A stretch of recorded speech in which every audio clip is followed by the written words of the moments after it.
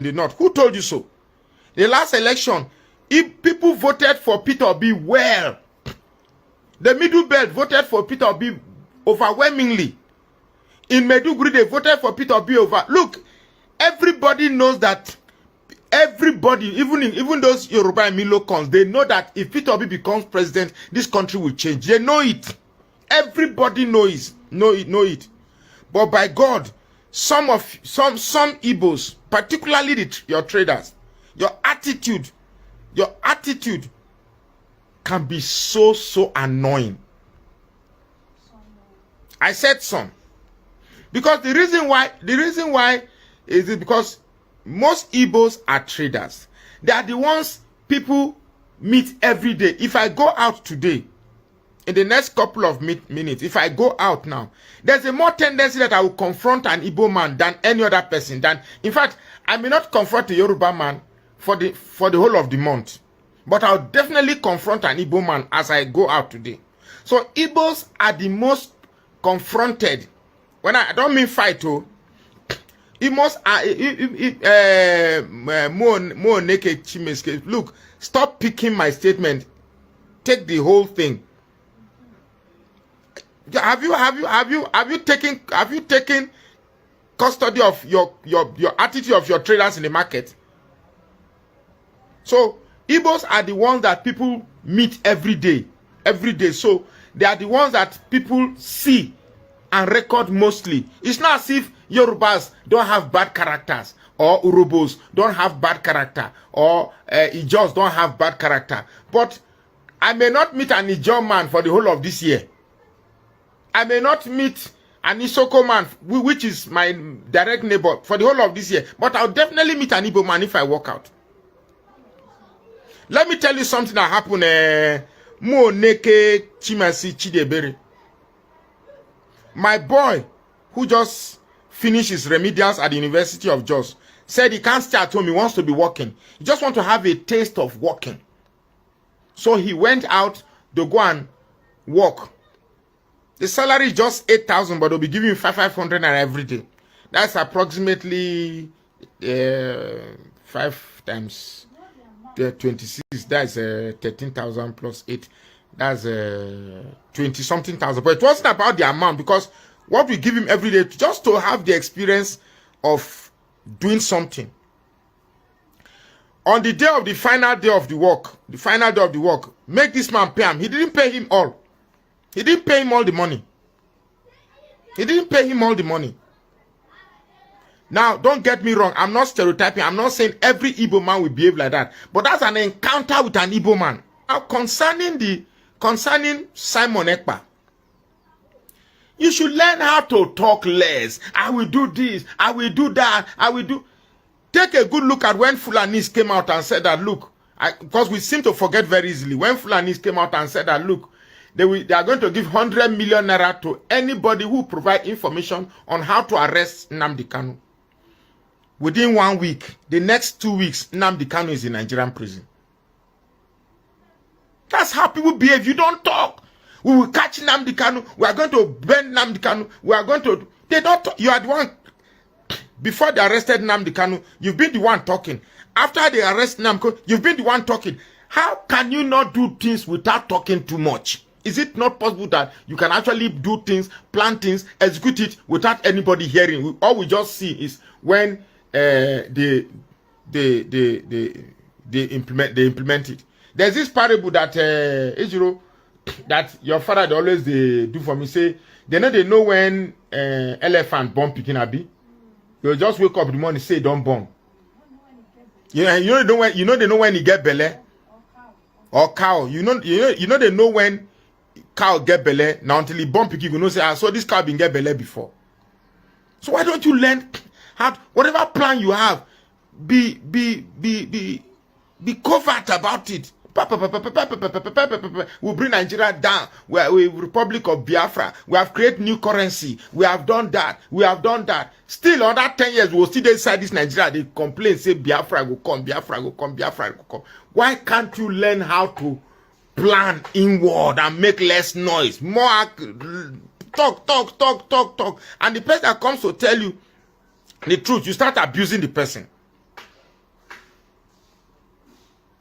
So the Nigerian military is talking about Simon Ekpa because they have to say something. They have to say something. They have to give the impression that they are working. So if Simon Ekpa was not talking too much, sit at home, sit this, you've been sitting at home for how many years? What does it work? We kept telling you that sit at home is very ineffective. Sit at home, we say nah, lie, we must sit at home. It's our right. We want to and sit at home now. It's bringing Nnamdi Kanu out.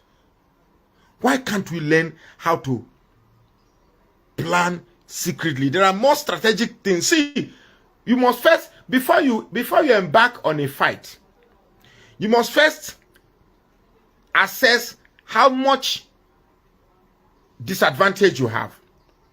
Then your first strategy is how to work and solve that disadvantage you have before embarking on that war.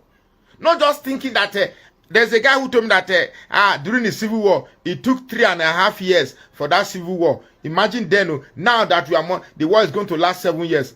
Look, that war lasted 3.5 years because the Nigerian government wanted it to last that long. Thinking that before it lasts that long, you would think and reconsider. So it's not because it lasted that long because you are too strong or something. God knows, honestly, it only takes somebody who loves you to tell you the truth. If you want me to start saying that Ebos are this, they are being marginalized, no. Marginalized in what sense? You're the only one that goes, people welcome you, they give you lands, you build houses, you expand, you do things, a small boy leaves the village with just small short knicker, he starts business, which is very good. It's not by my effort, but the enabling environment that enabled you to succeed was provided by somebody. So who should be thanking who? You that came to build houses, or the person that gave you that environment to do the business that enabled you to. When you build the house, you didn't build it for him to come and stay. You build it for yourself and your family. Then you turn around and call the neighbors of your neighbors who provided that land for you, start calling them lazy. That they are lazy. Do you know how annoying and how insulting that is to be referring to those people who came to you? It's just like now, you came to my flat, this house. I offered you bed. I offered you this. Then in my house, you started working. Then you now made more money than all of us. You now went out of the house and built your own house that is bigger than the house that I'm staying.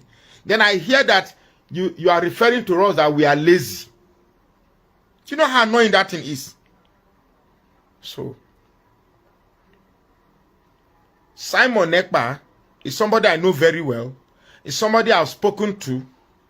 But you see, when you think you know everything, you end up making a fool of yourself. That is what is happening to Simon Ekpa.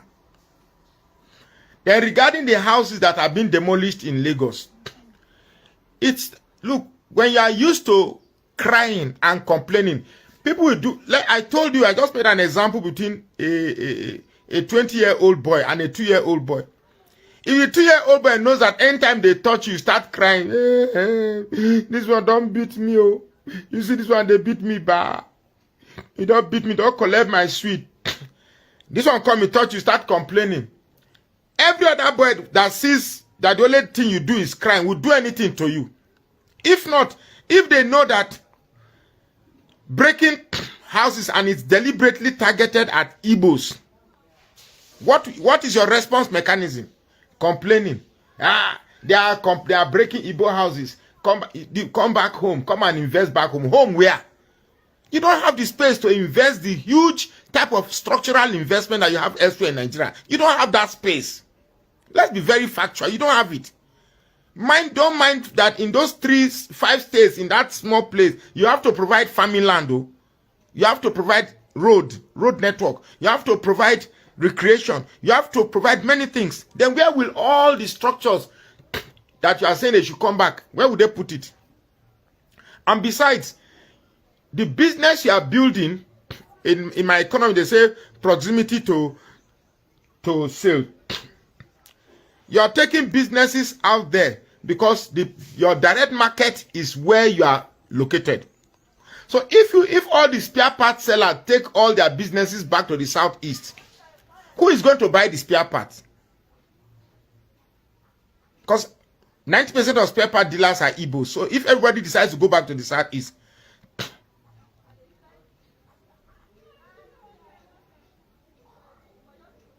oh, thank you, Fred Elike.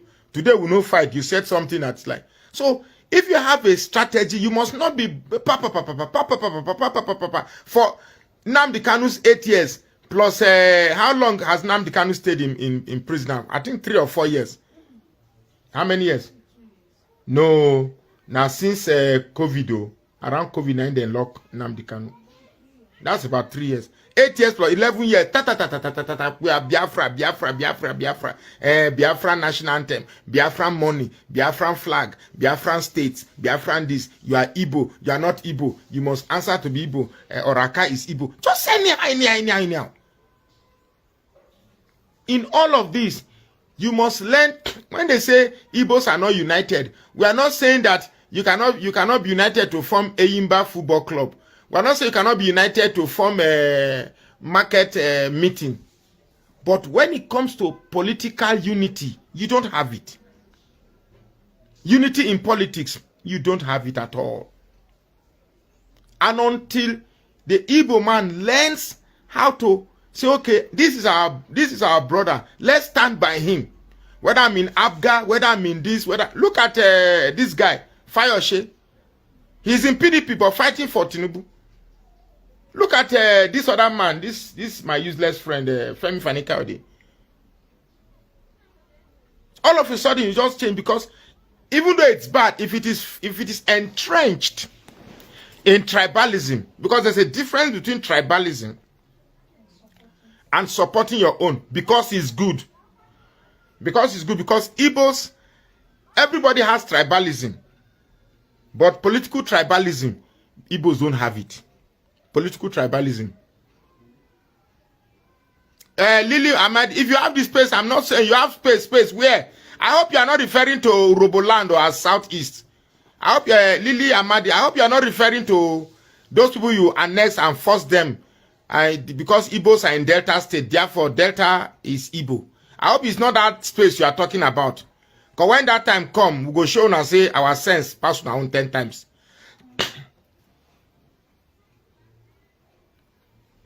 Please, Onyeka, John Paul, Emera, don't make comments if your English is too small.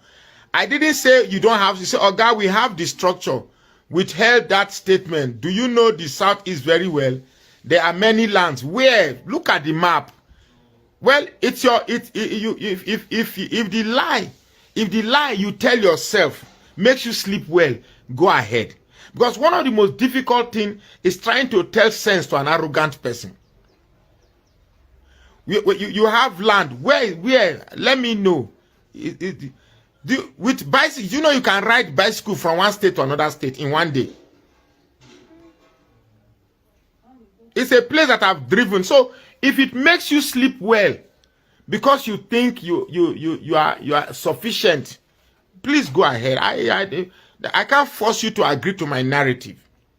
But please, when you say you have the space, it better not be the space in Roboland that you are eyeing that makes you believe you have that space. Or it better not be any space in Delta State that you say because there are Igbos in Delta State, therefore Igbo is Biafra. You better not be relying on that concept when you are making this statement. Because I'm talking to those who reason, those who think, those who reason very, very well. Those are the people, not those who think out of emotion, those who think out of arrogance. These are the type of thinking that led Nnamdi Kanu and Simon Ekpa to think that you just create a map, you just join Edo, join Delta, join everybody that said former Eastern region. And some of our youths are agreeing to this. Well, I'm not here to talk about this. I'm just here to talk about reasoning, about joining, about talking less, about strategizing in secrecy and finding a quiet way to execute your plan. Any plan, like Fred Elike said, any plan that you've made public is no longer a plan. Any strategy that you make public is no longer a strategy. You are there. Look at all the Supreme Court judge. No one Igbo man. Why? Why is there no Supreme Court judge in Igbo man?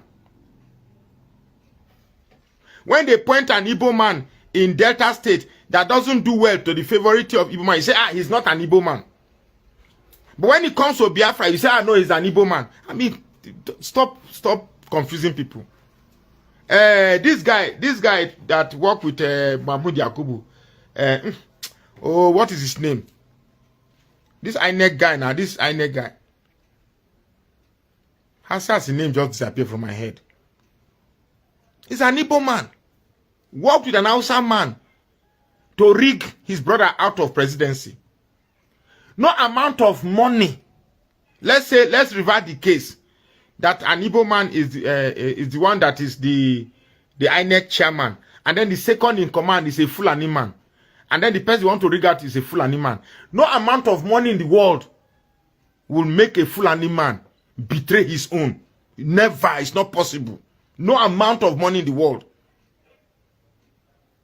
You don't. See, when we are saying this thing, don't just come out or just type because you feel you can type.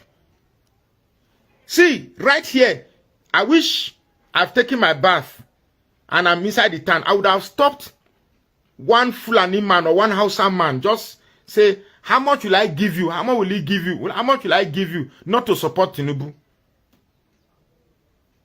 First to Sokoye, First Okoye.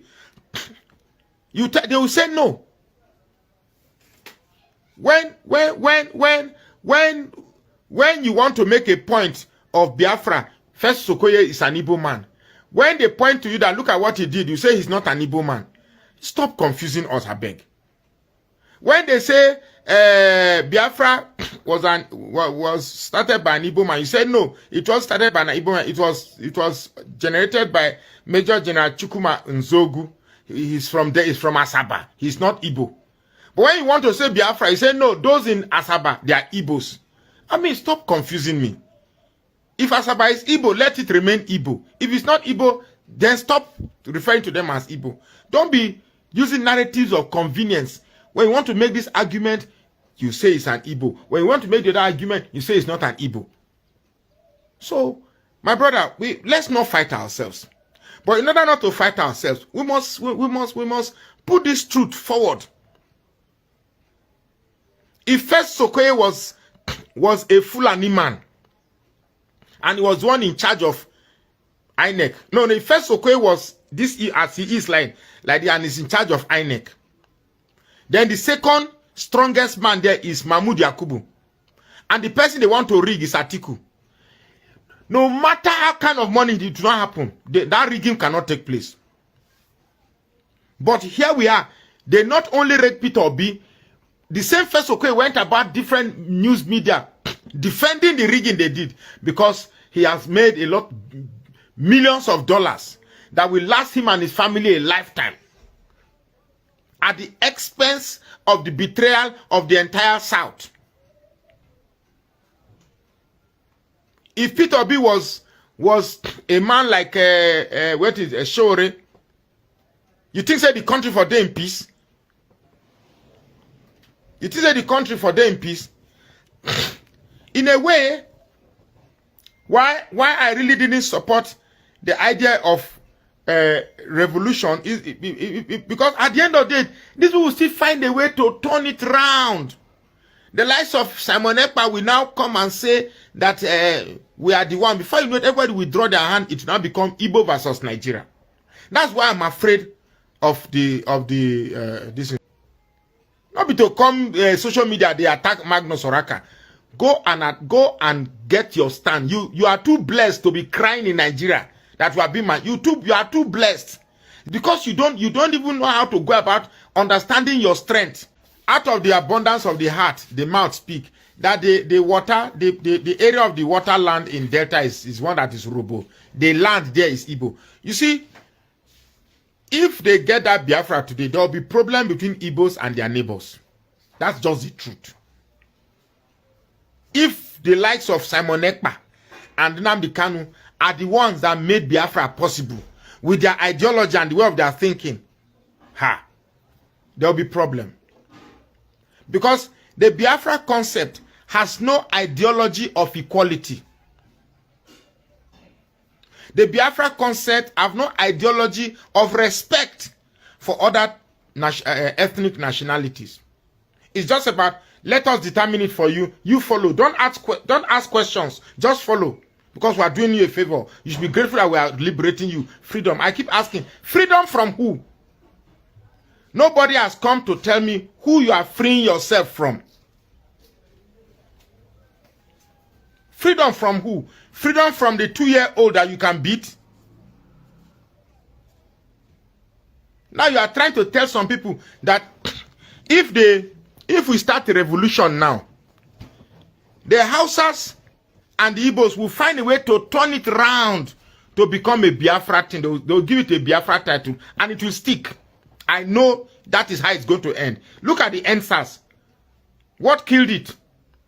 NSAS that had no religion, that had no tribe, they eventually sold tribe into it. And that's how it died. So let me tell you the truth. I'm going to tell you the truth. If this is how you are going to go about this thing, you have the land, you have the space, you have the you have the land, you have the space. Nobody say you can't form a country. I'm not saying you can't form. The whole of Southeast is bigger than some countries now. Canada is bigger than Canada. Abi? That's a very big. You form it, but the concept of annexing people without their consent will be vehemently rejected. The concept that because there are Ebos in certain places, that place automatically is Biafra. And then the same you would say that Biafra is not an Igbo ideology. You see, there is no concept that I've seen that has two-edged sword, two opposing paradox like the concept of Biafra. You say Biafra is not an Igbo ideology, yet you determine Biafra region by where Igbos are. And the guys that you are trying to annex your brothers. Any land that unfortunately has Igbos, well, sorry, there are Igbos here. Therefore, we are going to take this land to become Biafra. Okay, that's how they speak Igbo too. Sorry, no vex. So this place now Biafra, and you say it is not an Igbo concept. Talk to me something. Igbos have one tradition, have one culture. No tribe is more spread across Nigeria like the Igbos. Everywhere you go, there are Igbos. Igbos are educated. Igbos are physically fit. Igbos are economically viable. Everything that you need to sustain the Igbos, they have it. The Yorubas don't have it like the Igbos. The Fulanis don't have it like the Igbos. Yet, you cry and complain the more. Because rather than champion of strategy, to be at the driver's seat, you are inside the bus. You are complaining that the bus is going left and right. I want to come out of the bus. I want to come out of the bus. Meanwhile, the Yorubas and the Fulanis are exchanging driver. Instead of you to say, okay, this man, why they carry us the entire porthole? Just they drive anyhow. Come, let me show you how to drive this car. Give me the steering, let me drive it. And drive this bus the way it should be driven. You are busy fighting. No, I want to leave the bus. No, so my brother, if we want liberation, trust me, you have allowed the wrong people to champion that liberation in the South. To get true liberation, you must allow people with a mind of, okay, you look, do you know the secret of being a good leader? A good leader is one who say, okay, A, what do you think about this matter? B, what do you think about this matter? You too, C. Okay. Okay. D, your own uncle. It's okay. I saw this thing. You people said this, you people said this, you people said this. Which should we take? Then everybody now said, this is the one we should take. So, okay, based on the fact that all of you said this, let us follow it. That is leadership for you. He didn't even contribute anything, no. He didn't even say anything. What the leader simply did was to enable the structure available, provide the best option that is general to those present. Is what is happening in the Senate. Those in favor say aye, and the ayes have it. The leader virtually does nothing. Allah is not everyday Igbo, everyday. I talk more of Yoruba here too. So there I tell Yoruba, I say everyday Yoruba, everyday Yoruba, everyday Yoruba. If you want me to join Igbo struggle with the mentality of Nnamdi Kanu or Simon Ekpa, sorry sir, we are not your candidate. We will stand there vehemently to fight any strategy to annex us against our will, or annex us without our rights and pride and respect intact. You don't go. One of the biggest crime of this IPOB Biafra struggle, the biggest crime, was attempting to change the history of the other tribes, trying to redefine their history for them. That was your biggest crime. That was where everything crumbled. That was where everything crumbled. Trying to say we originated from Igbo, Oraka. Your name is Oraka. My name is not Oraka. My name is Oraka. So just because it sounds like one word in Igbo land and spelled the same way, does not mean I am not an Igbo man. I am an Urobo man. But the Igbo man is my brother. So I ask the question, is it not possible for us to be in the same country? The Igbo man becomes Igbo. The Urobo man becomes Urobo. The Ijo becomes Ijo. And everybody respects their culture the way it is, and not attempt to redefine my culture that no, Urobo is Igbo. That's the big. That's your biggest crime to us that are not Igbos. You don't come and tell us history. We that know history. I know my history. Go and Google Ukawye. Ukawye.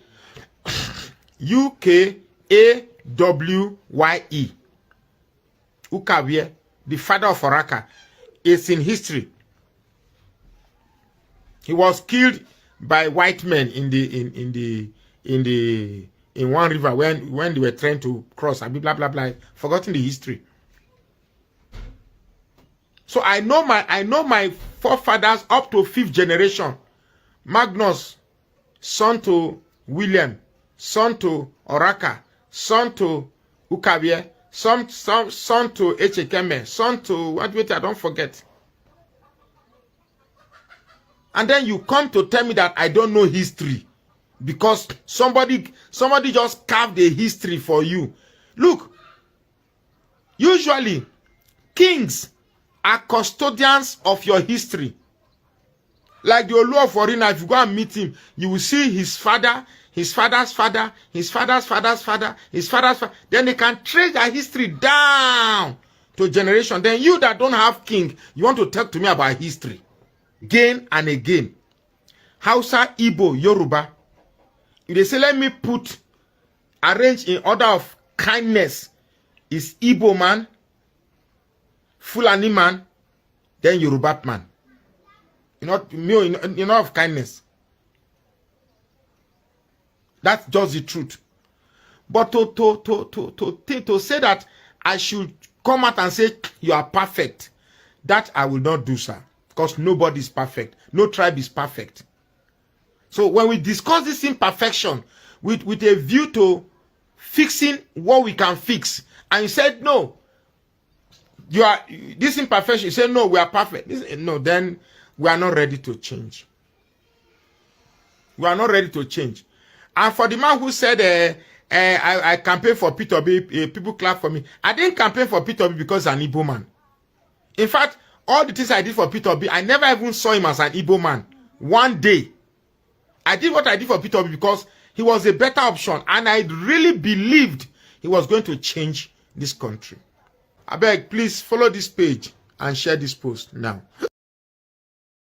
Yeah, morning. Everybody's talking about the Oba of Benin and what he said when he visited the Lagos State governor, that Benin founded Lagos. What's your take on that? Yeah, Benin founded Lagos. Yeah, Benin. Lagos was, British protectorate when the Oba that is in charge of Lagos was a Benin man. And not only that, currently, the Bight of Benin, the Nigerian international waters presently is under Benin Kingdom. Now, I'm talking about from where Bight of Benin started after Bight of Biafra and Guinea. Benin was in control of this part of the world. From here to Badagry is under Benin. And when Lagos was founded in 1967, it was still under Benin, in control of Benin. Oba Kosoko, Oba Nkra, Oba Kra, and the rest of the whole Oba in Lagos here, they are all ancestrally Beninoans. I mean Benin Kingdom in Nigeria. So if Oba of Benin says that Lagos is founded by the Benis, he is right, 100% right. 100%. Yoruba, overshadowed the Benin people, Benis, as a result of their population and their double standardness. They are not people that are straightforward. They parley with the Benin. They traded here. This place is their own meeting center trade-wise in the 18th, 17th centuries, from 16, even during the time of slave trade.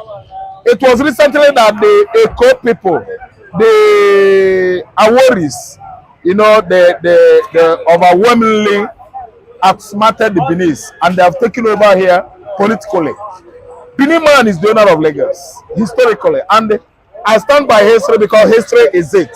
What is happening currently is Yoruba is using politics, and they use it in the past to suppress the Benin, and they have taken over here. What is justice? When you want to know what is fairness and equity and justice, come to my office. It's only in my office in Government House you have an Ishan, Benin, Esako, Akoko Edo, Onwa, and even Igbo and Yoruba in my office. Go to any office in Government House. You won't find that fairness and equity that is being preached. And when it comes to the issue of this election, Edo North is the only senatorial district that PDP has never given ticket since 1999. Esan has gotten ticket, Governor Osumbo. Benin have gotten ticket, Governor Lucky and Governor Obaseki. So when you're talking about equity, fairness, and justice, the only senatorial district that have not been given ticket by the People's Democratic Party is Edo North. And when we are talking about equity and fairness, if we have sat in any conference to say we will be rotating, I will abide by that. Equity and fairness means that when Lucky Benedion was handed over to Osumbo, from Osumbo to Shomole, equity and fairness means that in 2016, an Edo Central person should have been governor, not Godwin Obaseki and Philip Shaibu. So if we want to talk about equity and fairness, then in 2016 should have been Ishan Stone, not the stone of the governor now. So if the governor is talking about equity and fairness, I agree with him. But the equity and fairness should have been 2016, not 2024. So that is the game. Now, Mr. Shaibu. So when they, you see, one thing about politics that I've seen that is interesting is when a group of persons have particular interests, they either come through ethnicity or through religion. I have never played ethnic politics or religious politics. I've always played politics of competence and politics of practical governance to the people. And that is what I'm bringing on board. And when I say I'm bringing experience on board, even the governor can attest to this. Because all the sectors that I've handled in this government, check those sectors. They are the selling point of this government presently. And the government commended me in writing, signed, for my hard work, my diligence, my accountability. And I am a deputy governor, any governor we wish to have. those words are strong. And so what is happening now, that's why I see it as politics. And I'm convinced, really. Mr. Shaibu, you're convinced also that you're one deputy. No, convinced. I need to come in here, Mr. Shaibu. You're convinced that you're one deputy governor that any governor will wish to have. We remember a couple of months ago, you had a rift with your principal. You asked for his forgiveness, and he did forgive you. So why are you back to what caused the rift between you? Ambition is personal, loyalty is given. I am 100% loyal to my governor, and that is why I've been intimidated, harassed. As I speak to you, my brother, I'm relocated from government house. I didn't go to court to check the legality of that action. That is loyalty. My office, this is the 4th or 5th month, no allocation has been given to my office. And this evening, my aides told me that the governor has also instructed that the fuel they used to give to my vehicle should no longer be given to the vehicle. So why all this? I wanted to do my declaration today. A top senior office holder in government is calling the hotel to tell them they will revoke their license. My wife's business, they went to harass my wife's staff in the filling station. Why doing that? Why doing that? I cannot be intimidated. I can tell you I cannot be intimidated. If I didn't die during the Abacha era, I cannot die now. This democracy we are talking about today, I fought for this democracy. I was brutalized. Some of our guys didn't make it. I was detained in Plateau SSS Center with General Dia and the alleged coup plotters during the Abacha era in fighting for this democracy. While Kanu was doing Abacha Man March in Abuja, I was with Ganifa and me and Beko doing Abacha Must Go in Yaba for this democracy. And I'm sure some of these players that are now, in quote, in leadership, some of them were not in the country, some of them were somewhere enjoying themselves while we were on the street inhaling tear gas. If tear gas can cause cancer or whatever, I'm sure some of us won't be alive today just for this democracy. And why do we want democracy? All right. Good morning, good afternoon, good evening to you all, my people. It's good to be back again. I'm going to continue with that video, but I have something to say. How you guys doing today? Today is Tuesday, 28 November 2023. It's good to be back here again, my people. Mother of all, Mommy Diaspora. Good evening to you, Mommy. Thank you very much for all you do for us. Evie Jack, I can see you right there. Don Anthony Abajulu, I can see you. Mother Patricia Tagbujumi, I can see you as well. Good evening to you. Eva Line, CXL, thank you very much. Asamota Bright, my brother, I can see you as well. Thank you, Maurice. Thank you, Mr. Johnson Emmanuel. Thank you, Madam Bella Naomi. Thank you so much, Madam Ahmed Bright. I can see you. Thank you very much, everybody right there. I've tried my best already, showcasing many of you. I can see Peggy Modi. Thank you very much. Good evening to you, Lily Omega. Thank you very much. God bless you all, my people. Please press on the like button and help us to share. Thank you. Didi Anthony, Eva Line, and many more. Okay, I would like us to move on right now. Mike Akinbari, my brother, just coming in. Michael and Amaro, thank you very much. Good evening to you all, my people. Thank you. I appreciate you all. As you all can see, let me quickly talk on this particular one. After this video, I'm going to post out a link for those of you that want to contribute to whatever I've presented since. Then you have the opportunity to come in. But meanwhile, this is the same Obaseki. I'm not here endorsing anybody, but we got to say things how it is. This is the same Governor Obaseki that cried out that Oshomole was oppressing him. And everybody, not just the Edo people, I remember at that time, not just the Edo people, the whole Nigerians. In fact, even Africa then, because I saw some of my African friends like Ghana, Zimbabwe and all that, they were calling me at that particular time that was happening in your state, because that actually went viral. To know that the Oshomole wanted to become a godfather by removing Obaseki and put someone else in his own favor. But everybody stood against it, that this cannot happen. Never, most especially, Edos in the diaspora. And my platform was also used to counter Oshomole that this cannot happen. Okay, let's come back now. Let's fast forward. The same Obaseki that we all fought for, we stopped Oshomole from becoming a godfather, is now the one imposing himself as a godfather. You see, I've told you guys so many times, because I'm not a pastor or a traditional ruler, sometimes when we talk here, some of you just think, wait till this one they talk. Because you've forgotten that the same way God blessed a pastor or a traditional ruler, the same way God blessed you yourself. So that means if anybody is talking to you, always pay attention to it, regardless of the person, regardless of the person's position, regardless of the person's educational background, regardless of the person's financial power. Just listen, because you don't know. The same Obaseki is trying to impose himself right now as a godfather over Philip Shaibu. You see now that the power, the same power that many of these people are fighting for, they are being intoxicated by this power. Once they get there, they become something else. I have another video that I'm going to play later on. You will listen to what Kenneth Okonkwo have to say over this, about the satanic Labour Party reps and senators right there in the house who are not doing anything about whatever that is happening in Nigeria right now.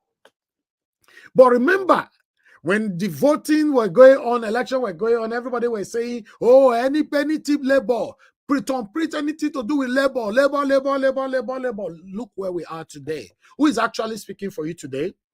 Tell me who is speaking for you today? Nobody is speaking for you. You are the one speaking for yourself, or I speak to you, you speak to me, we speak to ourselves. That's it. Nothingness. Nobody we can actually trust right now in Nigeria. You can't trust the satanic past and present government. You cannot trust the religious leaders, the traditional leaders, the elders. You can't trust anybody. Tell me on the comment section, or if you are listening to me, or you are going to play back this video later, tell me who we can cry to in these difficult times in Nigeria. Now, you are still going to have some gullible Edolites that will tell you now, no, Obaseki is doing the right thing. They're Kosuna. No, to be honest, they're Kosuna Nigerians. Apart from, I don't like Nigerians overall. They cause us. Say when it reach that time, make we lose our brain. Make we not get sense anymore to do the right thing. What is our problem? Normally, in a working system, normally where we have people with sense, anybody that portrayed the spirit of Godfatherism should be abolished and forbidden. But you see some youth will not be saying, no, hey, now Obaseki don't talk. Obaseki, talk what?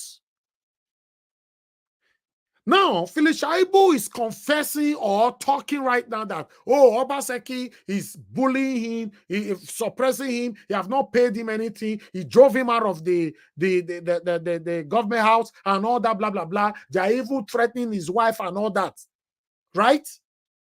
But now, is normally, is this right?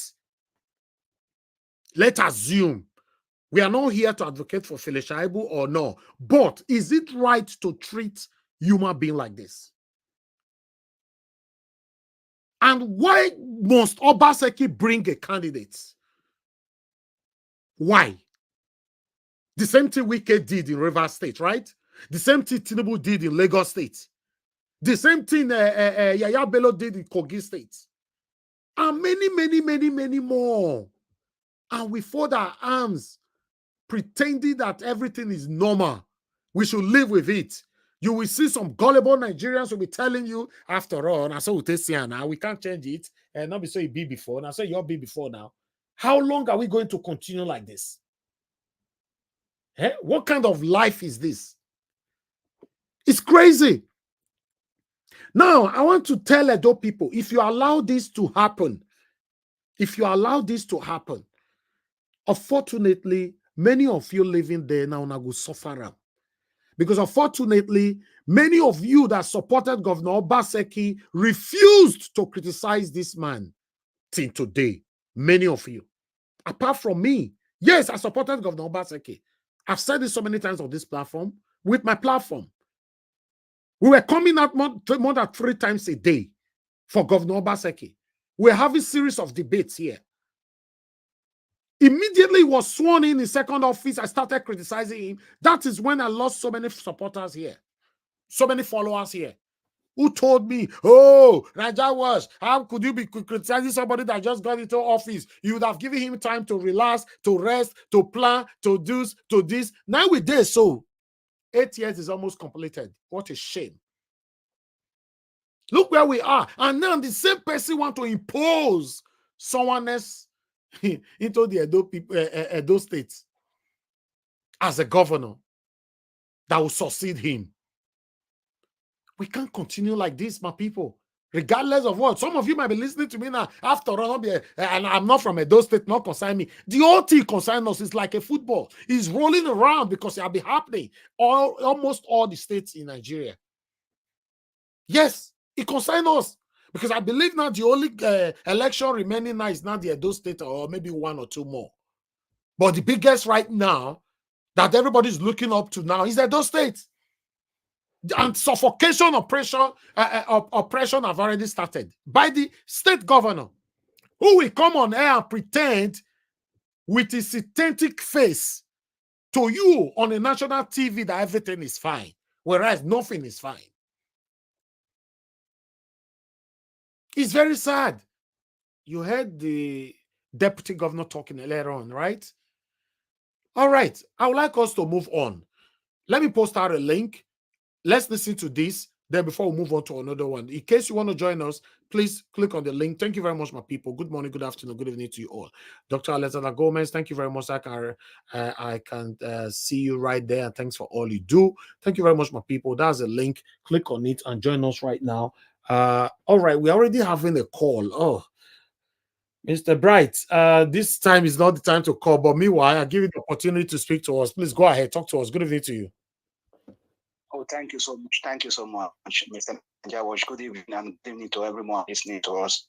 Mr. Nanjawosh, I really want to thank you from the bottom of my heart for all these years, all this energy that you have put on, through this course. I hope that one day we see a new Nigeria, as all of us are having it in mind to change that country.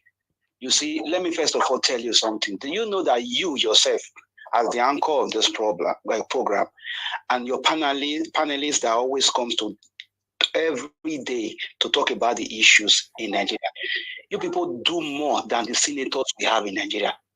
You see the way sometimes you argue, this one will bring ideas, and at the end, everybody comes to understand the problem at ground. That is how the system should work.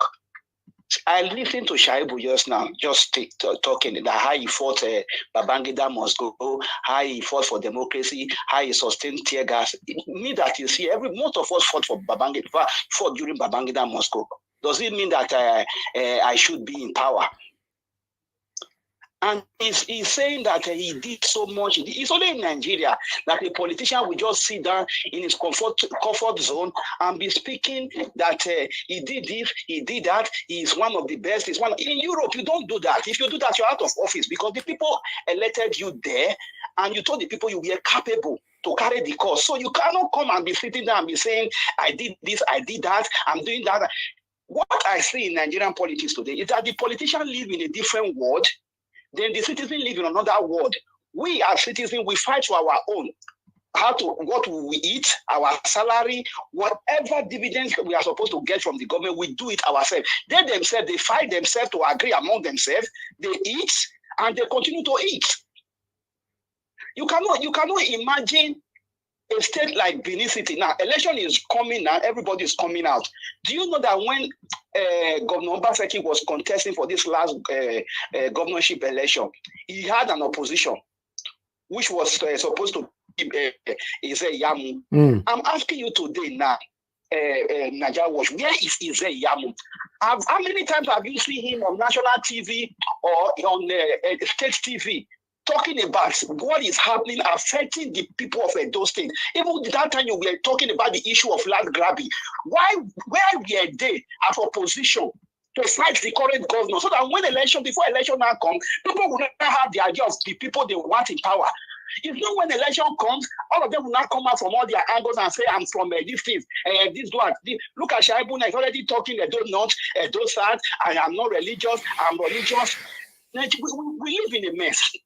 It's only in Nigeria you will see somebody destroying houses in Lagos, saying some people are more indigenous than the other. Whereby when we live, most of us live abroad, when we have our child here, we will be claiming citizenship of another mass country. We want our children to be senator in Canada. We want our son to be U.S. Marine. And in our own country, we don't like ourselves. We say this one is Igbo, you are not supposed to be in my state. What kind of I don't understand what is wrong with us. I don't know. It's a turn-by-turn Nigeria limited because the politician, for democracy to work, you must have an opposition. Mr. Ebis, you live in the UK. If you go to your news today, you will see the opposition fighting the current government of the day. They will be arguing for the benefit of the people. Then when the election is drawing closer, the people start to select, okay, who fights past? Who was canvassing for our bidding? Then the people now vote. It's not turn by turn that we are having in Nigeria. I have said it before. I don't support election anymore in Nigeria. It's not favoring the people at all. It's only for the politicians. Thank you so much. God bless you, my brother. Thank you so much. Thank you.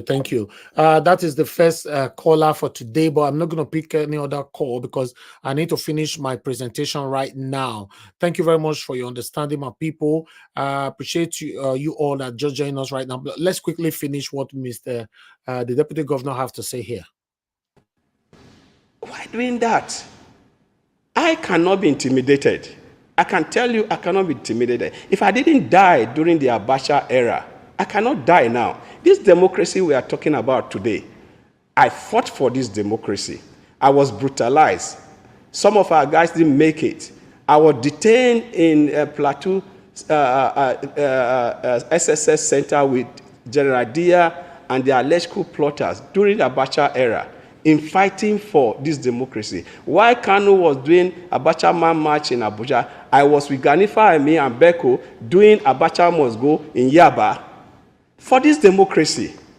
And I'm sure some of these players that are now in quote, in leadership, some of them were not in the country, some of them were somewhere enjoying themselves while we were on the street inhaling tear gas. If tear gas can cause cancer or whatever, I'm sure some of us won't be alive today. Just for this democracy. And why do we want democracy? We want government for the people, by the people. That is what we want. I want people to be able to decide the destiny of their country. Today, Edo people are saying they want an Edo 100% boy. And I'm available for that. Right. So still on the issue of... It's the Edo people that will decide. Okay, so let's come in here very quickly. Still on the issue of your apology to Governor Obaseki weeks ago, where you said you were, totally loyal to him. Are you taking that apology back since, from all indication, it looks like you're being intimidated, from his end? And why do you think, by the way, that governors don't want their deputies to take over from them, considering the fact, based on what you have said, that you performed or you've done excellently well? Why is Obaseki not supporting your bid? No, I don't want to say governor.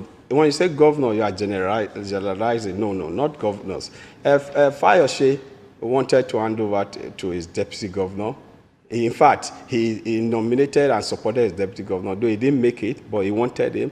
Kwankwaso supported his deputy governor, the present APC national chairman, and the present APC national chairman supported his deputy governor. And recently in his book, he also spoke about roles for deputy governor. So these things are not, don't generalize, don't say governors. No, it's not like that. Some people have their own reason. Like I said, the governor has the right to support. It's his constitutional right to support or not to support. It's also my constitutional right to contest. It has nothing to do with loyalty. I mean, there's no need for intimidation. We've had the deputy governor of Edo State under Oshomole contested, but we supported the present apology. Governor. Are you taking back? Did not harass. Are you taking back your apology to him? Because it seems, he had said you must step down on your bid to become governor. Otherwise, the rift will continue. No, he cannot tell me to step down from my constitutional right. It's my right. The governor can't tell me step down. No, politically, I am very matured. Former president of NANS, I was president of NANS in this country. I was two-time majority leader in this state. I was a member of House of Representatives. I am deputy governor. When you check my credentials, both academically and politically, I'm one of the finest politicians in this state and the youngest. My bid to be governor is a generational change fight. It's not about whether Governor Obaseki wants me or not. He has the right to support whoever. It's his right to support whoever. And that is why in all this rift, I have kept mute. I refuse to make comment. Even when appointees of government that are not supposed to make statement, now even make statement, negative statement, blackmail and everything against me, I refuse. I warn my people, nobody should reply. Nobody should insult the governor because I have tremendous respect for the office of the governor. One of the fight as an activist is we must support and strengthen institution. The office of the governor is an institution and it must be respected. If the governor decides that he will not respect an institution, deputy governor's office, that is him. But I will not join in that fight of reducing an institution. No. The Philip Shaibu should be separated from the deputy governor. My quest to contest for governor is not just my ambition. It's a generational ambition, and we are going to succeed. I see. And I'm going to contest under the platform of PDP. Mr. Philip Shaibu, for the brevity of time, my name will be on the ballot. Yeah, Mr. Philip Shaibu. Okay, that is Philip Shaibu right there. We're going to come back to that, but I'd like to quickly highlight other videos here. But let's quickly listen to what Mr. Kenneth Okonkwo have to say here. Guys, press on the like button and help us to share. Thank you very much. Please, if you have your jotter and pen with you, please just jot it down.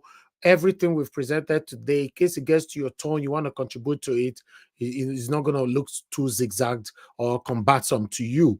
Thank you very much, my people, for your understanding. Let me forward it to the area where I want you guys to see. One moment. Wasting away. The argument, the counter is that there has to be a nation before there's a political party. Yes. There's a national interest that supersedes and overrides individual and party interests. And when it is of national interest, you keep down party affiliations and go for the national interest. Good. The first national interest that should be upheld is that the opposition should take on the executive where they are doing good. The opposition will say, no, you would have done it better. When they're not doing good, he said, no, you are not doing it good. You ought to have done it good. When they go to better, you say best. When they go to best, you say your best is not good enough. No, that is it. You have to keep improving. That's very interesting. So you have to be on their neck. You have to keep improving. Because on the day you stop growing, you start going down. So when the government gets it perfectly well, what should the opposition do? The best is not good enough. Or they will relax. That is it. That would be like, let's bring down the roof on everybody. No. That is beautiful. When a man has the impression he has done all, the next thing is to sleep. A man ought to continue improving. And by nature, once you stop growing, you can't stand still. You start going down. So the nature, have you ever seen opposition? Do you know? Okay, let me give you an example. Barack Obama went to New Jersey when they had a hurricane that destroyed New Jersey. And it was Governor Chris Christie that was the governor then.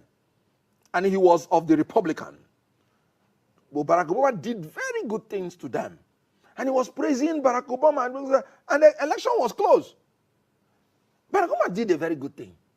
Because of that praise, he fell out with his party. Until today, he has not recovered. Because the duty of the opposition is to keep the ruling party on its toes.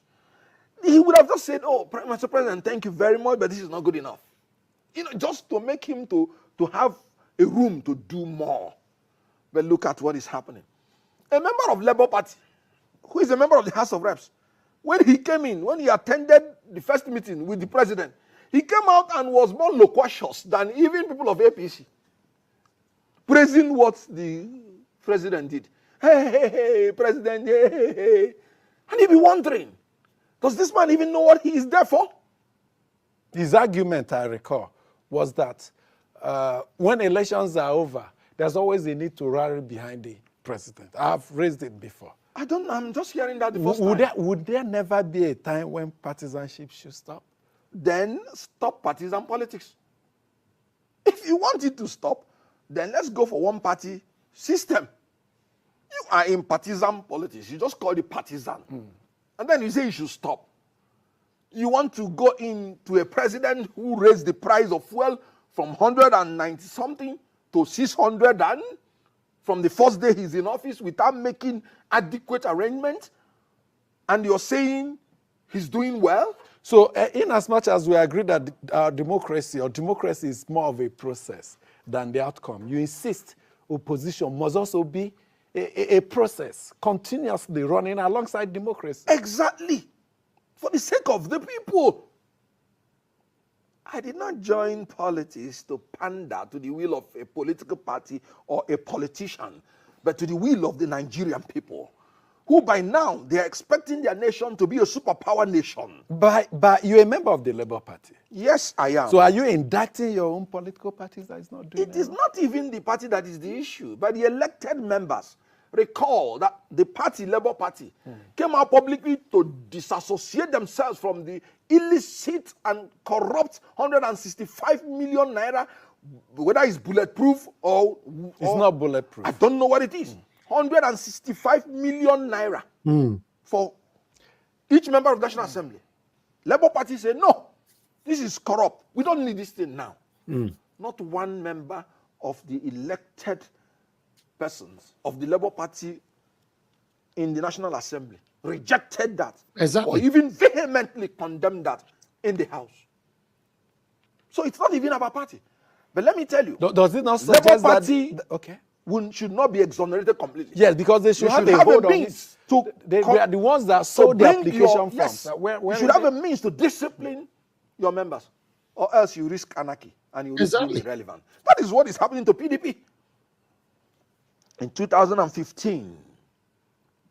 I will stop that right there in case you want to watch the full video. I bet I'm going to go watch them on AIT because of time. That was the particular area I was waiting for so that Kenneth Okonkwo can hit the nail on the head. You know, you got to say it how it is. You know, these guys, you know, they are not doing what they're supposed to be doing after the people supported them to get to power. You know, that's why I normally say on this platform that some of what is listening to us today, if you've been given the opportunity to hold a political office, there's every possibility you even do worse. I'm sorry. Yeah, it might. But meanwhile, I'd like us to quickly move on to another video right here and listen to this one. I'm only going to play 1 minute from it. That's it. I just wanted to hear the headline since it's already part of the topic, you know, the budget. Thank you.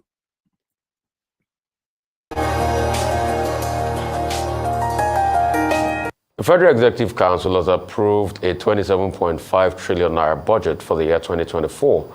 This is an increase of 1.5 trillion naira from the year 2023 budget. President Bola Tinubu is scheduled to present the appropriation bill to the National Assembly on Wednesday. The Council also approved the submission of National Human Rights Report to the United Nations, underscoring the government's commitment to international cooperation.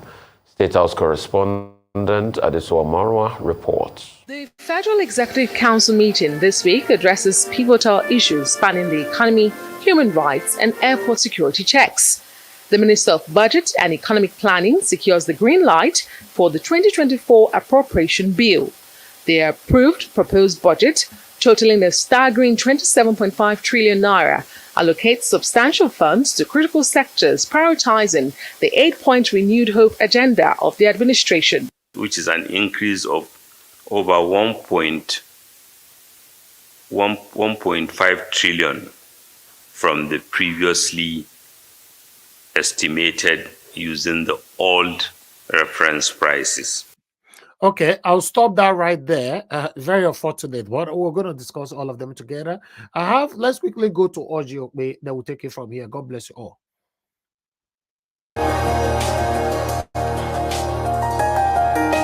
Joining us now is Ojinika Oji Okpe with stories trending around the world. Hello, Jinix. Good morning. Looking dapper today, this morning. Good morning, Dr. Abati. How are you? I'm good. Perfect. Thank you. A bit early today. Rufai, how are you? That's you, Oji. Good. Fantastic. Well, all right. Well, good morning to you, viewers. Let's begin what's trending with reactions trailing the approval by the Federal Executive Council of over 3 billion naira for the supply and installation of customized explosive and narcotic detection screening systems for 5 international airports across the country. The Minister of Aviation and Aerospace Development, Festus Keyamo, made the announcement on Monday while briefing State House correspondents. He added that the screening systems will disallow travelers from having their bags opened for manual check. Since I came to office, we have been inundated with complaints of the harrowing experience or experiences that passengers go through at the airports where they have to physically search their bags. I'm sure you all know about that, and it's been really getting under the skin of Nigerians. You see various agencies lined up, NDLA say, open your bag, Immigration, open your bag, Customs, open your bag, AFCC, open your bag, and they will dipping their hands in your bag. And, so we thought we should do something like you have the TSA in America, where you have detection machines. So when they pass through your machine, your bags through the machines, it detects explosives or any other thing, and that's the end of the search. And so it's for the approval of the award of contract for the supply and installation of customized explosive and narcotics detection screening systems with remote and dual view for the international airports of Abuja, Lagos, Kano, Port Harcourt, and Enugu. Well, all right, Dr. Abati, I heard you hailing this move earlier this morning when, I believe it was on the news headlines. You were talking about the fact that, the screening system is good so that, people will not be touching some private parts and things like that. I heard you this morning, Dr. Abati. But like you heard him say, it is for a screening system for explosives and narcotics at this point. But my issue here is, do we really need that at the airports? I mean, given that the whole infrastructure at the airport needs a total overhauling. We have screening systems in place. We know that we do have that. When you want to pass your bags through, there's some airports that do have those systems. And there is manual checks all over the world, Dr. Abati. Even when I come back home to Nigeria, sometimes when I open my bag, there's this, paper. No, if I have to come in, the manual checks other countries, like in diaspora, they're having, except they have kind of suspicious feelings about you. But in Nigeria, it's different.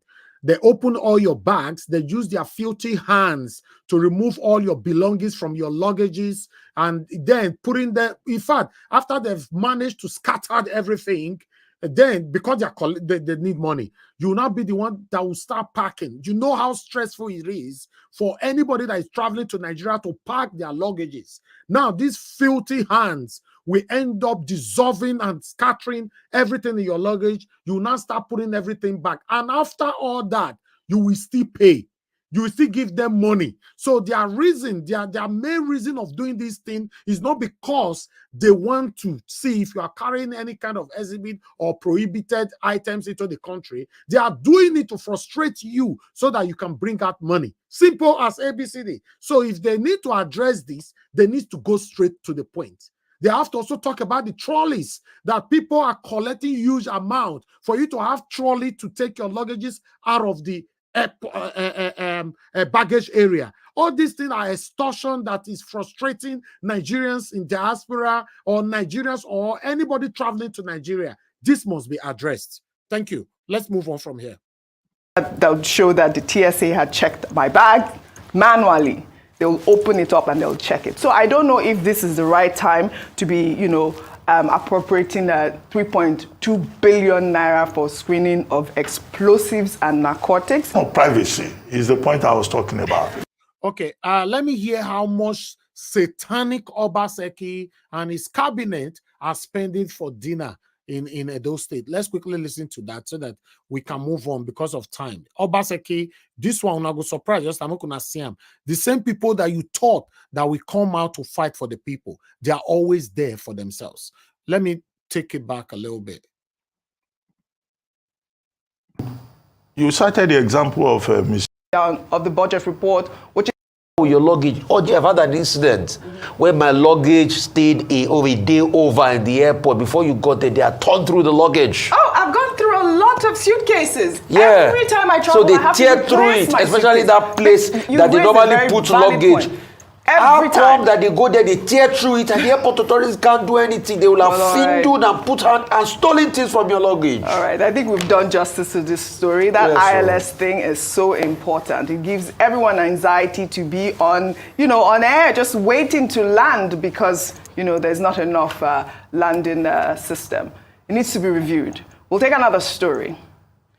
We're continuing with our review of each state's budget performance report, this time in Edo State, where the Godwin Obaseki-led administration, which is now in its 7th year, is said to have spent 973 million naira on bank charges between January and June of 2023.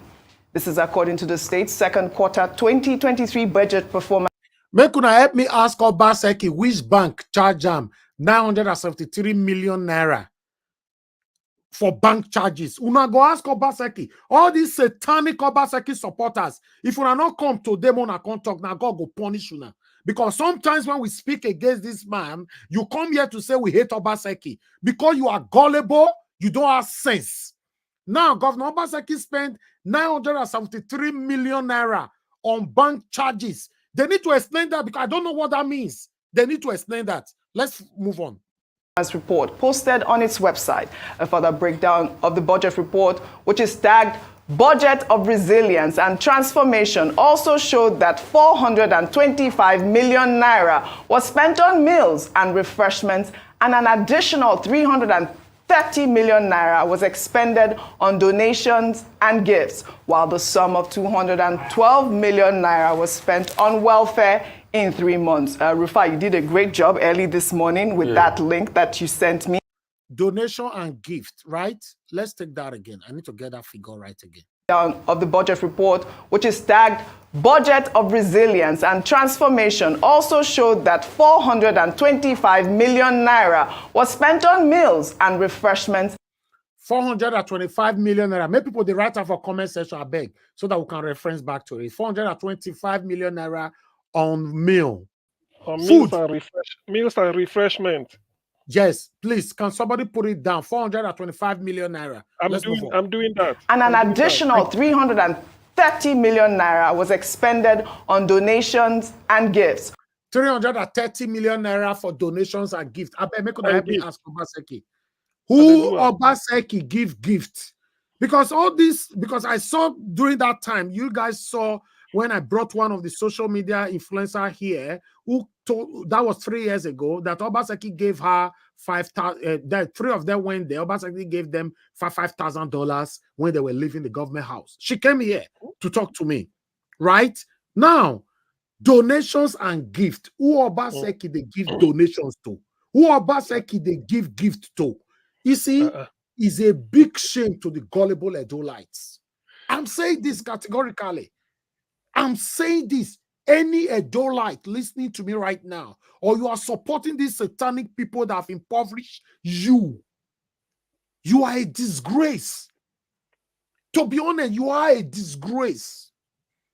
Because it's only in Nigeria I see that we rub shoulders with our oppressors. It's only in Nigeria I see that we recognize our oppressors, we call them, we love them. That's why I mentioned Peter Obi won the election, they're not given, right? But before the judgment, for those of you that pay attention to my speech here all the time, I remember I mentioned that if Peter Obi is sworn in, the next day I've started criticizing him. Do you know why I can do that? Do you know why I'm bold to do that anytime? Because I don't take money from politicians. I'm fighting for the betterment of my country because I know it will be beneficial to me in terms of investment in Nigeria. But when you collect money from these people, the country will continue to be dilapidating. and people will continue to suffer. Look at Obaseki wall of the fight for them. See him. See him. Let's move on. Okay. While the sum of 212 million naira was spent on welfare in 3 months. 202 million naira on welfare in 3 months. In 3 months. Hi, God. Oh, see Wahala. And the funny part of you said, don't worry, I will add it up so that you know the figure. Please, thank you, Ogasimi. God bless you. Put all the figures together. Yeah, you don't finish. No, let's move on. You did a great job early this morning with that link that you sent me about the state's budget performance. We are seeing these states wasting money. This is what I'll call it. Please, Dr. Abati, can you help me out with these bank charges? What is this idea with this 900 and something million on? But what is that? Well, I have no idea. I mean, maybe it has to.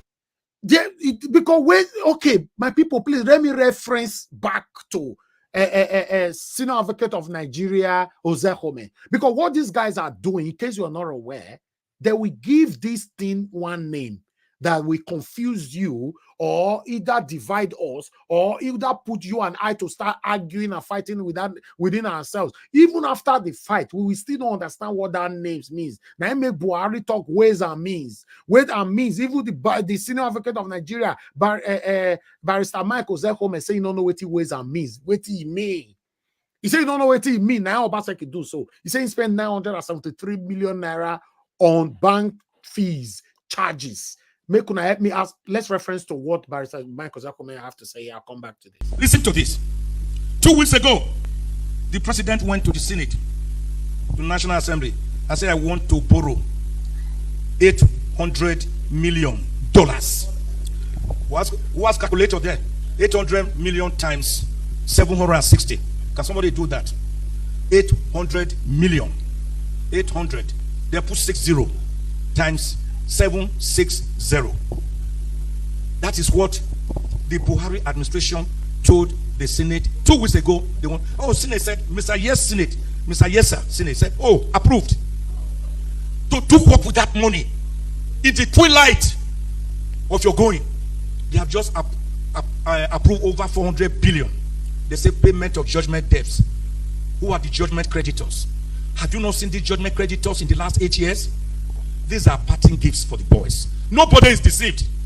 If everybody is, I am not. Then the same president went to the Senate 3 weeks ago. I said, we want to borrow. Yeah, thank you. Do you know how much that is? $800 million is 608 billion naira. 608 billion naira. With that amount, every state of the 36 states in Nigeria can have a first-class hospital fully equipped that will never allow any Nigerian to leave the shores for treatment abroad. Do you hear me? Are you hearing me? The same federal government 3 weeks ago went to the Senate and said, give us 22.7 trillion naira as ways and means loans, ways and means. 22.7 trillion naira. I thought another government is supposed to come in on the 29th of May. Is today not 26? Abi? Is it not on Monday? So, haven't borrowed money for our generations yet unborn. Haven't sold our yesterday. Haven't mortgaged our today. Why are you against selling our tomorrow? Why are you borrowing? All right, I will stop that right there, because the reason why we continue to reference to that particular video, government that borrowed money 3 days to leave office, and they call it ways and means. To today, you and I are still arguing what is the meaning of ways and means. All the satanic APC supporters could not even explain it. That's the same thing. This argument we start now with Governor Obaseki, 973 million naira on bank charges. That they just put out like that. Now the confusion will now start between the gullible Nigerians, or rather Edolites, now be arguing with themselves. They will now be questioning and insulting the people that is questioning this satanic set of leaders that we have in Nigeria. What a shame. I'm grateful to God that I have a second option. That's just the fact. I'm grateful to God that I have a second option. where I know that the government will value me. They will put me into consideration before passing any kind of judgment or any kind of law. Nigeria, we're in big trouble. Let's listen to this quickly. 1 minute. Do with the volume of transactions and the nature of transactions. So we don't know. But the one that we've been worrying about is the amount of food that these state governments, one after the other, consume. In this particular case, we're talking of how much? On feeding alone, you know, close to 800, 700 million Yes, with the cooking in 3 gas months. involved as well and all of that.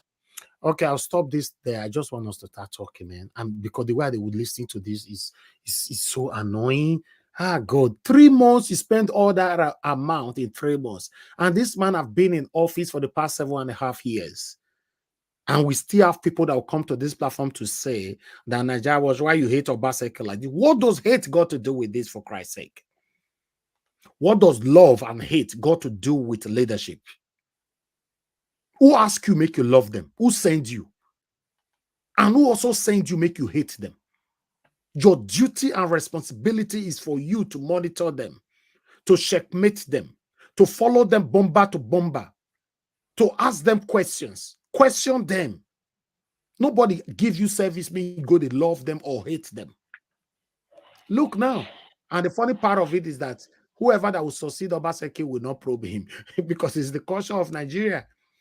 If a Tinubu can come out to say that they inherited a dead economy from Buhari, and as we speak right now, the same Buhari is still breathing, enjoying, and using toothpick, and is not arrested. Nobody in his cabinet is arrested, apart from Emefiele because of the grievances between Tinubu and Emefiele and the EFCC chairman. We all know that, right? So what are we talking about? That means the culture will continue to go like that. That is the unfortunate part of it. Good morning, good afternoon, good evening to every one of you. I've said my own. I would like to give the opportunity for the people on the panel to also talk to us as well. Thank you so much, my people. Thank you. Please press on the like button, my people. Press on the dollar sign. Support what we are doing here. Remember, we don't collect money from politicians. We don't do this because we need money. Because if we are doing it because of we need money, I know what other people that have my kind of platform are using their platform for. But I'm doing it because I want my name, to be remembered for good. I'm leaving a good footprint that you and I can reference to tomorrow. That's why we are here. So I will be very grateful if you, the people that I come out for every day, encourage us to do more for you. Please press on the like button, share our videos, press on the dollar sign. It's just right there. Every one of you, for example, today now we've got 1,014 comments today. Let's assume inside that 1,014 comment that we've got today, let's say 300 from it, because some people must have commented like more than 10 times. One person, right? Let's say even 200 people have dropped £1 or $1 since. That will encourage us. But it's unfortunately, I don't know why people are not encouraging us on that aspect. Thank you very much, my people. I appreciate you all. Sometimes it's good to speak out, to let you guys know that, yes, we are here for ourselves. We should encourage anybody. It doesn't have to be this platform. Anybody that is there for the people. You've assessed these people. You've checkmate them. You scrutinize them. You've watched them for a while. You get to know that they are really for the people. Encourage them so that they cannot be sold out. Although it's not every soul that can be sold out. But remember, many people that you lost today, you lost them because of one or two things. Please keep your people. Don't allow politicians to take them away from you. May God bless every one of you. Thank you so much. And let's move on. Let me call on the first person on the panel today. According to, unfortunately, my people, I would like to start with Oga CM. Please bear with me because he have much of the details that we put together today. Let him take the lead. Then I'll come back to the person that's supposed to be, which is Mashallah. Mashallah, please bear with me and understand with us as well. God bless you, sir, for your understanding. Mr. CM, please talk to us and may God bless you. Good evening to you. Okay. Good evening, Niger Watch. Good evening, everybody. Please, all protocols duly observed. First of all, the architect our in-house architect. I thank you very much for I yielding. agree. I see when you were jumping up one by one by say this man is going there. So thank you. I mean, that is the proper thing to do anyway. I'm so grateful. Yes, this Obaseki issue because it has a lot of public interest, not really because of political news, but there's a lot of public interest in it. According to the figures, you people had it the way I heard when it was being read out. Bank charges 973 million. So it remained like maybe 100 and something million. It could be 1 billion, isn't it? For bank charges only. Nobody say the money na the charge. Exactly. So you can imagine how much they withdraw before bank charge this kind of thing. Well, it's as good as mine. Then number two, the meals and refreshment. When they say these meals, no be ogbono soup, egusi soup, and the other patapata you cook. We know Nigerian delicacies now. I then go import Chinese fried rice from China, 425 million naira. Hey, donations and gifts. Now Niger Watch go answer that one. I ain't supposed to know who Obaseki donate to. Me, I don't know. I don't know. Maybe Mr. Alex will answer that one later. Me, I don't know. So my no put my eye for don't my friend Don G say what how this matter take concern you, but soon now. So how it take concern you? What be your case inside? So for welfare, this word welfare. Okay, which one be welfare? Which one be meals and refreshment? Which one be welfare again? For 212 million.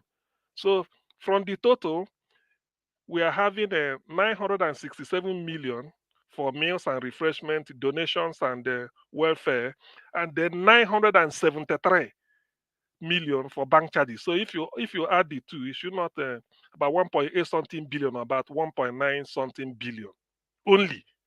That's what they talk about. To me, this marks of irresponsibility. Do you know why I say this? I may not know what transpired in the first time. Normally, a governor, the way it works, second time, particularly for Obaseki, because his first time, probably they allowed him. Second time, he came to PDP. I've never heard that a Nigerian governor did the first time in Party A and second time in Party B. I stand to be corrected because here we come to learn. But at least consecutively, what I mean by consecutively, the same time. So, but the fact that he was accepted into PDP, in fact, he attracted the sympathy of everybody. Whoever is listening, following Nigerian politics, say, why now? Why Shomole? You demolished Godfatherism in Edo State. One man, one woman, one student, one vote, one this, one that, one woman, one miliki. We did laugh.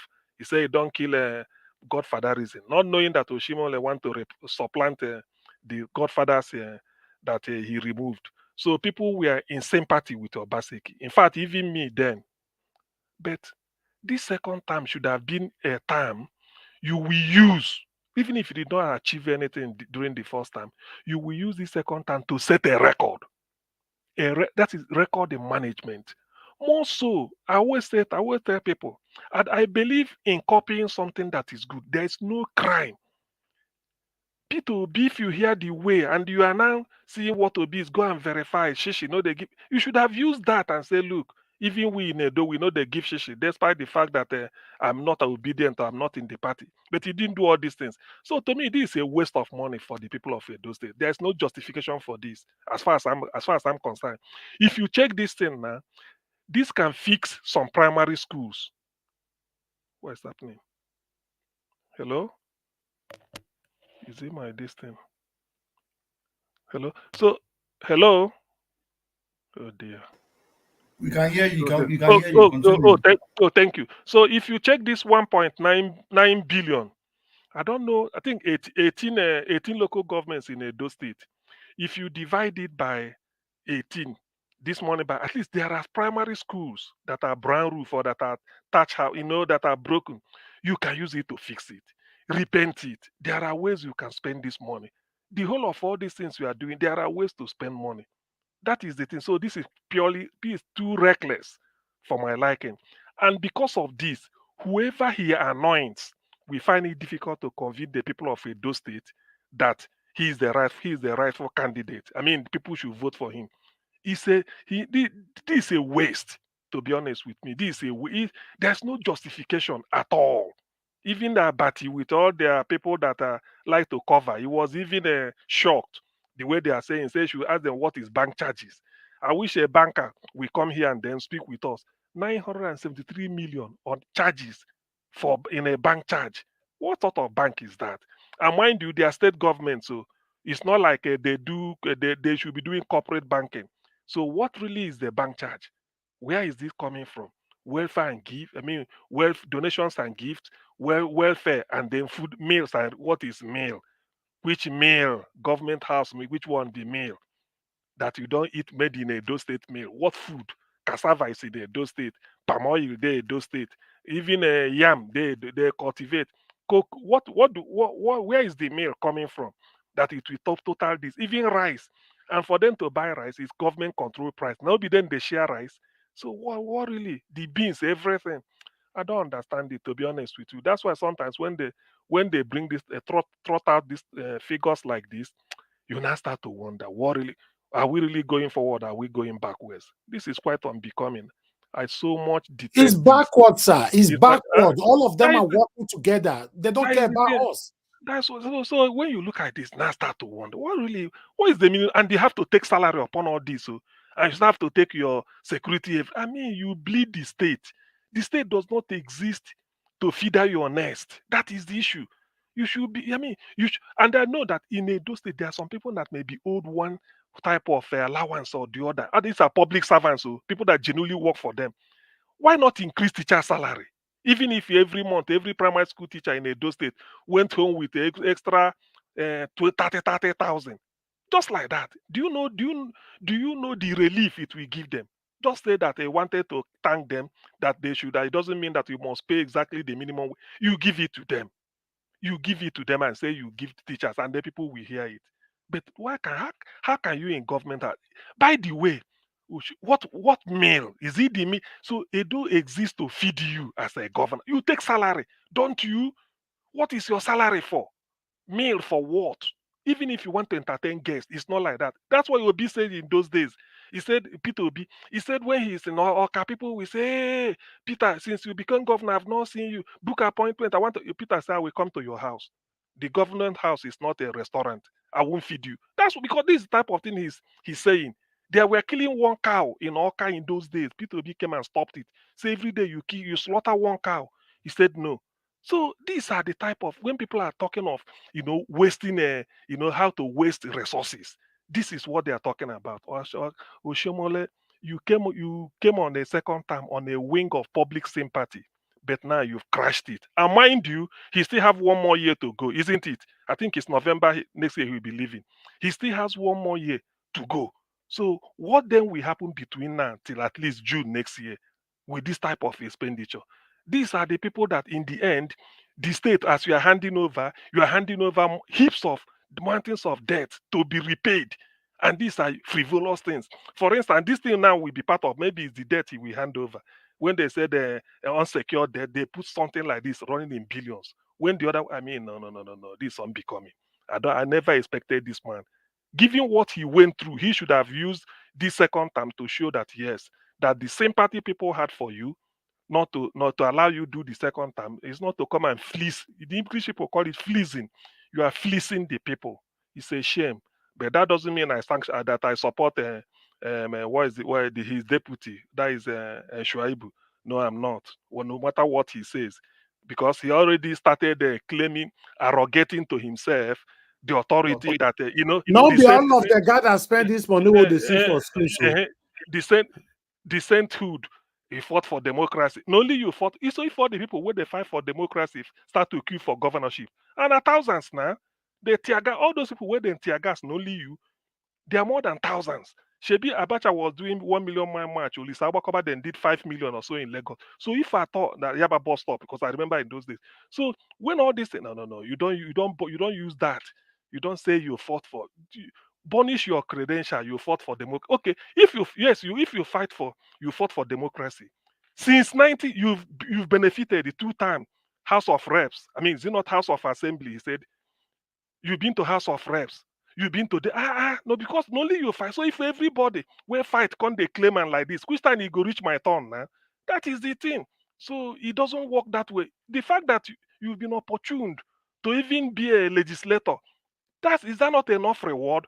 Maybe when you finish, if you are lucky now, you finish as governor, you go say Senate, when they come and say, I fought for this democracy. Something of 1995, 96, 97, 98, when Abacha was in power. I mean, yeah, Abacha was 98. Yes, 98. You are claiming you fought for it. Therefore, you will continue using it as a bait for the next 50 years. Every time I fought for democracy, only you. Okay, if you have to repay you with more than 20 years in office or different political distance, for what now? For what? So that to me, yeah, UMKO, the Rayman that died for the thing self. So because of the fact the way he's even talking, he's just talking like somebody. He hasn't got humility. Forget about all that he's saying. However, I still maintain what I'm saying. I'm not from Edo, but I believe in equity and I believe in fairness. Edo has got 3 senatorial districts. Go to the central senatorial district. Look for somebody who is capable. There must be, preferably a lady, a woman. There must be. Wherever the person might be all over the world, lure the person back. Say, look, come and do this thing for us. It's possible. The person might come and do it. And then that way you even inclusivity, because that is part of it. So I mean, you bring a fresh pair of eyes to even look at the government house with all that has been happening there. Because this man will cover Oshomole, we cover Obaseki, and he will go soft on Oshomole because it's like that trinity, that 3 of them, whether you like it or not. And because like what Black Panther used to say about Edo water storm, we will never know the end. So there are a lot of things to go in the people of Edo, for the politics of Edo State. I believe the people will take it up. I may not be competent enough to comment on it, but on the surface, as a principle, no, I can't go for this type of person. This is something. If you are there, then if you ask him now how they spend this money, we like to wriggle himself out. But I know a lot will still be said as we go on. Now, let me talk about Kenneth Okonkwo. So, what Kenneth Okonkwo said, Manager, what you are right. It's exactly what you said that day now when we watched that P2B say something. We said, now, the members of the legislators elected under the Labour Party platform, they should have come out, get to their feet, and say, look, this 640 or 160 million something is too expensive. It's too much for us. By the way, let us buy made in Nigeria. Even if in the end they defeat them, it will be on record, because what the people want to hear is, what did you say? Because by keeping quiet, you are an accomplice. That is the issue.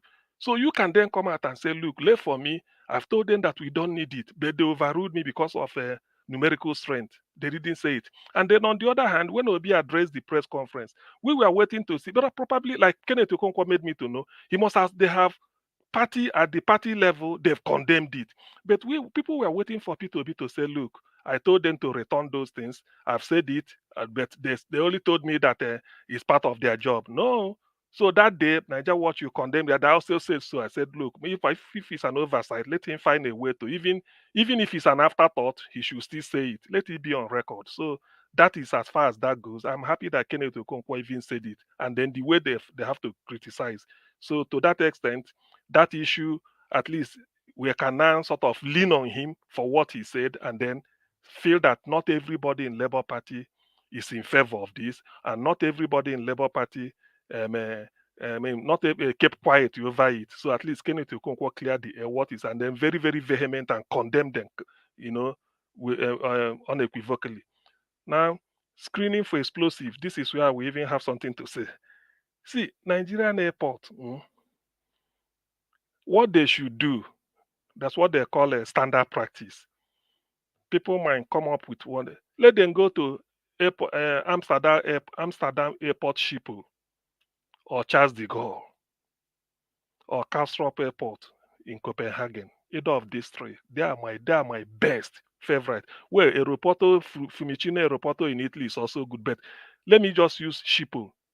Let them just go there and then observe what they do from morning till 24-hour non-stop for 1 week. They just implement it. One, the baggage carrier, the carousel that brings out the baggage, the suitcases at the Murtala airport. To me, it's a shame. I've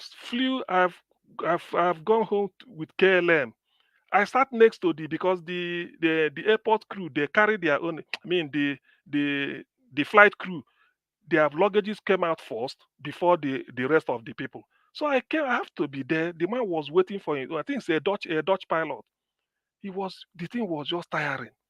You know what he told me? He said, given the wealth of Nigeria, we should still not be using this model. That they fly to countries like Kenya, Tanzania. The Nigerians are richer than this. But if you see their own, they are modernized. That was over 10 years ago. The man said it. And I'm sure the thing is still there. So telling us that they want to start a screening for explosive or narcotics or this.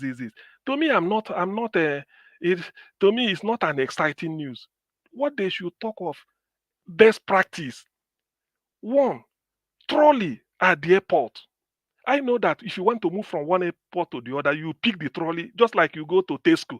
You want to do a shopping in the UK, maybe Walmart, in those of you in America or Asda. You pick the trolley. When you finish, you return it there. As long as you are within that car park from this, why can't Nigeria own be that? You have to pay money. And when you pay money, the way everything is so bad. I don't know about the lavatory now, the toilet system, because in those days, when you get in there, somebody will be at the door asking you, do you need a toilet tissue? You say yes. We roll it 1, 2, 3 and tear it and give you. You have to give the person 50 naira. I don't know what obtains today, but there are little things. It's not just telling you are putting explosive. And then the staff should be reoriented on what to tell a passenger that is coming back. There are ways to do things. You don't just go there and frustrate people. What about air condition? In fact, what welcomes you to Nigeria is the heat. The moment you leave your plane and get into the airport, everywhere is like you are incubator, 100 degrees or beyond. Everywhere is just so hot. The air condition is not working. You come there, all they are interested is different uniform, extorting money from you. You open this, you open that. I beg, it's too much.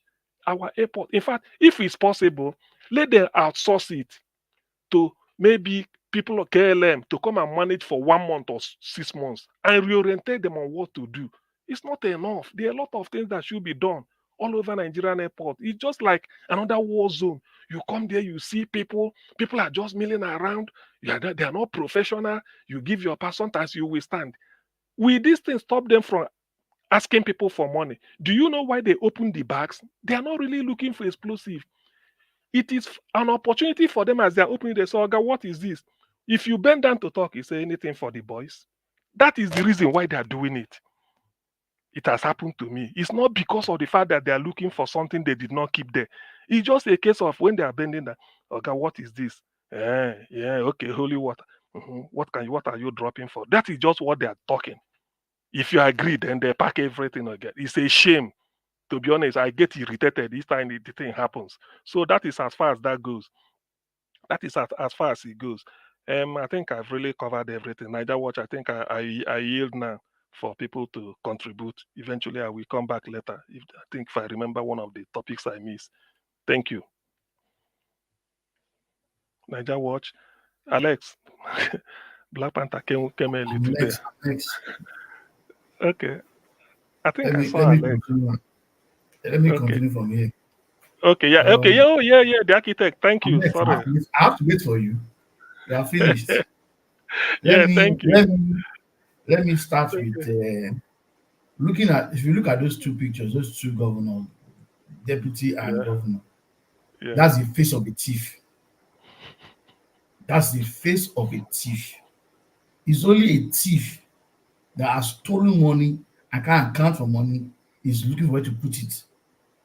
There is no two ways about it. All these their meals, donation. What are you donating? Is the government house a charity house? I have given you money as a project manager. I have given you money. And then people came to site to visit you. You are buying them naira and coke. Is it part of the money for the project? Edo State, take Edo State as a project. You are a project supervisor. I have given you money to manage the project. And then I come with my clients to sites. And then you are giving us mineral. You are giving us refreshment. Then when I go in, give us envelope. Did we ask for it? Yeah. Is the project a charity project? Edo State government house is where you now share money and you can open. It's only you if you have conscience, you won't even bring this out and tell. If I'm working in the office and I tell my boss I will spend this money for meals, people for donation. Who approved it? If you find out this is a 3 months budget, this money is spent, and the whole problem between the vice and the governor is more. I think it's more than 3 months now. It's either two of them are disagreeing or the sharing formula didn't work out. That's why they're quarreling.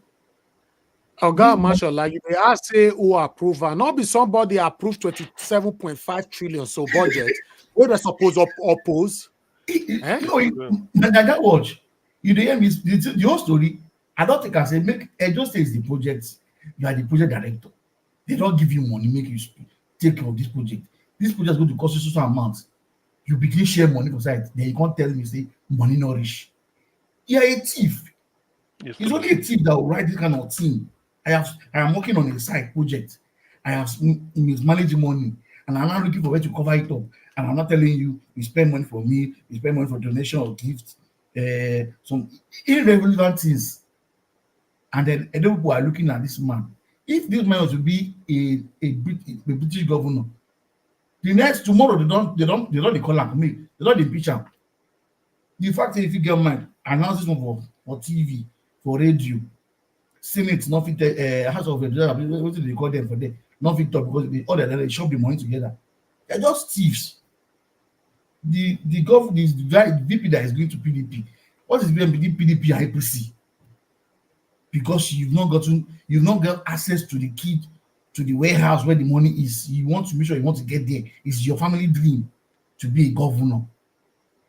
You fought democracy.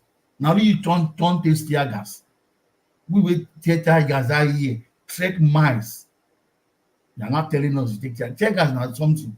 Now what everybody they take. If I talk say you take iron food body, they will not say they talk. They are making noise. By the grace of God, you will never be a governor. You will never. You will waste. Though the money you've been managed to take from government coffers, you will spend it in this election. You will not see 1 naira. They will not vote for you. You will not win. And by mistake you win, you will not get there like Peter B. Because people are like the same. You are stealing. You are stealing. You want to steal votes. You won't even succeed. Let's go to Kenneth Okonkwo. As Kenneth has said, they are right. From now to next election, they will be scrutinizing this government, and this is our work. We'll be here talking about them. The more we talk about them, people will know, because they don't want anybody to know what they are doing. Just like the Edo State governor is spending money. An average Edo man does not know about this now. It's only those who read the newspaper. The man that is doing this business doesn't care how you do the business. So it's only here on the internet and social media we can hear what they are doing, then we can face you. So, Kenneth, we are happy with what you said. The senators in the House, I don't know the kind of punishment you can give them. If it's possible, give them punishment, it will be good. The approval of 28 trillion naira. It is not they want to do spend money for us. So half of this money is going to go to their pockets. Half of this money is going to go to the Tinubu's pockets and his highlight. They've been borrowing money. They didn't consign Nigeria. They didn't share it to us. It is now they are bringing our own. Now the details of this budget is not there. They won't let us know. It's in between them. For our friend, the Minister of Aviation, and that was majority of these people are thieves. You want to build, if you call me now, come and renovate this airport, are you going to tell me you will not put this bill of what is this man, this minister is saying was not in that bill? Because I was not in that signing that contract. None of us saw the details of this contract that they renovated those airports. There is no way anybody will say he's renovating an airport to a modern standard and you won't have all those equipment there. So we should be asking the minister, please, can we see the bill in which he used in renovating this airport some years ago, because it is under his predecessor Buhari. They renovated this place, these airports. Where is the bill? What are the deliveries of this project? What are you meant to have brought to the project? They are not coming. I won't be surprised. Maybe he's even aware there was one. Maybe it's one of those people that removed those things and kept it. Now he wants to bring it down because he wants to be he's now a minister. You are saying to me, it is rubbish. You just want to steal money. They are telling us want to use 3.1 billion to buy an equipment. 3.2 billion to buy an equipment that maybe government has paid for. In Nigeria, it's only Nigeria that you will pay for something and they will tell you, don't bring it there, we don't need it now. If you find out very well, if you do investigation in this matter or this equipment, you will be surprised that that thing has been paid for in the first contract they did. They didn't bring it because somebody else is coming. Because according to them, if you finish all the work and do everything, what will the next person do when he comes? So you won't be surprised maybe because the signing of this innovation of this project, this airport, was signed in that same office. This man talking this rubbish, he was in that meeting. And there's no way you will tell me he did not see it. He's not coming now to tell us about one equipment, as if the equipment was day before yesterday they made it. Nigerians are not fools. If you want to see, just come out and steal. You want to buy that as America. To me, anything they see, all this when they come on TV and talk, it is thief eye. I use looking at them because it is what to benefit them. There is a word somebody said many years ago that Nigeria is not working because somebody is benefiting. These are the guys benefiting. Things will not work in Nigeria because they are not benefiting. Number two, if you are saying that you want to start using the equipment to be checking luggages, you are talking about narcotics and bomb. Drugs that be passing there, they be catching them. Is it today? So they won't catch you when you are bringing your drugs. You are shipping your drugs for your guy. Your box will be labeled. So box. So you describe it where that they will leave it. We are not fools. Mark today, if they bring the equipment, Nigerians will be expecting more cocaine in the country.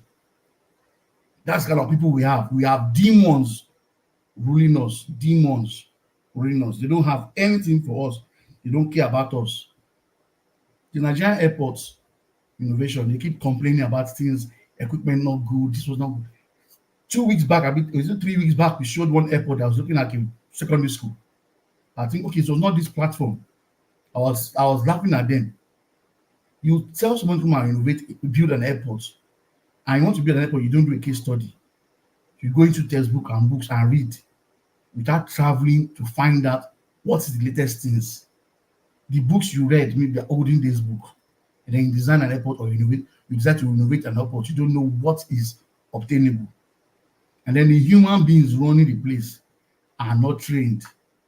You bring someone that is custom, all he knows is drug and some few things.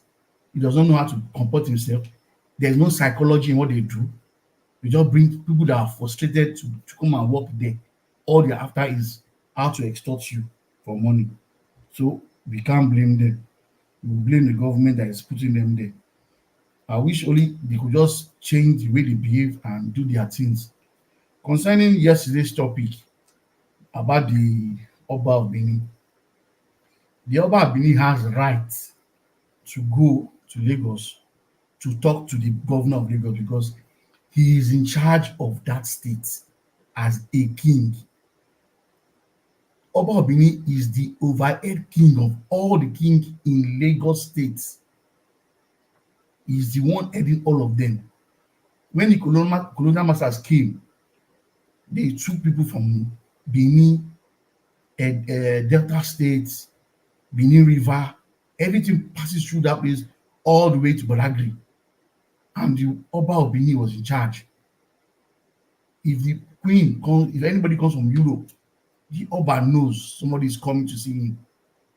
It is from there you know whether I want to see this person or not. Yoruba does not leave his palace. It's from his palace he decides, okay, let person come or not come.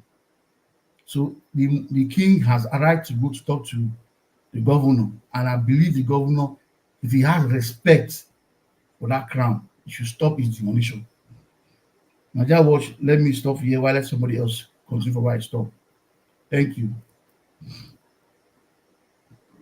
Thank you. Mashallah, may God bless you, sir. Thank you so much for your support, for your submission. Thank you so much, Oga CM, earlier on, for your wonderful submission and analysis. Thank you. Okay, guys, let me come to, before Mr. Jonathan Kingsley, let me quickly go to Mr. Alex. Mr. Alex, thank you very much, my brother, for joining us again today. Good evening to you. Please talk to us. Guys, press the like button for us and help us to share. Thank you. Thank you, Mr. Najawash. Thank you. I want to greet everybody, my fellow panelists. Thank you for the great work. Those on the comment section, I thank you. Viewers worldwide, even our enemies, I thank you for coming around to hear from us about the way forward, about how human beings should behave, about how things are done. By the grace of God, so some of us are privileged to travel around the world, and we know how things are done. Let me start with Festus Keyamo Airport saga. For me,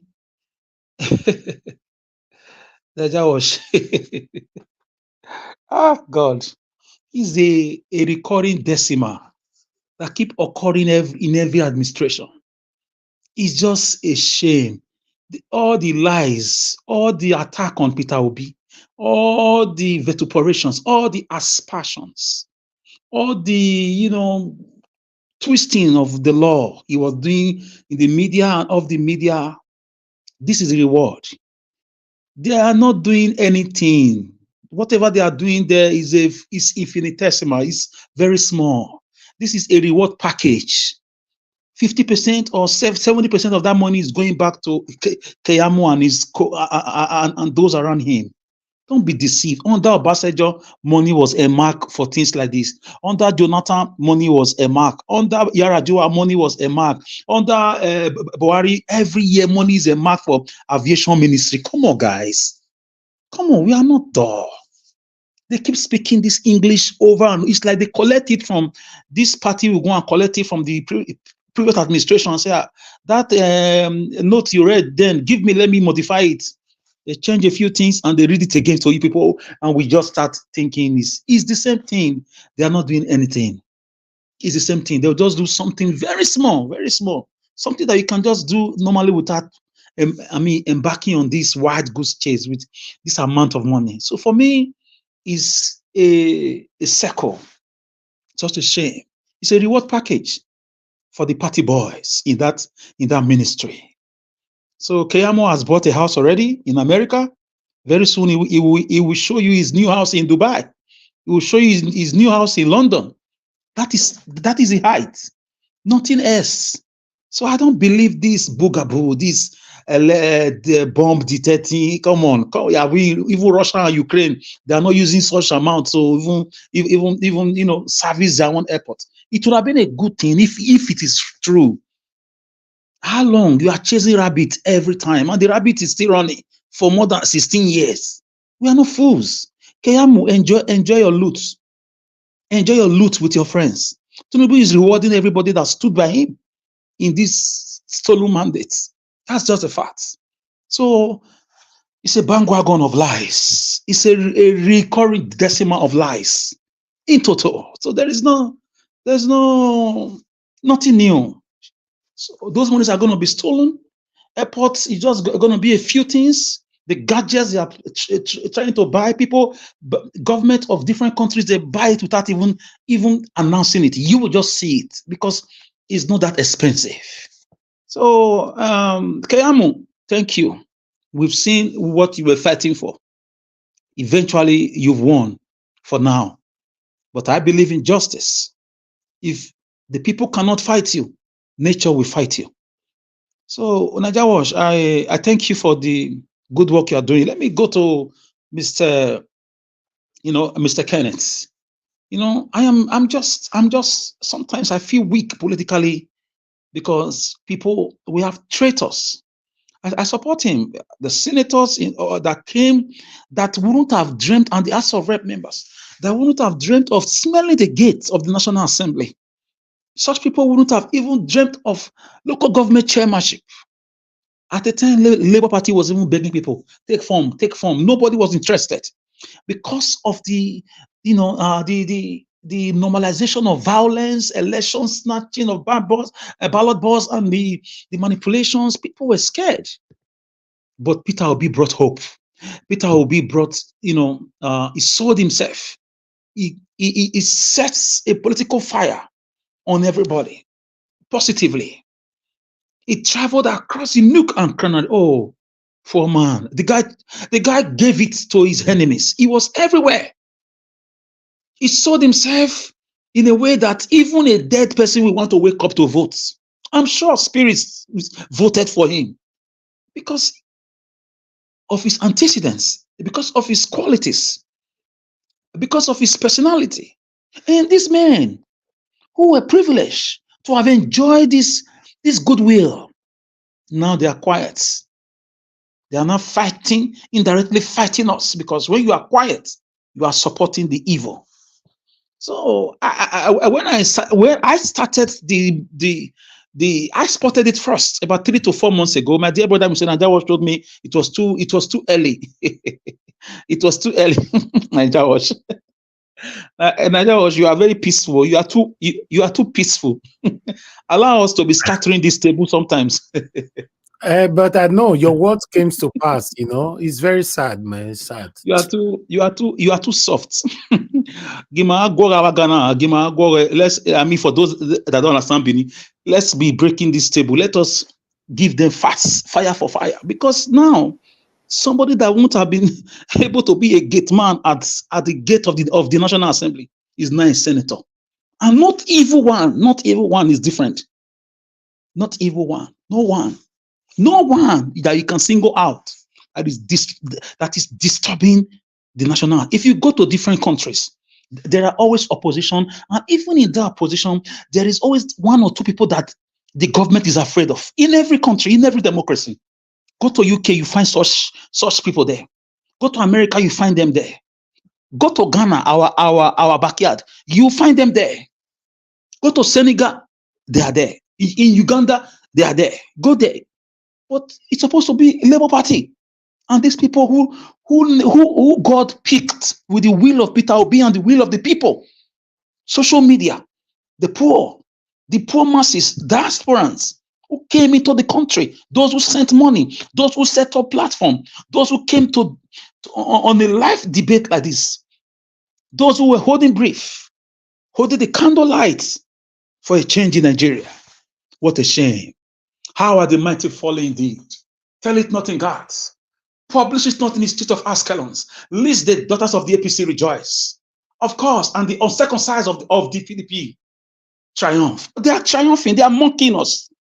How am I going to tell people in my street, get your PVC next time? How am I going to tell people in my street, get your PVC next time? Let's vote for Labour Party next. I have singled myself out of that boogaboo. That political nonsensical and a non sequitur. It's like you spat on our faces. Engineer Yahweh Sosa, House of Rep, in my own local government, Oredo. What is going on?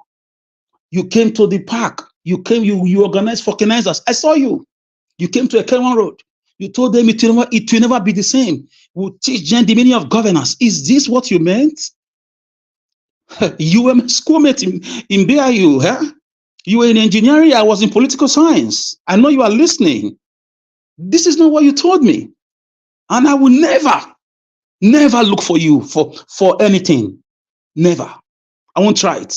God forbid. And the God in heaven who have sustained me up till now will continue to say, I know you are waiting for that phone call. People like me won't come. Go and do the right thing. Deliver on your promises. Remember how the market women came for you. Even when people didn't trust you. Even when people rejected you, sometimes other people said, no, he's a Labour Party person. They thought it was PDP. I saw the drama that took place at New Benin Market. I saw all those things. Yahweh, your best friend Iyari told me that yes, it's not easy there. We should take it easy. But no, this is politics. If the kitchen is too hot, get out. Recall yourself. Resign. It will make you a better person. 160 million on an era bulletproof car. You said nothing about that. I'm talking to you because you are representing me. I'm from Oredo. It's my right. I'm only questioning you. Why this sudden deafness? Why this sudden quietness? Have you been fed? Have you been fed? Yes, yes. I'm listening. Just 1 second. That car is not bulletproof. It's regular. It's not bulletproof.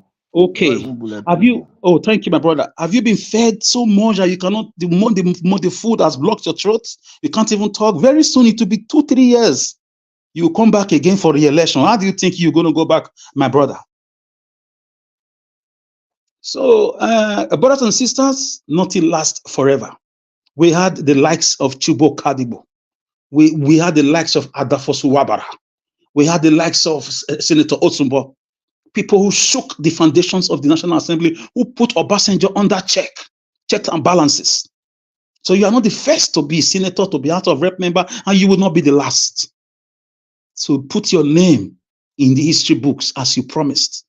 You personally said it at the marketplace that you are going to teach them the meaning of governance. Till now, we've not seen squats. We've not seen nothing. And as for Mr. Philip Shaibu, oh God, today I'm in a good mood. Najarosh, I'm sorry. So anybody that just I dey laugh with you. It's an infight for democracy. So Anybody- in reward anybody- na lifetime. Anybody that just do one riot or one protest or the other want to be governor. What is wrong with us? Why is the black man like this? It's a tear gas for don't kill him. So all of us that did NSAS, if Obi become president, we all have to be governor. I don't understand. We ministers. God, what a mentality! What a mentality! And these are people that claim to be educated. Let me give you a little background about this guy. I used to like him. You know, power corrupts. Absolute power corrupt. Absolutely. You know, this guy, he was a student union activist. Yeah, give it to him. Give him his flowers. He was standing against the powers that be, risked his life and all those things. But this is a guy that was in House of Assembly for about 8 years or so, if I'm not mistaken. The same Philip Shaibu was in House of Rep, 2 to 4 years. Now you just did deputy governor for 8 years. My God, are you the only one in Edo State? Are you even from a minority, from the so-called minority? I don't like using such terminology. Yeah, the guy. 18 years, you never do. In politics, we call it sectitism. This is one of the evils of African democracy, sectitism. The inability to, Alex, I beg. Maybe we go ask and say, so 18 years never do for reward for taking tear gas. I don't understand. Is it not people that fought the Civil War? Is it not people that went to the World War? I don't understand. Didn't people fight for America? Brothers and sisters, Philip Shaibu, I don't want to even go into your activities as a deputy governor. You were in House of Assembly. Come and deny it. You were in House of Rep. Come and deny it. You just did 8 years. What else do you want? People are dreaming to be councillors. What else do you want? You were one of the political corrupt looting machine of Obaseki. How did you allegedly acquire 25 filling stations? 7 in Abuja, 6 in Lagos, the rest of them littered around Edo State. How did you acquire all these things? Allegedly, right? Allegedly, yes. How did you allegedly have hundreds of thousands, millions of dollars in America right now? Allegedly. At least we know these things. He confirmed one himself. He confirmed one. He said his wife's filling station. That one is confirmed. That one at least is not alleged. 25 across the country. 25, brothers and sisters. The greediness of a black man. He's planning to buy a refinery. America right now, you see our governor and the deputy, they always jump into America. Each Nigeria, you can confirm each time there is a protest in Edo State, they'll tell you the governor is not around. The governor is not around. Before you know, a Facebook video will appear. Governor Obaseki seen in New York. And New York is the headquarters of those banks. All those bank activity. Our governor was once a banker. They call him technocrat. We don't have one single bridge in Edo State in seven years and some months. No one single flyover. They will tell you Edo State is not rich, but they have billions to steal. No one single 6 lanes, no landmark projects. They are showing us projects that some of them were half, some of them, yes, they did, but they are not landmark. They are not landmark. Nothing like, wow, they tried. You can't say that. I'm not saying they didn't do anything. No. They did what ordinary person can do, give it that position. Even more, but they did. These guys didn't try at all. Obaseki right now allegedly is one of the richest people in Africa. He skillfully did not buy properties. He put his money in US stock market and his companies, Afri Invest. He's now selling shares to people on top of Edo State citizens. So I'm comforted that we are not living this world. He just celebrated 68 or 69 year birthday. How many years do you want to live on earth? May God give everybody long life, but the evil that men do always live with them. Because I don't see why we keep producing criminals as governors, allegedly. I don't see it. My brother, I'm not sure the evil that men do live with our Nigerian politicians. They just get away with it. I'm sorry to say that. And okay, but what do you want me to say? They loot you and they live the best ever life and they die late and just move on. Their children will continue to enjoy from there. That's the history. So we shouldn't believe on all those poems or quotes. It's not. So it doesn't work, man. Okay, but where is Abacha today? Out of 100%, you are measuring one. Can you Alex, that guy is a living oracle, sending money to Nigerians. My brother send you money today. It's a living oracle. People say they want to. People say people. To you guys talking about money that was looted. The white people are our problem. What is wrong in sending that money to Julius Berger to fix our road since that time? Why must you give? No, my brother, I disagree with you. They don't have the power constitutionally to do I that. know they don't have the power. So leave them alone. People should be they should keep the money. Now, why people say that house will not come out for his house now make una protest? I'm telling you, alone, please. There's a guy in America. He was born in America, but he was taken to Nigeria. He went to school and he went back to America. You know, some parents do that. They bring their children and they take them back again to learn the culture. The guy happens to be working in one of those banks in America. The guy told me that Obaseki did not know that some Edo people are working in these banks. Allegedly, he said he knows his accounts in 2015. He said from 2016, the way allegedly Obaseki's account picked up, even him himself, being a banker, he's amazed. How?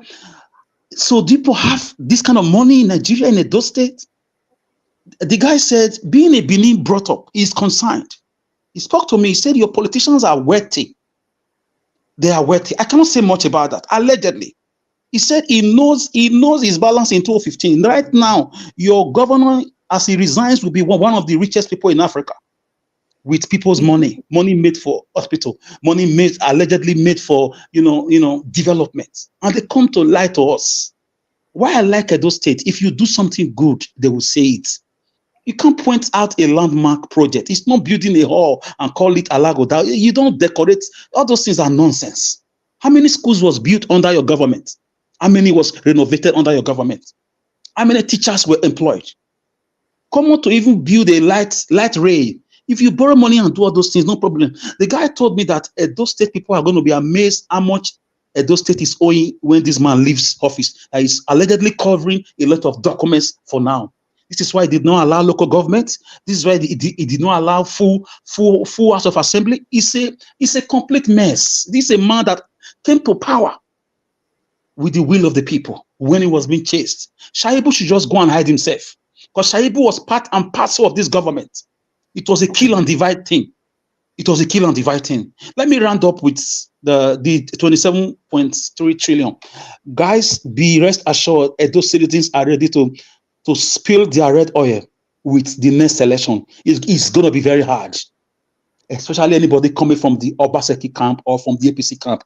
It's going to be very hard. Let me touch this a bit. If your government was good, you will not lose presidential election. You will not come third, distant third. Labour Party swept Edo State. APC rigged themselves to be second. So, and Obaseki, who's a PDP, came third. That shows a mark of failure, rejection, a mark of irritation, a mark of the people knows what is going on. Those state people are very grateful. They will never leave you if you work for them. Oshomole can attest to that in his first tenure. Although he also is very corrupt. He brought in Obaseki. Oshomole was brought by Lokic. We are breaking this yoke. We've broken it with the presidential election. This time around, it's going to shock them. We'll tell them we are not Kogi, we are not Imo, and we are not Lagos. As for the 27.3 trillion, Nigeria was Tinubu. Let me round up with this. Tinubu is just recovering all his spends to buy the stolen mandate. Professor Mahmoud sold it, and allegedly a day before he made that announcement, a day before that election, Mahmoud was allegedly seen in his house in Lagos on a private jet and monies. Dino Melaye said it, that what was he doing that night in his house? That monies exchange hands. So the guy is recovering and Nigeria is just a mess.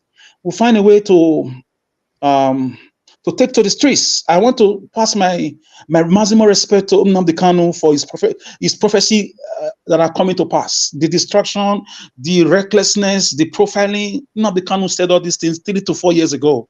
We didn't listen, and we are seeing it now. As you said just now, Mr. Elvis, Nigerians need to take to the streets, and the time is now. Thank you very much.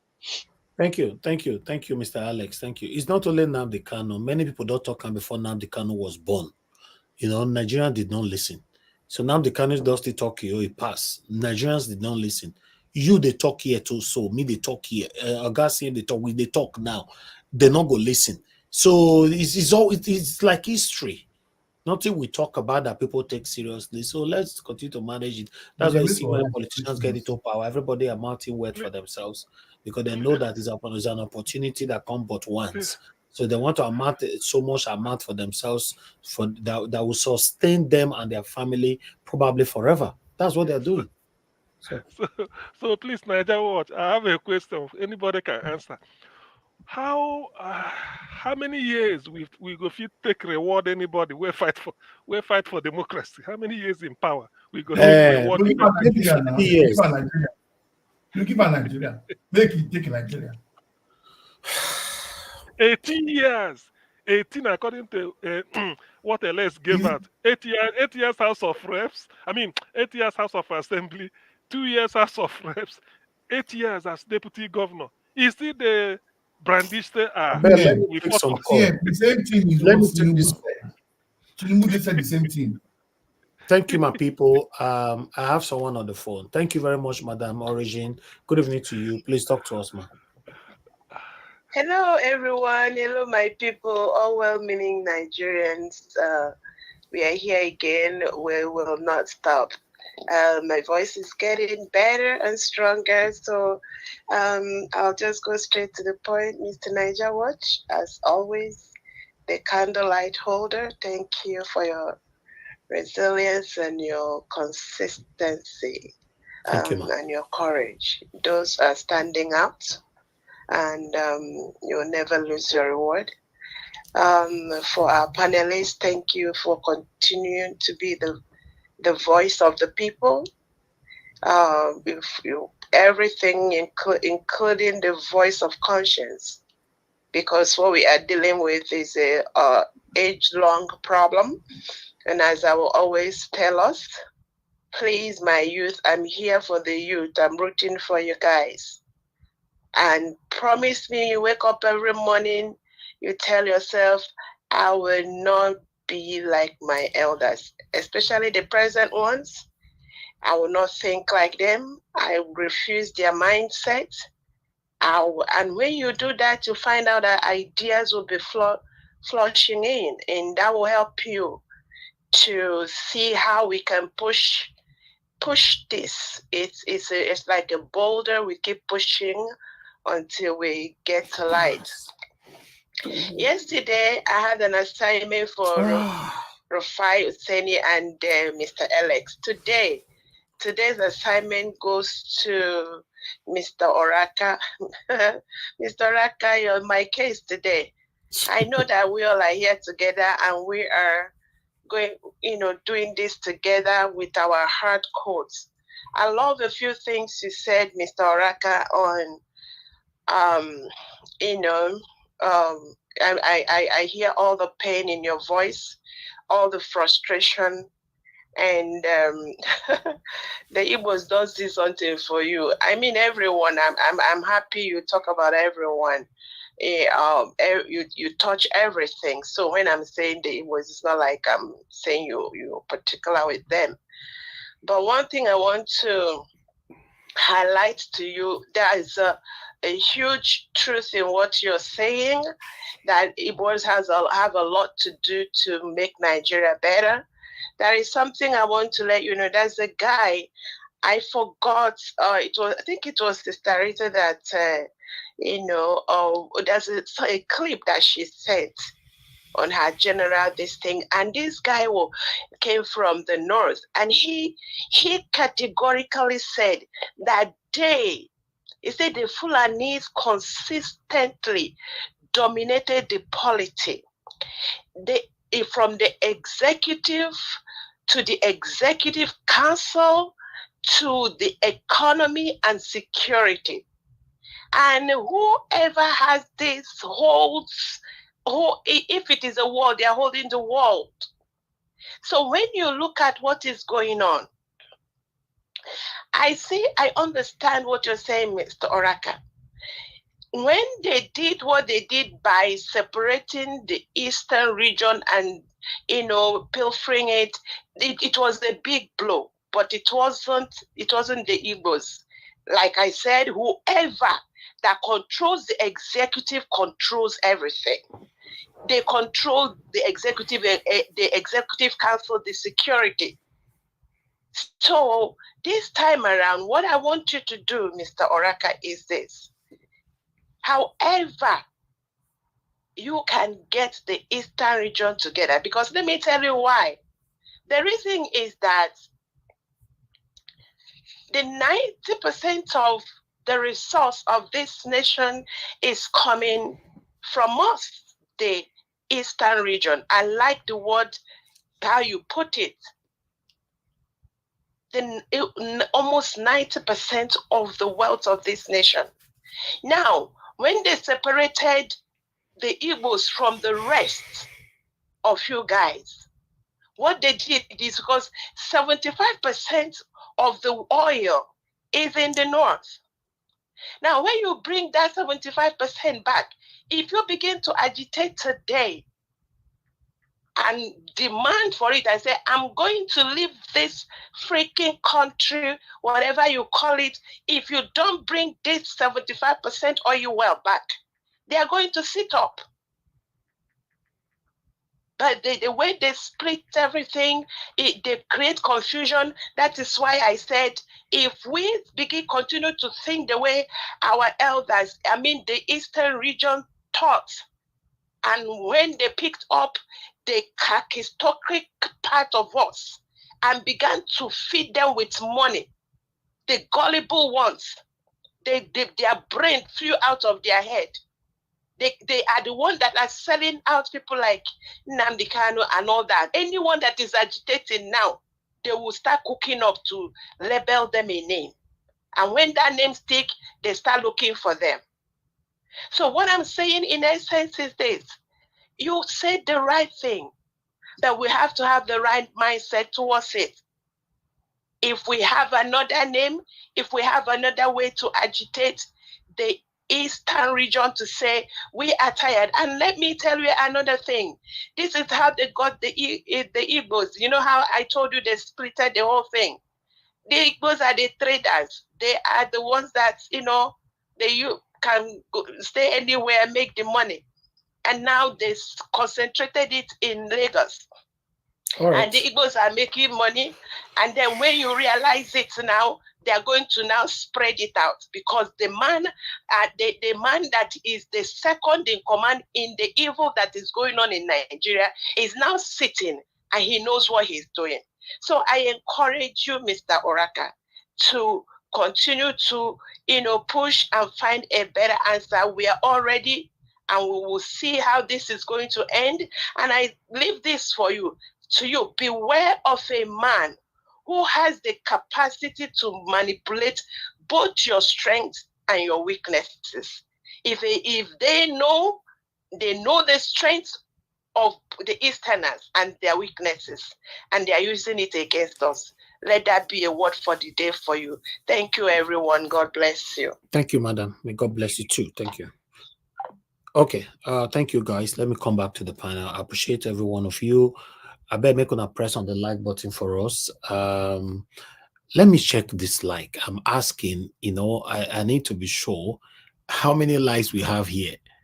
If I'm not mistaken, I just want to be, please bear with me. I just want to check on our like. We have 177 likes, 178. Why? We're gonna press on the like now. We have about 400 people watching us. Please press on the like button if you are watching us. Thank you very much, my people. All right, let me call on Mr. Jonathan Kingsley. Mr. Jonathan Kingsley, thank you very much, sir, for your time with us. Then after that, we'll come to Mr. Kenny. Talk to us, sir. Meanwhile, Mr. Jonathan Kingsley, Black Panther, you asked like 30 minutes or 40 minutes ago for link twice, and it was sent to you, and you are not here. If you hear so they give final submission now, you go wrong, come, and you don't ask for this link since. Meanwhile, let's move on. Go ahead, Mr. Jonathan. Thank you, sir. Thank you very much, Mr. Elvis. Thanks to everyone, all the panelists, all the submissions that has been made so far. Thanks. I was actually laughing with Mr. Alex when he was talking about Shaibu, Philip Shaibu, the deputy governor of Edo State. I mean, I couldn't stop because my own laugh actually started when I was watching the interview. The man looks so funny. I hope he can just go back and look at the video, watch the video himself. It's so funny. His demeanor, his disposition, everything about him. Was just Mr. Jonathan, your voice is too low. It's too low. Sorry about that. Sorry about that. I was saying that Mr. Shaibu, the man was just so funny today. That interview, so funny. This interview that he had on Arise on channels, first of all, it was a paid interview. He's running around talking about corruption. Let me start from there. Talking about corruption, not being corrupt. This interview that he had on Arise and channels, it was a paid interview. We have paid them millions of naira just to have this space because they gave him time. Each of those interviews, I think one of them lasted more than 30 minutes. Both of them lasted more than 30 minutes. It was a paid interview. It wasn't that Arise has nothing. They don't have any content, or channels doesn't have any content. Then the only thing they have to look for in the whole of Nigeria is to go and pick Philip Shaibu for interview at this time, at this moment. He paid for it. Where does he get all kind of where did that kind of money even come from? Talk about the people. Talk about campaign. You need to go to the people. Talk to the people. Talk to the communities in Edo State. The people of Edo State, not running to channels and Arise TV, paying them millions of naira just because you want to buy. This is all part of the rigging, and this is all how it starts. This is part of how they set up their corruption nets. That's how it all started, and the idea of him talking about he has fought for democracy. Please stop selling this cheap points to Nigerians. I know it has been raised here. I couldn't say it better than Dr. CF. What are you talking about? Everybody have to, because you fought for democracy, then because of that, then the people of Edo State must, so until when? Until you get to Aso Rock. Because each and every one of them, that's the only thing, they sell it. They said that cheap argument. I fought for democracy. And so, you fought for democracy. This is where Nigeria is since 1999. You've been part of the system since that 1999 till date. All of them, both APC, PDP, all the political, that's what they've been talking about. Before you say, Jack, I fought for democracy. I fought against Abacha. That is where Nigeria is. See where Nigeria is right now. The likes of you. It's the likes of you that have managed the resources of Nigeria at one point or the other. You have been in a position you've called the shot of how money will be spent in Nigeria at one point or the other. And this is where Nigeria is. And you still have the audacity coming out. I think so. Edo State doesn't have people. So you think you are the best all in the whole of Edo State, even in the diaspora. You still have the guts to come out. And he was talking about, I was listening to him. He was talking about, this. I came through the ranks. I came through the ranks. You came through the ranks of corruption. All you've learned over the years is corruption. You have improved in how to siphon money. That's what you've learned. If politicians will come out and say, "Oh, I came through the ranks. I was once a local government chairman, a commissioner, a state rep, and now a rep at the national, a senator. Now I want to be the governor of my state." Then people will look at your antecedent. But as far as you are concerned, I'm not even talking only to Philip Shaibu here. I'm talking even of Nigerian politicians. All you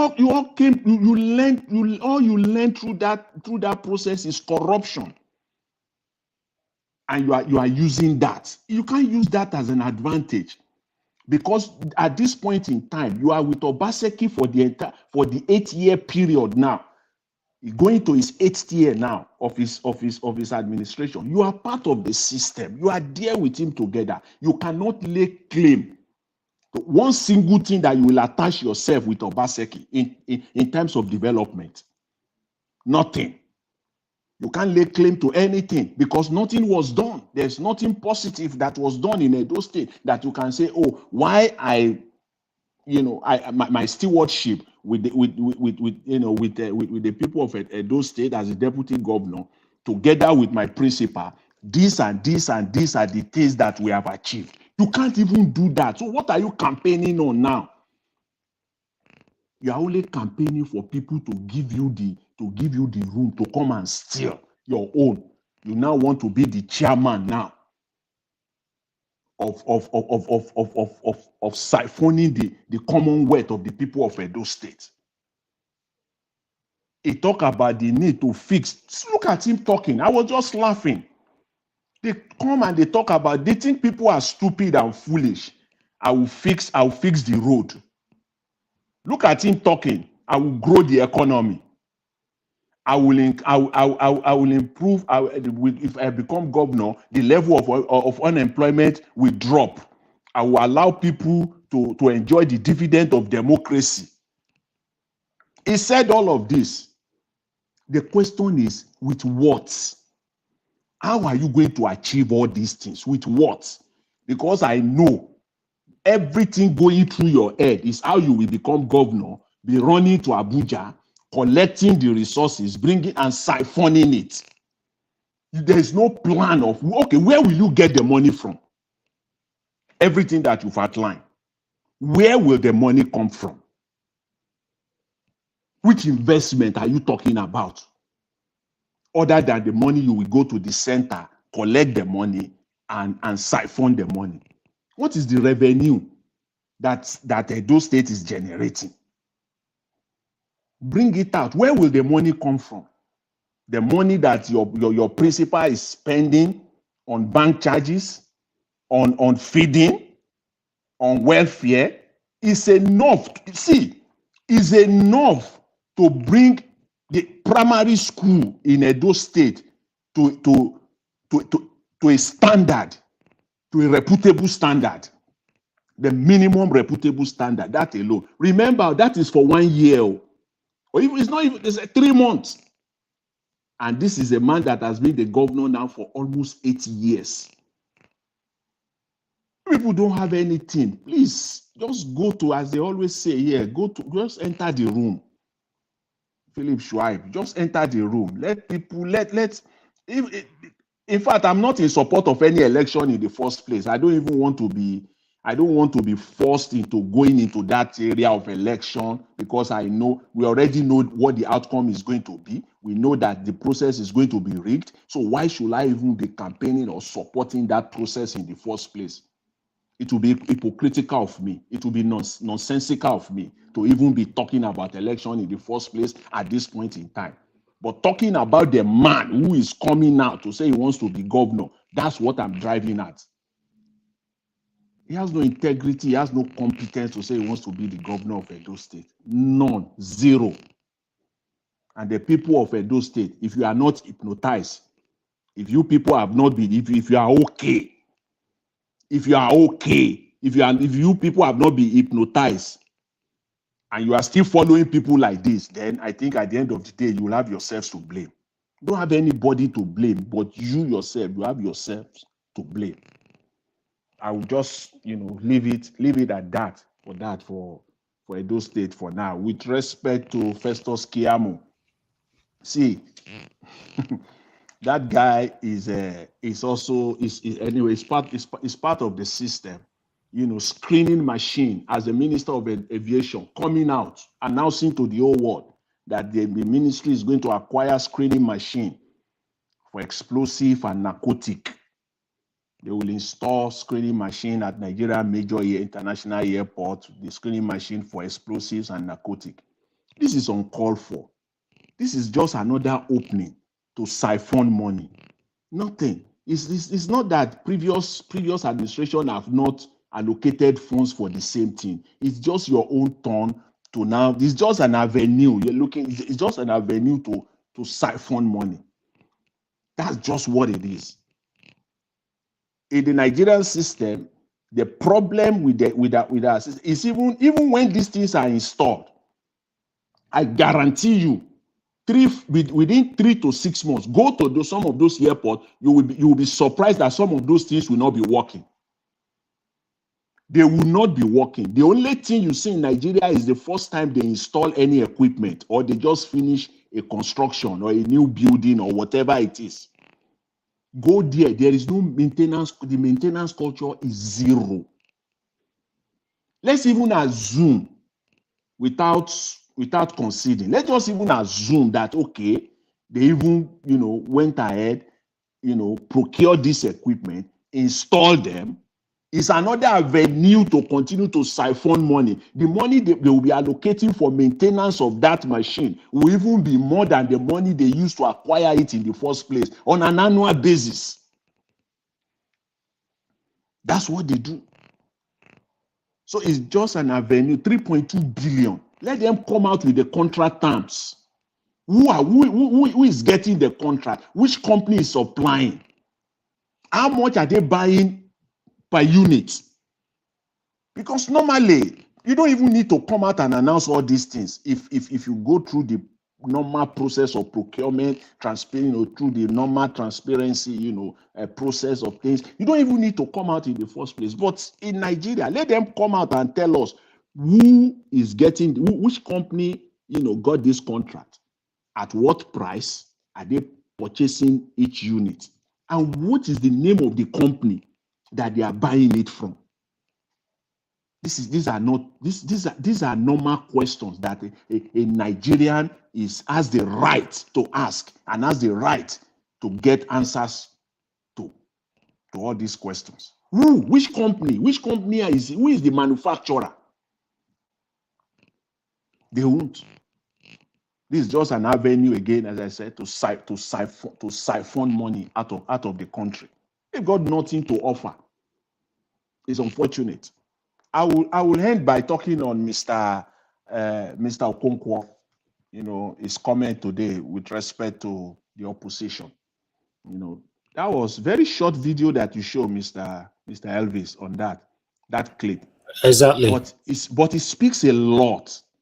That video speaks a lot. If Nigerians don't know what Okonkwo did today in that interview, he brought it to a layman's level of what opposition means. A layman's level, like even if you have not gone to school before, that's what he did today. Brilliant. Because he said, what is the meaning of opposition, being an opposition? Because in Nigeria, before you say Jack, they will say you are being partisan. Being partisan for what? That is what opposition stands for. He give it that layman explanation. Even if the government is doing good, you will say they should do better. If they are doing better, you will come out and you will say they have to do best. They have to bring out their best. If they are doing their best, you say their best is not good enough. That's the role of an opposition. The work of an opposition is cut out. In fact, it's easy for you because you can complain about anything at all. What is the purpose of that? The whole idea behind that, the beauty of it, of being an opposition, the sole reason is bringing development to the nation, forcing the ruling government, the ruling party that is in power, forcing them to continue to improve the system for the betterment of the country. That is your goal. You are forcing them. You are putting them on their toes each and every day. I've said it before, and I've got the way it was. It's not rocket science. The opposition supposed on a daily basis have to become. They must come out, even if you don't. You always have something to say as an opposition, and that is why they will say talk is cheap. Yes, opposition. You can say that as far to an opposition. Talk is cheap. Governance is a different ball game. But when you are still an opposition, yes, it is cheap. Do it. Because all you are trying to achieve is to bring the government to our toes each and every time, making sure that they bring development to the people. That's the idea behind it.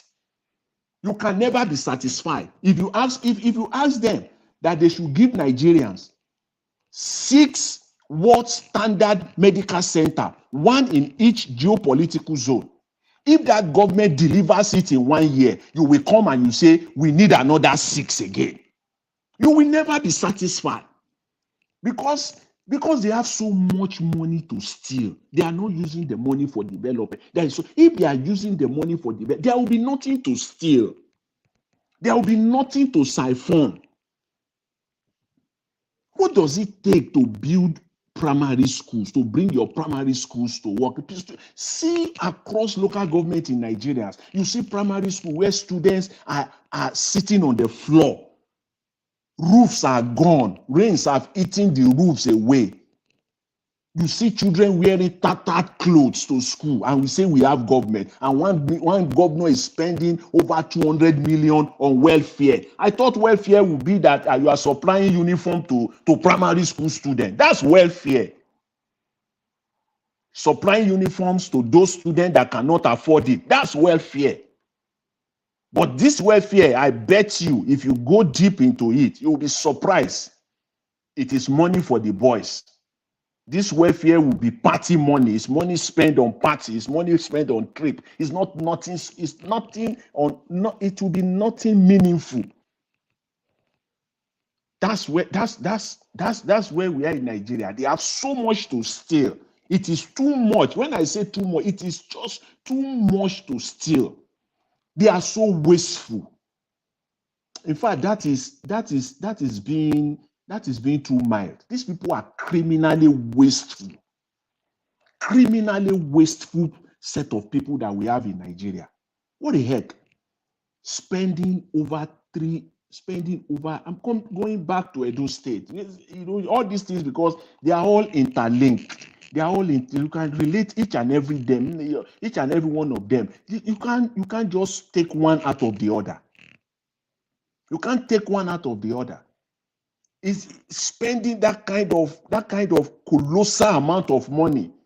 I don't know how much money the state government spent on, how much money that will end up, that the state government will end up incurring almost $1 billion in bank charges. I don't know. This is Edo State, for crying out loud, though. So probably Lagos State will be spending maybe $5 billion on bank charges. Are you kidding me now? These people are criminally wasteful, and they are so emboldened. They don't even hide it anymore. They don't even hide it anymore. There's too much money for them to steal. That's why we are going nowhere. That's why there's no development of any kind. Nobody can tell me that there is any development in Nigeria. There is none. There is no development of any kind. Mention one hospital in Nigeria. What are development indices? What are the things that you use to when you are talking about development, sovereign or national development? What are those things? Hospitals, healthcare systems. There is no one single standard hospital, in a public hospital in Nigeria. Not one in all the 6 geographies. Not one. So what are we talking about? In the 8 years of Buhari, let them mention one hospital, one, that Nigerians can say, even if you locate that hospital in Maiduguri, even build that hospital in deep Zamfara, that people know that it is a world-class hospital. People can fly from Lagos, from Benin, from Enugu. They can fly because they know that once they get to that hospital, their chances of survival has increased. They will go there. Just even one you don't have. So what are we talking about? What development? So where are all this money? Where have you all this money? Where are they going to? Look at all Nigerian universities. Talking of education again, that's another development in this. Look at our universities in Nigeria. Mention one university in Nigeria today, as of today, that you can point to, that we say is a world-class university that you can be proud of and say, you will send your child. People are there because they have no choice. They have no choice. Go to universities in Nigeria. You see the lecture rooms like much rooms, lecture rooms where students are sitting. Go to their libraries. You go to some Nigerian universities libraries. It's just so sickening. So education, nothing to show for it. Healthcare, nothing to show for it. Nothing. So what are we talking about here? What have you done? There is no development of any kind in Nigeria because it's a transactional system, it's a transactional government. Even if they want to do anything at all, it is always what is in need for Mr. Governor, what is in need for Mr. President in Aso Rock, what is in need for the minister.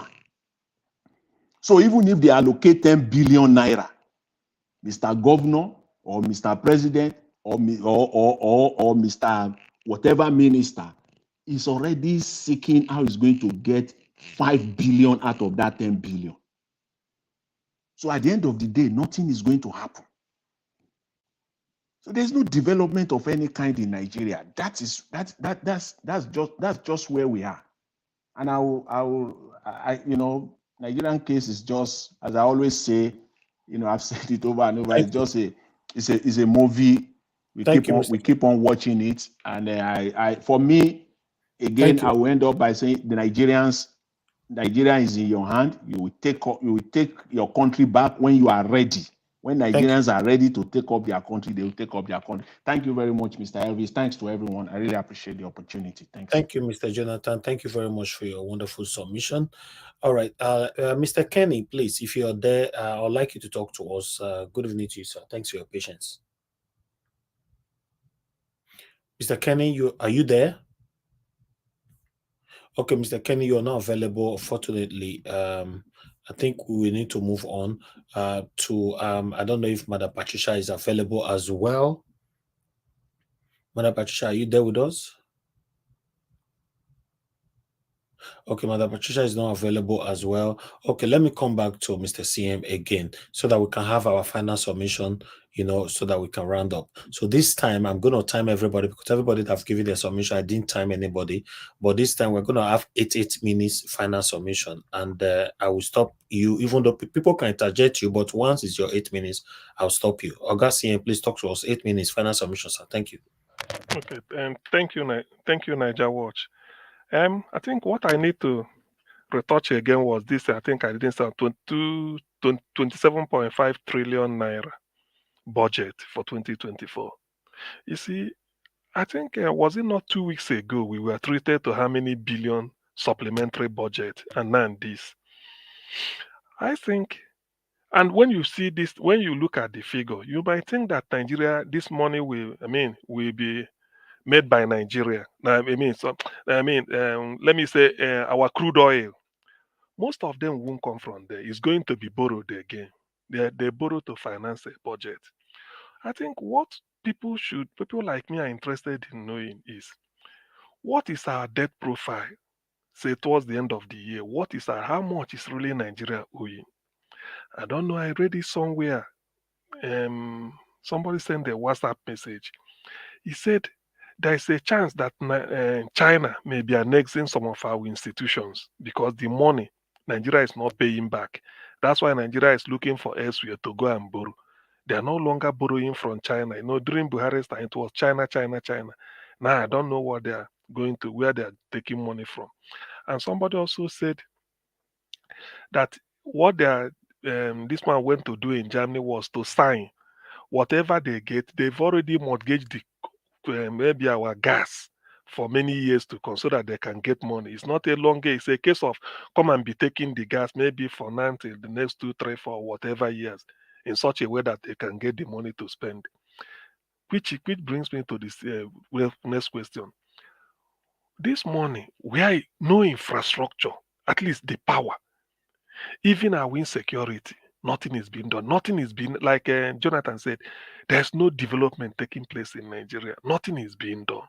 All you hear is money, money, money, money. Where are these people going to spend this money from? Where? On what items? Nigerians don't know, and they are not asking. Nothing is improving. Somebody who came into government, whether rigged in or not rigged or rigged out, you haven't got a plan. There is no plan at all. All they wanted was just to get into government. You can see there's no plan.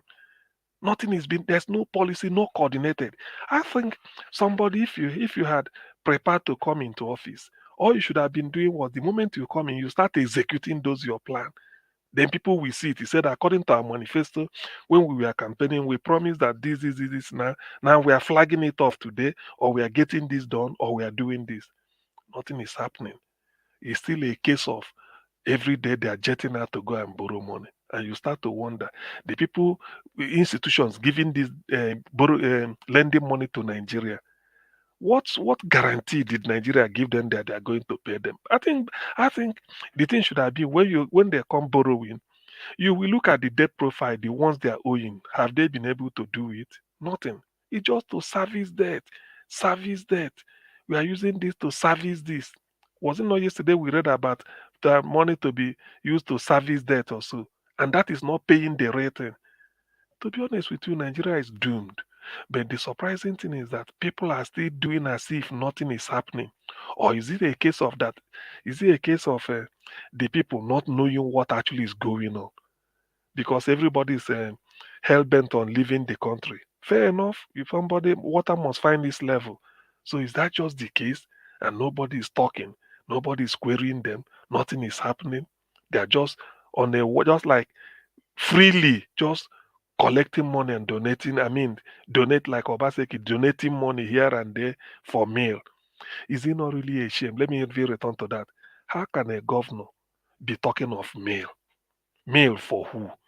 Is it meal that you eat? Can't you use your money to entertain the people that come to government house?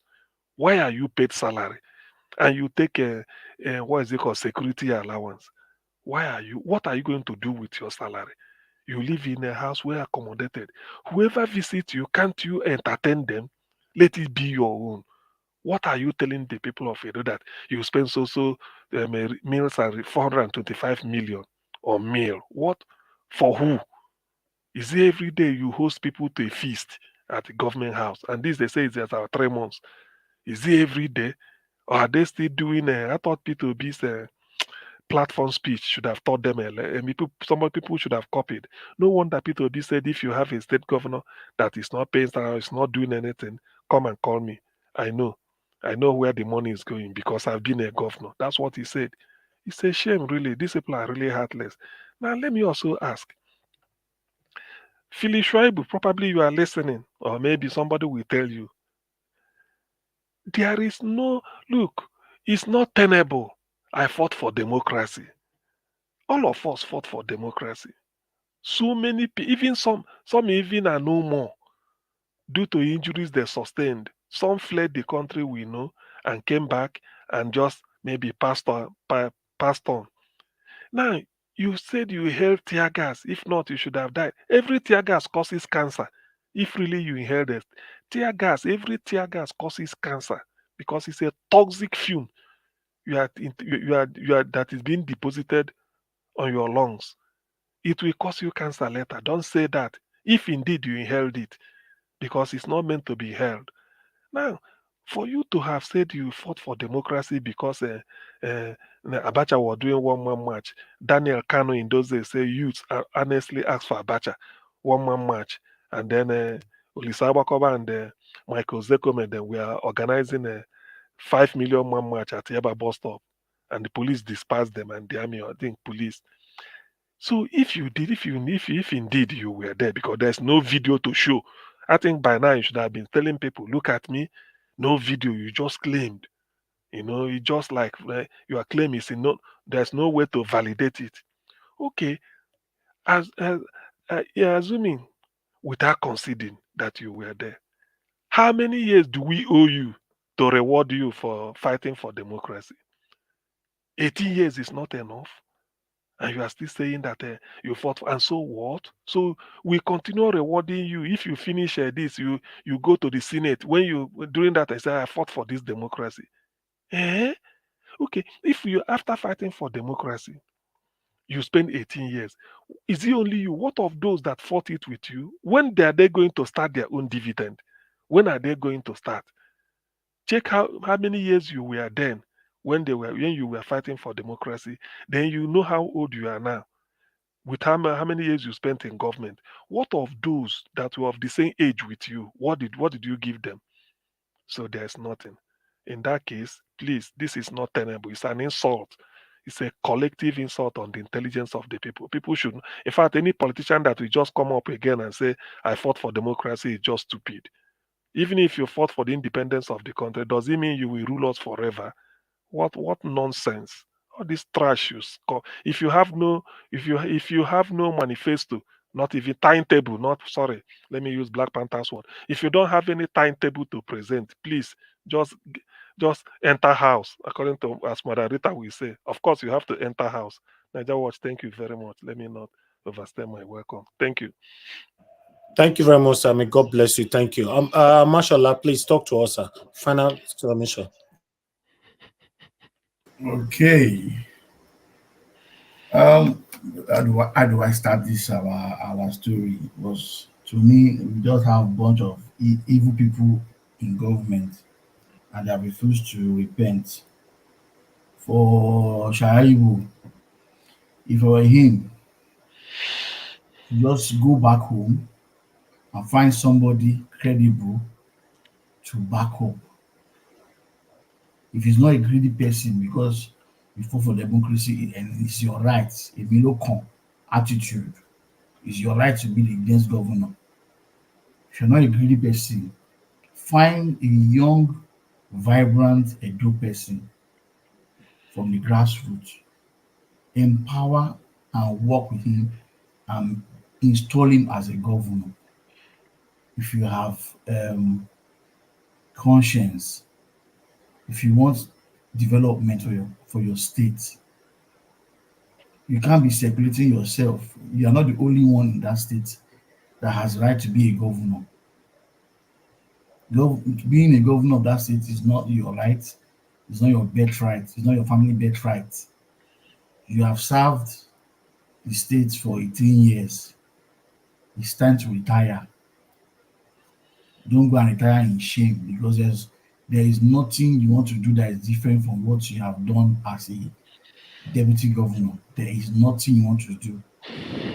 As a deputy governor, if you're that good, it will show through your governor.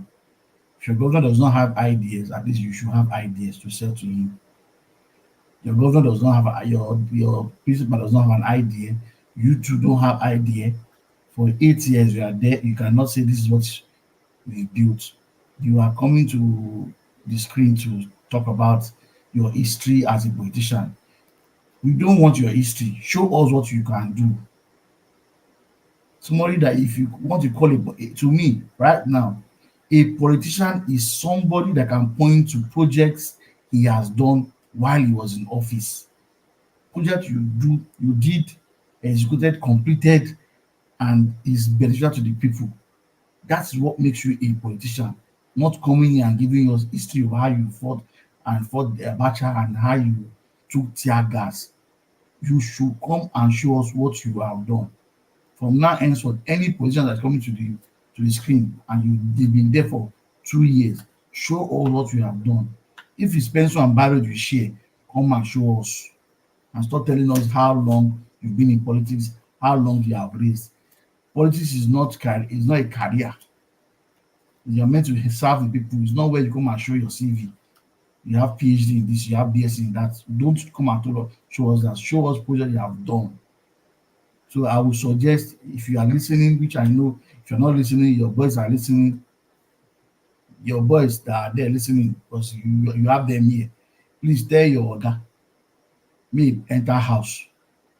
If now you send this message, tell us me push you go front, me be governor. If you are 30 years old, it's not a crime to be a governor. If you are 25 years old, it's not a crime to be a governor. Break the record. Shaibu, just break the record and bring somebody very young that you support, that yes, for the first time, a boy 25 years old is a governor of the Edo State. Bring that person out and stop fooling yourself. For the government, our government in power, we can now see that you are not tired of looting. Since you came in, it is always borrowed money and budget. You want to borrow, you want to budget, you want to borrow this. See your budget, 27.5 trillion naira. Only God knows what you want to do with the money. And I know your Yoruba Stamp Senate will approve it for you. Their money is inside this budget. Half of this money is into your pocket, we know. Half of this money is into your pocket. Your salaries are inside. Senator salary is inside. All the things you want to buy, all the innovation you want to thief, is inside this budget.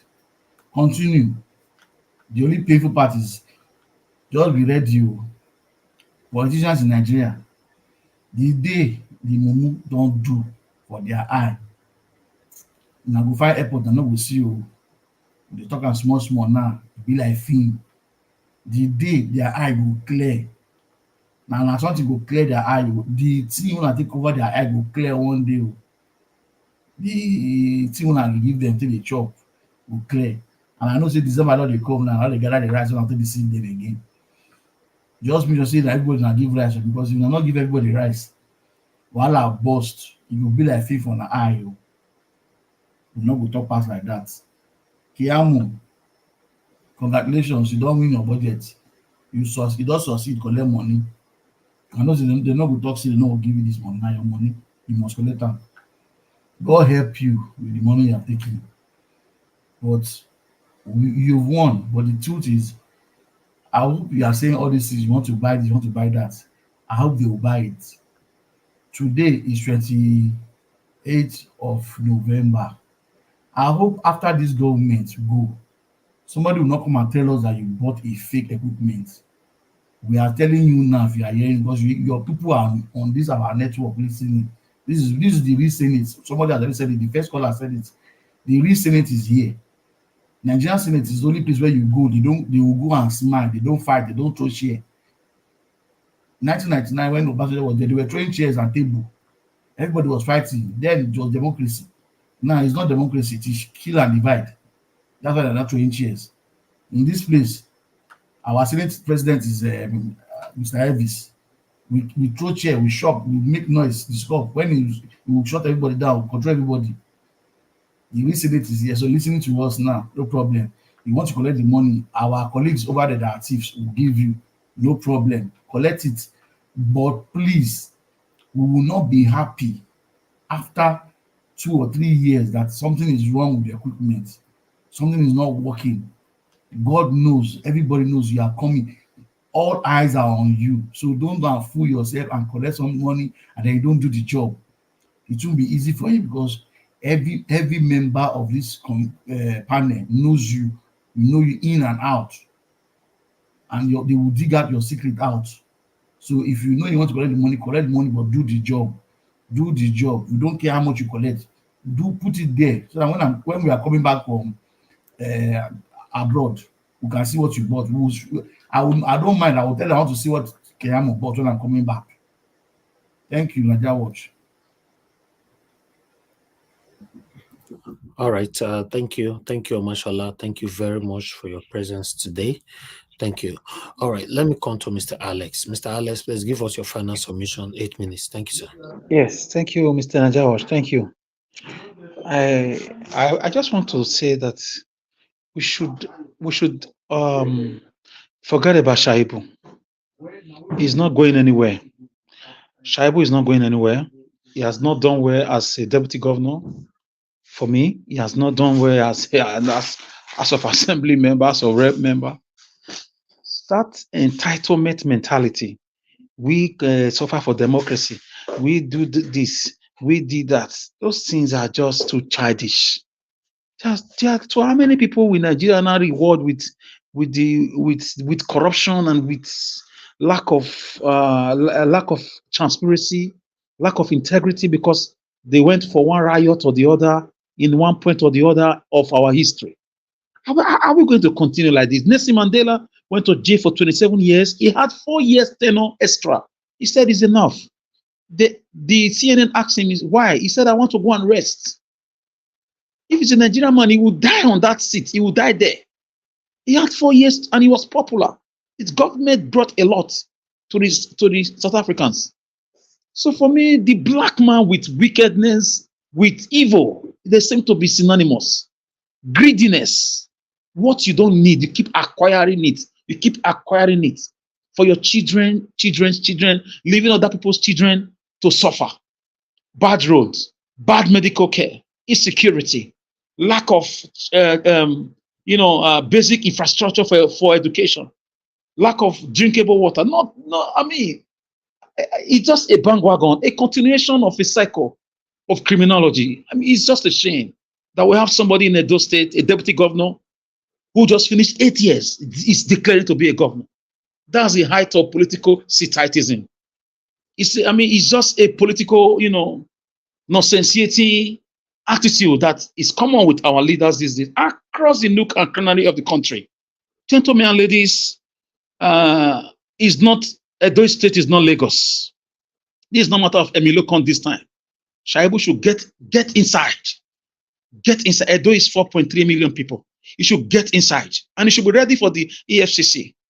Because these guys, they've turned Edo State to a criminal gang, allegedly, for the past 7 years. They borrowed money without even telling the public. They shut their offices against the public. They ran the state with 9 hours of assembly instead of 24. Go and fact check me. They shut down the local government for nearly 4 years. Come on, what else do you want to tell me? They didn't appoint commissioners until like 3 years later. Where are the monies accruing to these places? It was stolen. They're always jumping from one private jet to the other to go to America, of course, to go and bank stolen money. So for me, I just feel it's such a shame that Edo State that produced Anthony Enaore, a man that moved the motion for Nigeria independence, keep producing criminals as governors.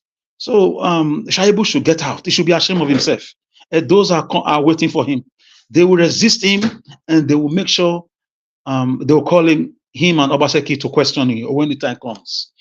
As we said before, Keyamu is reaping the fruit of corruption, the fruit of violence, the fruit of character assassination on Peter Obi, the fruit of turning black into white, telling us Tinubu did not go to primary school because he was a genius. He went to school from home, telling us we should go to court. He was the first to use that word when Mahmoud, the criminal Professor Mahmoud, who declared in the middle of the night, he declared a man who didn't win elections after Beavers was switched off, after they lost nearly every part of the country. Even Tinubu himself said it, that he knows that people did not vote for him. So the same Keyamu right now is trying to put screening gadget for 3-point-something billion. Is it not the same thing Fani Kayode did? He was giving money to also renovate a particular airport. I don't know. He also stole the money, about 2 billion. So if you check, it's just a continuation. Very soon, maybe in a few months' time, you hear they are doing, maybe next year or next 2 years, they are doing reshuffling. They'll bring in that guy into one place or the other. So I just think Nigeria should know that these are set of criminals, set of thieves who do not really care for the people. We don't have democracy. What we have is cabanocracy, a government of the cabal, for the cabal, and by the cabal. So it's for them. I don't know when we're going to rise. We need to rise and take over and take our lands back. Because right now, people are not living in Nigeria. They are just existing. People are not living. People are just existing. They are just surviving. They are struggling with everything. The majority of the populace are struggling. But what I cannot really explain is why we are all quiet. Like my dear brother would say, Mr. Evis, why we are so quiet? Why is there no riots? I mean, protests, peaceful protests rather. Why are we not resisting these people peacefully? Why? Unlike those days, what has changed? So I will just put it to the political diabolism going on.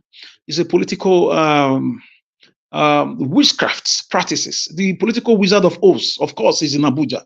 So they are playing, they are conjuring, they are manipulations. Fela said it. They are conjuring. They are doing all they can do to silence the Nigerian people. Of course, they instilled fear in people during the NSAS protests, and the Nigerian young people have not fully recovered from that. But I know at some point in time in history, pretty soon, history will repeat itself again. Because we can't continue like this. We can't. The dollar to a naira is still going up. They bring it down sometimes by words of mouth. You cannot use words of mouth to bring down your currency to be equal to dollar. You open your refineries. You open your seaports. You encourage production. You carry out free and fair elections. You don't steal ballot boxes. You don't what's it called? You don't huff beavers and tell us it was glitches. So these are no ways to tackle currency dropping.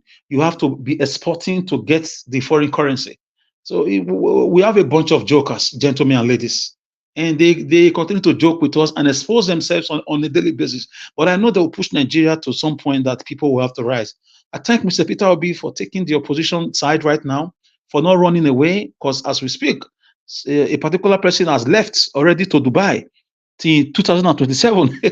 I saw a caption that the PDP presidential candidate has gone to Dubai. Nigeria is just a comedy. Is a comedy zone. Oh God, it's a comedy that somebody has left has jetted out of the country. See you in 2027. But Obi is still standing. Obi is still saying yes. We'll continue to speak. We believe that in a new Nigeria, a Nigeria that works is possible. So I thank Mr. Peter Obi and the Labour Party hierarchy for taking that stance. Finally, I want to call on the House of Rep and Senate from the Labour Party, people who were elected by the people, they have to be accountable. Thank you, Najawash. Thank you very much, Mr. Alex. God bless you. No, sir. If you do, no, you said what? The person has abandoned. Whoever has traveled has abandoned. We suffer later. Thank you. Thank you very much, my people. I appreciate you all. Can I interject, Alex? No, you cannot, sir. I'm sorry. We're working with time now. I'm so sorry about that. Thank you very much, everybody. I would like to quickly add to what you said, Mr. Alex. You know, Atiku doesn't live in Nigeria before. He lives in Dubai. That's where he lives. So even though he was a president or he won all this while, he would have been ruling Nigeria from Dubai. That's it. Just like Obaseki ruling Edo State from Lagos. So that's how it works. So you guys should know. They were talking about another governor the other day that I've never been to the state and is a governor of the state. I forgot. If somebody can correct me, one of the states in Nigeria. You know? Ondo State. Exactly. So, you know, these guys are always doing this. That's what we call see finish. They don't have regards for the people. They only have regard within themselves. They pledge their loyalty within themselves. Not us. They don't know if we exist. The only time we exist in their eyes is when there's election. You know, that's all. And if you decided to have strong head not to vote for them, they will do it the other way around to still win the election. So we're in big trouble in Nigeria. Okay, look at all the complaints right now, the plight and all that. Nobody's listening to us. Everybody, they are listening to us, but nobody's doing anything about it. It's a sad part of it. It's just like Mr. Alex, your previous submission, you say, oh, in Edo State, it will never happen, it will never happen. It will happen for your eye, nothing will happen. This is how we find ourselves in Nigeria. It will not happen. Shaibu will not become governor. Obaseki cannot bring anybody. This one will not happen. This one, not. Yes, now so we're talking for Peter Obi own. They slap all of us, boza, boza, boza. Look where we are today. This is Nigeria, my people. You need to continue. It's better we start to face the realism. A lot of people are not interested. You know, we cannot say it will not happen tonight. It will happen. We'll move on to the next phase. It will not happen. That one will still happen. Okay, well, let's move on to the next phase. How long are we going to continue like this? Sickening, man. Let me call on the next person. Thank you very much, my people. For those of you that are just coming in now, you are going to get for 5 minutes. It's the rules of the platform that I will stick with henceforth. For 5 minutes when it gets to your turn, because we are rounding up right now. But meanwhile, let me come to Mr. Jonathan. Mr. Jonathan, please talk to us. Good evening to you. That rules are object to. No. Now I go to give bros. I don't tell you. You know, I don't object. I have the right to object. Ask for link from the beginning of the you cannot take my right from my hand. I have a right to object. If you take my right from me, then I will sue you to court. Overruled. Let's move on.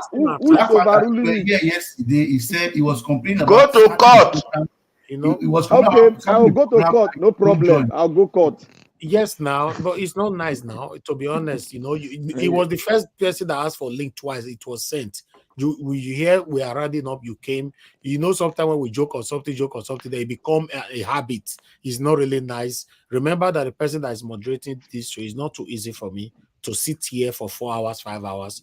You know, it's not easy. Like I said before, you know. So meanwhile, Mr. Jonathan, talk to us. You have 8 minutes. Thank you. Thank you very much, Mr. Elvis. I will. Thanks for the opportunity. Thanks to everyone. I would like to start, you know, where Mr. Alex, you know, ended, you know, with respect to the Labour Party House Rep members, with a question.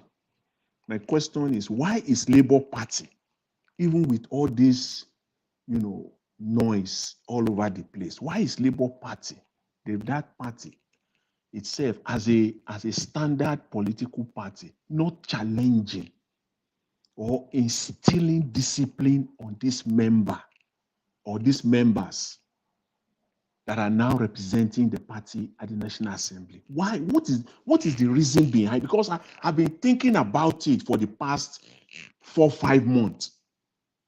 I'm trying to come up, and we talked about it, you know, here, you know, now and then, yeah, and people have analyzed it.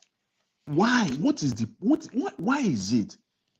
And I'm now kind of leaning to a logical sense, a logical conclusion, that Labour Party is not instilling discipline And I'm saying it out, unless they will come out and prove it.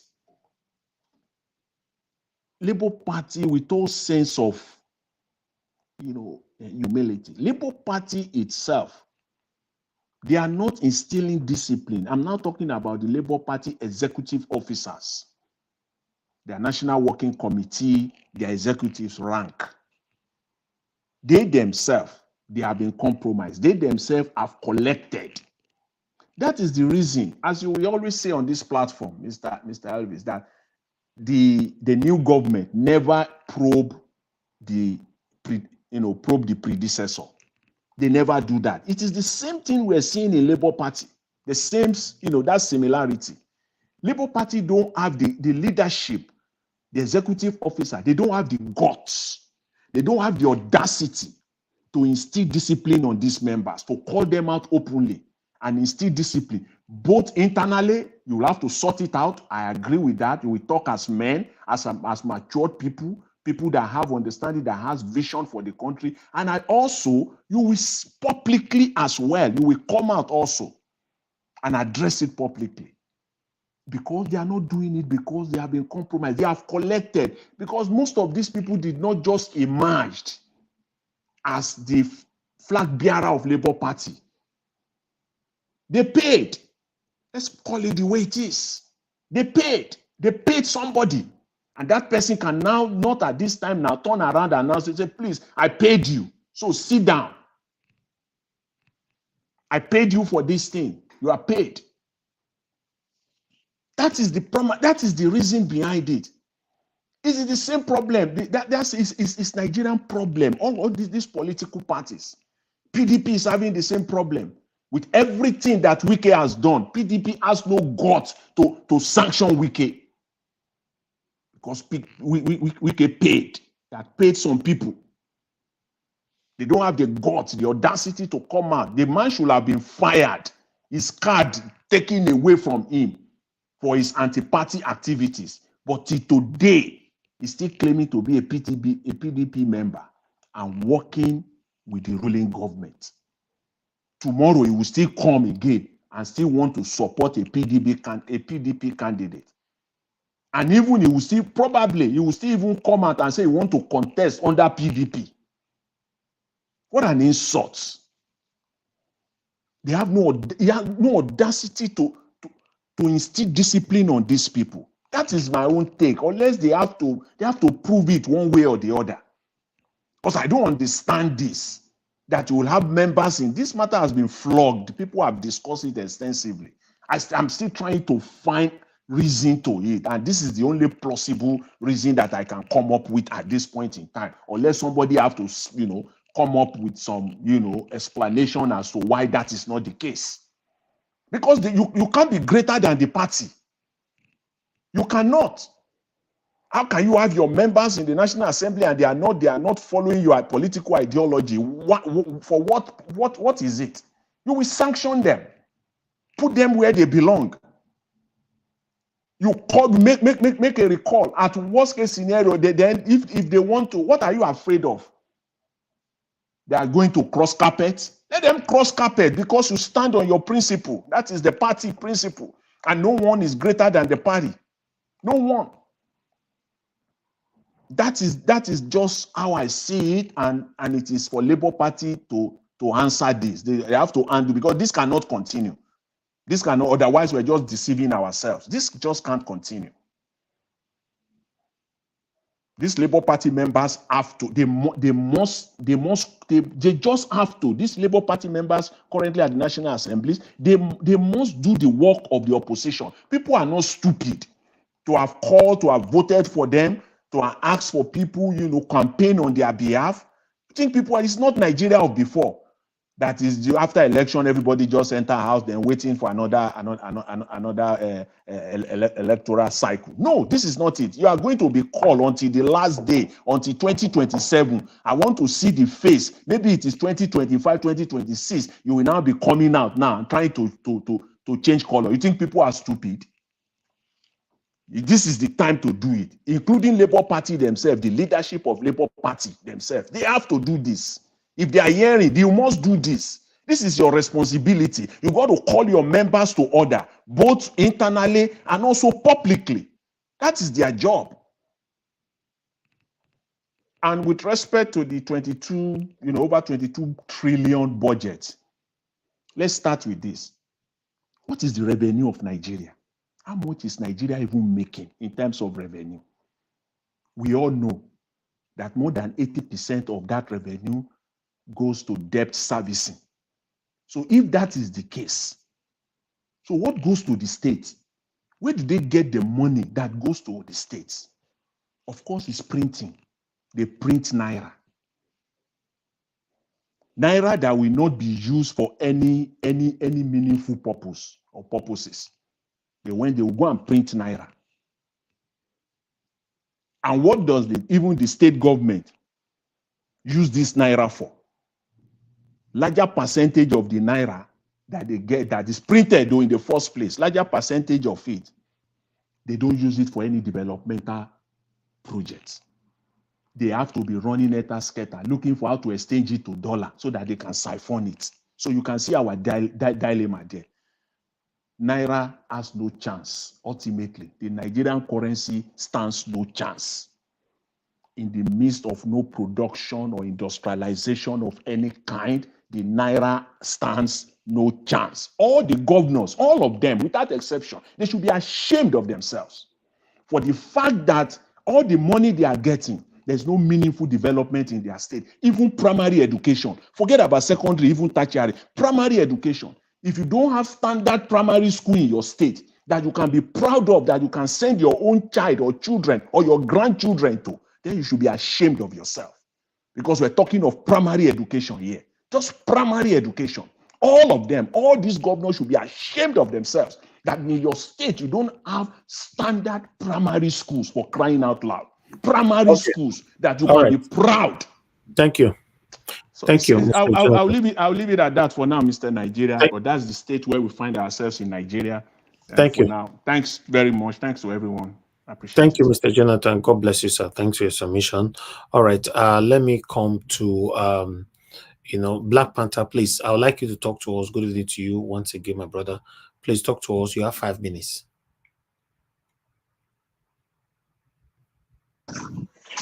Hello, can you hear me? Yeah, we can hear you. I think you giving me how many minutes? 5 minutes. 5 minutes you get, Oga.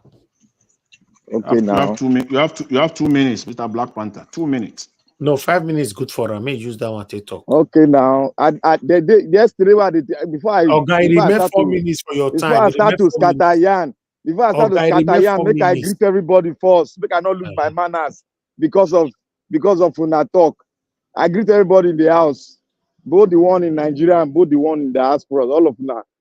I greet everybody. May God bless every one of us.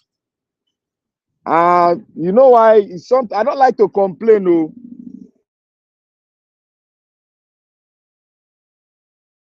Yeah, I know I be complain, no, because I've learned it. It's part and parcel of me. But when I give Nigeria watch hint yesterday, say you got to change this your time. Who will they suffer and well. But you know one listing where we no get right now. You say we no go court. It remains 2 minutes for your time. Okay, now 5 minutes you give me. My 5 minutes start from now. Aha. I want to say something here, categorically clear to Alex. Alex, don't say the Edo people are ready. Say you are ready. You know why I'm saying it? See, there is a plan ahead of us. And I've stated this fact very clear in here. But you people believe that, you think that this thing cannot be done and it's not going to be done. This thing is planned between this governor and this deputy. Did you listen to his statement when he's speaking? He said, I will go for PDP primaries and I will come out because I have the records. They asked him, are you taking your apology back? He said, no. He differentiates between personal and political. You see, we should learn this. Nigerian politicians, they never change and they will never change. they will play the same book again and again. Look, Shaibu, is now a Mandela of Nigeria. He's the only one that fights, and he's the only one. The next one, I'm gonna carry us. I'm gonna carry us, sell us to Europe because we're gonna fight for democracy. All of us will be spectators. Now only they fight for democracy. The fight where we fight for democracy will they fight for? No, we they fight for biscuit and chocolate. You see this Shaibu boy they on at the see so when at the see so. Let me like Naja Auto say Shaibu na say the synthetic face. Now true talk, I laugh over that and nearly fall from where they chop my lunch. These people are really synthetic face. See, let me say this categorically clear, and I'm bound to be corrected. I stand upon any authority. Shaibu, as you see him, he graduated from Jos. He was a low player in Jos. There was a problem in Nantes. Shaibu, I said here today, was a child of circumstances. It was the only option we got because we had to do the rotation because Nantes was balkanized when we came into power and they divided us, and we had the president from the south, and we had to do what? We had to produce from the north, and Jos was given to the north. So we have to look for somebody who is clear-headed, and we brought Shaibu. We went to south, east, and we came round and we look. As I talk, so Calabar, you go remember what I talk, Calabar boy. You go remember if you hear this thing, you go remember Calabar boy. Now we carry, come pick you from Unijos. You know, vibe for any presidency. Now we carry and give you from Port Harcourt. Now we carry and Poto. Now we carry and give you. You know, fight. You know, now because you hear that regalia of Nas, now they carry you, they arrest people for that place. Not be true. If you were honoring Shaibu fighting for Unijos, will they touch you? They will never touch you because they know if they hold the pinnacle of Nance, they've already captured the rest officials. The rest officials will collect money and speak jargons. So what is telling you people that, oh, I serve in Nance, this. He never played the politics of Nance. He was just sitting there. We gave him because we needed somebody from the north, and we need somebody from Edo State, from the north, that knows them very well to go in there. And we took him down to Maiduguri where we won. He did not go. We took him. We took all the things they throw come. We took him in the night to Maiduguri. That is where he was crowned. We left before they crowned. We left because he has already gotten the power. We left. That is it. Calabar boy and Roro, he know what they talk. If they hear, he know what they talk. Shaibu not come meet you for Edo State. You know what they talk. So make we just forget them. But one thing I want to say to you all, see, he has spoken it. They are playing game. And the game they are going to play, I still stand my ground. They will still play a game of trying to win the sympathy vote of the Edolite. If they cannot win 70%, they are surely going to win 50% of the Edolite. That one is for sure. You can't hold it because we have a lot of blockheads everywhere. That is what you see there. For the other man that the Minister of Aviation, look, I want if any of us go and do research very well. Nigeria has bought anti-bomb system in the airport during Obasanjo time. Again, Jonathan refurbished it. Nigeria has bought scanning that will scan into the drug where you pay for anywhere for your body. Nigeria have it. So all the 3 billion is just for his pockets. They are not going to buy any jacker. We have it right there. And once again, all the international airports, Mr. CM, all the international airports, when Nigeria was hosting the World Cup, Junior World Cup under 20, all the international airports, I think about 6 of them, had all the standard aviation system, which was certified for the World Cup to come to Nigeria before they will give us. They came to inspect the entire airport that we have for the tournament, and Nigeria was certified, and those things were on ground. They have it. It's on ground. They might have, maybe they are toying with Nigerian brain that don't have it. Me, I have it on record. Obasanjo bought every equipment for the 6 international airport we have. It is up to standard, international standard, and it can take all the airport can take the biggest airline in the world. So they have everything. They are just trying to, because we have this, Nigerians have this dull brain that they forget easily. That is why they go around the scope, go around. You see, he won't buy. Okay, is it buying that will improve the aviation system? What of the manpower that have been taken off in corruption? How are you going to set it where you have all uniform men at the departure hall? How are you going to take that off? You don't have a good setting. All you know is they just come inside. Oh, go buy equipment. Go buy this. That is how they steal money. That is how Fanika or they stole money. I want to buy equipment to do the runway. I want to put light on the runway. If you cut, look, this thing that they go buy for Amazon. I can buy it. I can do it. I go buy an anana. Anywhere they want to go buy an anana for them. All these things they want to steal money. These are SPVs.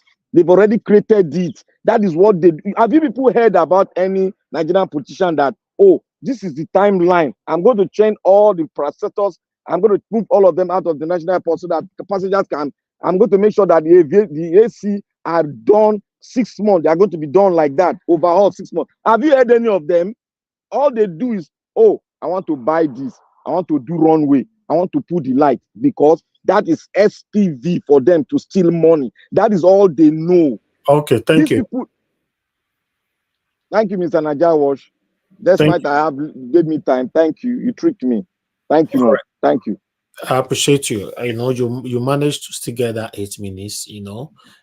Thank you so much. Please try to always come on time, because just imagine the submission of Oga CM today now. You know, we got a lot of time to really educated everybody here. But if, for example, he came like 5 minutes to finish and I gave him 5 minutes, how is he going to pass all those messages? Don't forget that a lot of people are listening to you. It's not just us on the panel that is listening to you. So people do normally come here. They want to learn from you. And also remember that every panelist on this platform have their own fans. You know, they have people who come here because of you, because of the other person. It's like that. You know, so the Najawash platform is just an umbrella that accommodates all of us, but you have your fan. But if your fan not get to understand that you come in a last minute and all you get is 5 minutes to talk, they might start giving up on you and switch to another person they want to start following. Yes, you know, as you know, on this platform, we are not biased. We try all our best to make sure that we give everybody enough minutes to express themselves. Even myself, I'm learning from everybody. You can see what happened yesterday. You know, a lot of argument and all that because of the statement from my king. You know, yes, I understand, and I expected everybody to talk like that, you know, because of the situation in the country. I personally, I will reiterate again that, you know, whatever my king said yesterday, you know, is his opinion. But for me, I did not support it. I can never support it, and I will never support it, that Tinubu was undead by God. You know, so this is what we're trying to talk about yesterday. It's a platform where everybody express themselves. You know, yes, talk, and this satanic set of people are listening to us. You know, that's not a problem. They're listening to us. But the fortunate part of it is that they're not taking our plight into account. That's where the pains comes in. Mr. Oduwa, it's good to have you on the platform, sir. Please, I would like you to talk to us. I'll make it fair because Oga Black Panther talk for 8 minutes. I'll also allow you to talk for 8 minutes so that we can round up. Thank you, sir. Talk to us. Thank you, Mr. Najawash. Good evening, all the panelists. Thank you. God bless everyone, both the listeners, commenters, and viewers. Well, for our king words that everybody talk about, I would like to emphasize something on it. we the Edo said, Itanfinedu idigwe agbemewa man. I understand the purpose of him saying that. That is what I will make clear. The purpose of him saying that is God ordained Tinubu to be there doesn't really mean that it is God who make Tinubu to enter the positions. What he were explaining, because it's a parable, that if God wants him to be removed, he will have been removed. Since they go with all this evidence and all that people did not even vote for him, in the evidence that court still turn those evidence against the people that court supposed to work for. That means God just permit him to be there because he did not take his life.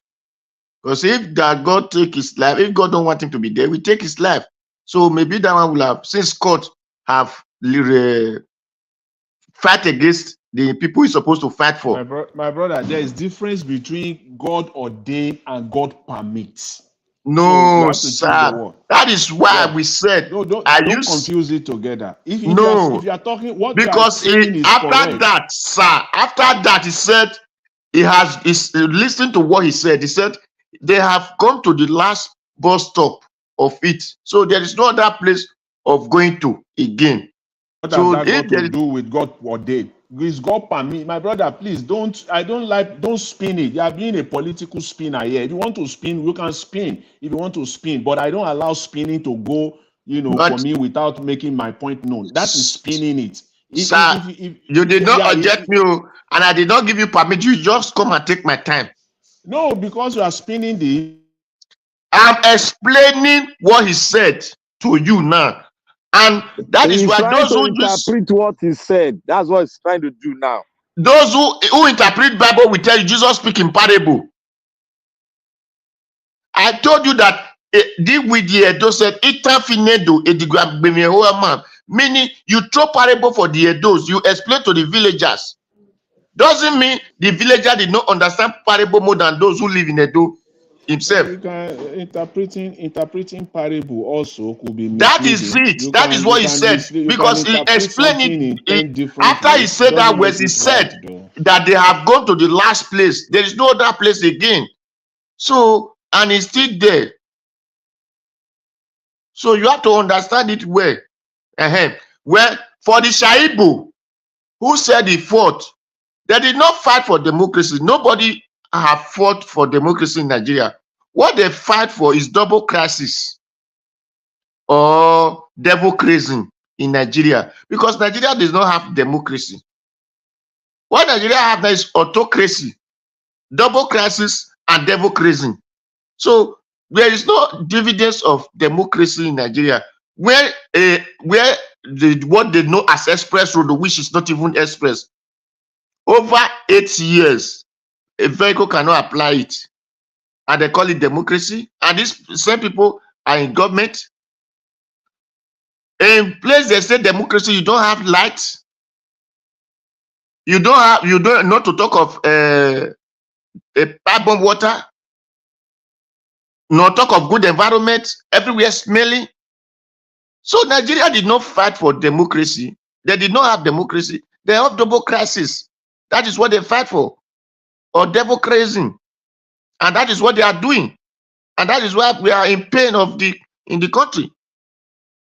So let nobody begin to say we have democracy in Nigeria. No, there's nothing single sign of democracy in Nigeria, and that is where a president, they cannot bring hospital, but they will be flying to other countries to go to the hospitals, and those people cannot come to your country to treat themselves. So please, let us not be deceiving that we have democracy. Yeah, there is nothing like democracy in Nigeria. That is for that. Shaibu said he want to contest. The other day I said, let him contest. Everyone that have money, let them spend. But all we the Edo know, and the person, we're thinking of Edo State, not only Edo person. We're thinking of Edo State person. Whether you are Edo, you are Esan, you are Onwa, you are whatever. As far as you are thinking well, you know that the next person to be in that position is a son. So it is a son turn. Whether PDP, whether APC or Labour Party, ASU, whatever party you want to bring person, you must go to ASAN and bring person. Any other person coming out, come and waste your money. It is not today people start wasting money in whatever of their this thing, greediness. So that is what that. If he said is the youngest, well, it is not by age or by old age. They used to have sense. The government that is serving on, how many times have they come out and tell us what they use their money for, and tell us how much they used to do it? So if they say, if he said the fight for democracy, he knows that democracy is accountable to the people. You have to tell them, if you buy something of £1, you have to show them the receipt. So the budget and budget of the money, billions you have, tell us what you have done with it and how much you do want, so that you can tell us, go and verify. That is democracy. Democracy will tell you, go and verify. So we are not verifying anything after you do. He said the street have said it the other day, and so the street will vote for him. They will maybe if it is Bava Street, Upper Street, or Onwa Street, we don't know the street. So that is for that. Or Siloko Road. Siloko, so we don't know. So maybe that street will vote for him. But what we the Edo will vote for is a some person. Then for the Festus Keyamo, who they call aviation minister, anyway, you know, people can speak another language and write another language. They will give him one paper and said it's a graduate, it's a Sam. They will start calling it different name. It's a Sam, it's a this, it's advocate, it's a Festus Keyamo. Has he not go to that airport and see that that airport is smelly and there's no even light? Is there is full of darkness? He is the AC that is there is even hot more than the heater we own in Italy. So he did not see all those one to say they want to put money. It is now the machine that want to detect bomb. They didn't do something that is afraid that they will come and bomb him. So when they were bombing, they did not buy machine for them to detect. It is now when we have not been hearing of bomb, they want to buy machine to detect bomb. So anyway, the people that are supposed to be in prison are the one living outside. Why the people that are supposed to be outside are living in prison? Festus Keyamo, for this was is supposed to be in prison. Thank you. Thank you, Mr. Odowa. God bless you, sir. Thank you very much. I would like to appreciate everybody. I can see that everybody on the panel have given their submission. Fortunately, Mr. Ibakabe, Mr. Paul, you couldn't talk to us, but I want to appreciate you for the super chat. May God bless you, sir.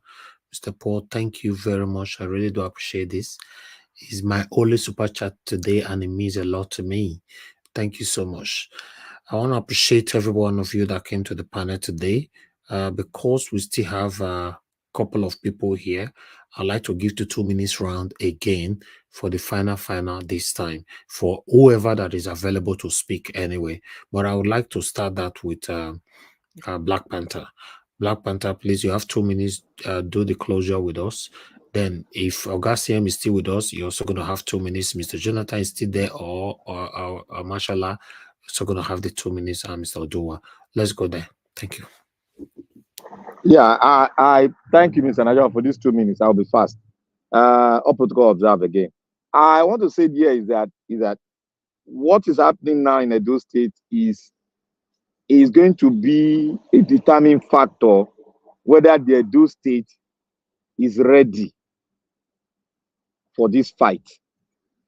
Because to me, from all thinking and reasoning, critically analyzing everything, I have run it. I know that I am sure they are running a written script.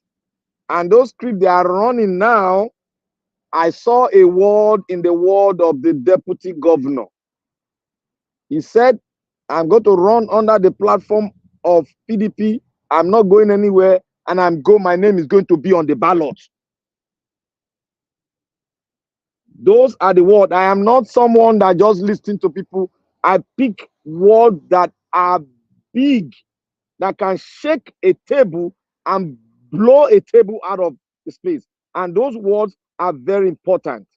That is why when Mr. Najawa made one statement that they can do and undo, this man will enter there. That will confirm those words that I heard from his mouth. That is why we should be very careful. We cannot depend on any voters in Nigeria because they are already being captured by impoverishing them, and corruption is a way of payback time. Corruption, they use corruption to pay, and it's the cheapest way to get money to feed their family. That is why they are all submerged into corruption. So I want to say, the Edo people should be ready. They should throw aside all money and let them go out there, fight for their life, with their life, and take back the state so that the state can be an example to other states. Edo no be Lagos. Thank you, Mr. Naija. I really do hope that that slogan or that word that do not be Lagos will work this time. You know, to be honest, you guys, Edo people, make we buckle up. If not, we're just gonna continue to swim in this, man. Let me pick this call. Mr. Olumide, thanks for calling in. Good evening to you, sir. Please talk to us. Yes, good evening. Thank you for giving me an opportunity to talk on your platform again. Thank you, sir. I want to react to a couple of issues. First, I want to react to Mr. Oraka's. I know you usually play in making some statements before you really start the program and speaking on certain issues, but I do not entirely agree with some of the issues he raised, particularly with that of the Igbo people, Indigbo people, that all they do is complain about marginalization, that God has blessed them, and that and it's not the only one. Quite a few people kind of complain and say that they complain too much, they do certain things too much, and they complain of being marginalized too much. People where they destroy their house every day, they're not gonna complain before. So in that light, I disagree with Mr. Oraka, and also with people who have those views, you know, because why is it so?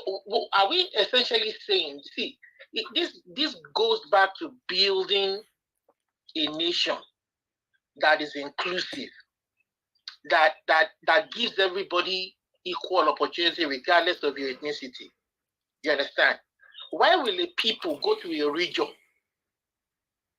and you destroy their source of livelihood? I'm talking about people who trade in alcohol. There are Igbos who trade in alcohol in northern parts of the country. You destroy their source of livelihood based on a law that is I would say it is unconstitutional, or a law that does not reflect in our constitution. And a certain part of the country uses a law from their own cultural aspect and force it on a particular set of people, destroy their source of life, and we tell them not to complain. An election is held in Lagos State, and some people are disenfranchised because of their ethnicity, and then you tell them not to complain. We were supposed to have a free and fair election, and it was clearly seen. We all saw that there were some machinations that happened up until to the Supreme Court, and you are telling them not to complain. And some people are saying, go back. If it's not good enough for you, go back to your ancestral land. Go back to Southeast. So is that how to build an inclusive society? Is that the kind of society we want for ourselves? Never. So say the reason why some of us, somebody like me, will ask for our own sovereign state is because not because we hate any particular ethnic group, but because we have set a higher standard for ourselves. The Yorubas have set a higher standard. The true Yoruba patriots have set a higher standard. Okay, round up, sir. And we believe that we believe it is possible to achieve this, particularly because when the Yoruba son had that opportunity during the regional system, we saw what he did. Up until today, that legacy still pervades the society. Thank you. So 4 minutes is enough, sir. Standard. Thank you. It is because of just one more sentence and I round up. It is because of this high standard that we are asking for our own sovereign state. That Nigeria is too complex a country, and that if Nigeria will not give us that opportunity to aspire, maybe perhaps it is time to go on our own. It is not because we hate any ethnic group, but because we want to aspire. The Yorubas want to aspire, and we want to be like every other country, civilized country in the world. But Nigeria has not offered us that benefit. Thank you so much, sir. Thank you. I think the Ebos deserve if you're not going to force the people together, even though every ethnic group is suffering in that country, but you can't force the people to be together. If we can't come together on the table of brotherhood, on equal terms, on the table of equality, equity and justice for everybody, regardless of your ethnic group. Thank you, sir. Thank you, Mr. Olumide. God bless you. Thank you. Thank you, Ebos. I will add to what Mr. Olumide. In fact, I will come in a different angle. Please, guys, in case you are listening to me, or for those of you playing back this video later on, I'm not saying Mr. Olumide is better than anybody on this platform. The same way, nobody is better than him. But I want some of you to learn from his submission today. You see, he started by saying, I want to disagree with Oraka. And he mentioned again everything Oraka talked about, and he now repeated himself by saying, I disagree. You see, because I don't want to use some kind of word here so that it shouldn't look like I'm belittling some people on this platform. From beginning to the end of his submission, he did not insult Oraka. He did not insult nobody. Mr. CM yesterday gave his submission on this platform concerning the statement of our Oba. He disagreed in a polite manner. Many others also gave their submission. I want to please beg some of you on this platform, please. Not be by say body they hot, body they hot, body they hot. Body they hot, do one for your living room, not be here. If now some people give this opportunity in a way call right now, the kind insult the way go insult Oraka from morning till night before you go give his submission. In a 5 minutes, you give her in 5 minutes, go you're finished for that insult. Then if you stop them, the next thing you'll be hearing is that Nigeria don't allow people to talk. Like somebody sent me a private message this morning. I saw it on Nigeria Watch WhatsApp. Saying, how come you don't allow people to speak? People speaking their mind. You cannot speak your mind here in the name of, at the same time, insulting people. Let's learn from each other. Respect other people's views, even though you don't like it. That's why you have the right to disagree. Black Panther, they oppose many people for here all the time. You know the insults. The day that he disrespected to Nigeria for a year, I tell him, say, no, it's not nice. You have to oblige.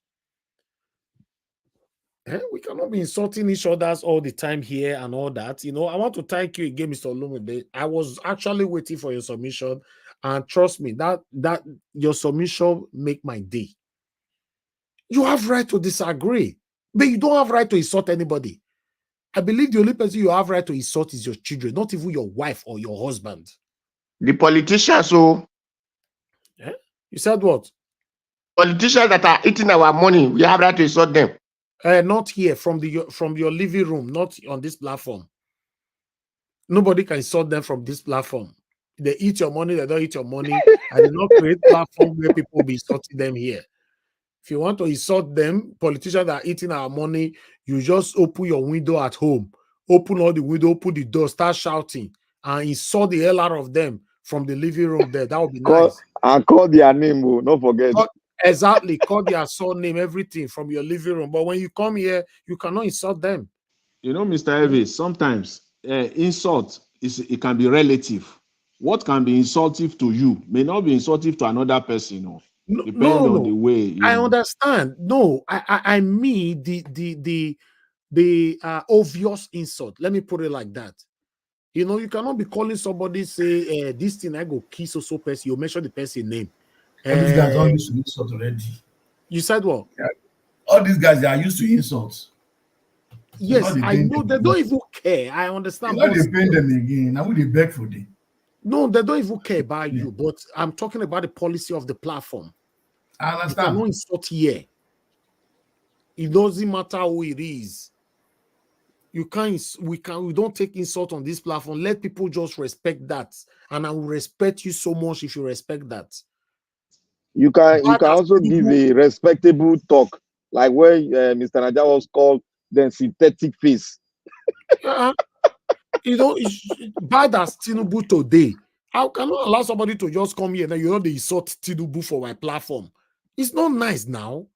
You can disagree with them. You can call them out, call them by, even when Mr. Alex was talking just now, giving some figures. I asked him, allegedly, okay, concerning the deputy governor of Edo State, he have 20-something petrol station and all that. I have to ask him, allegedly.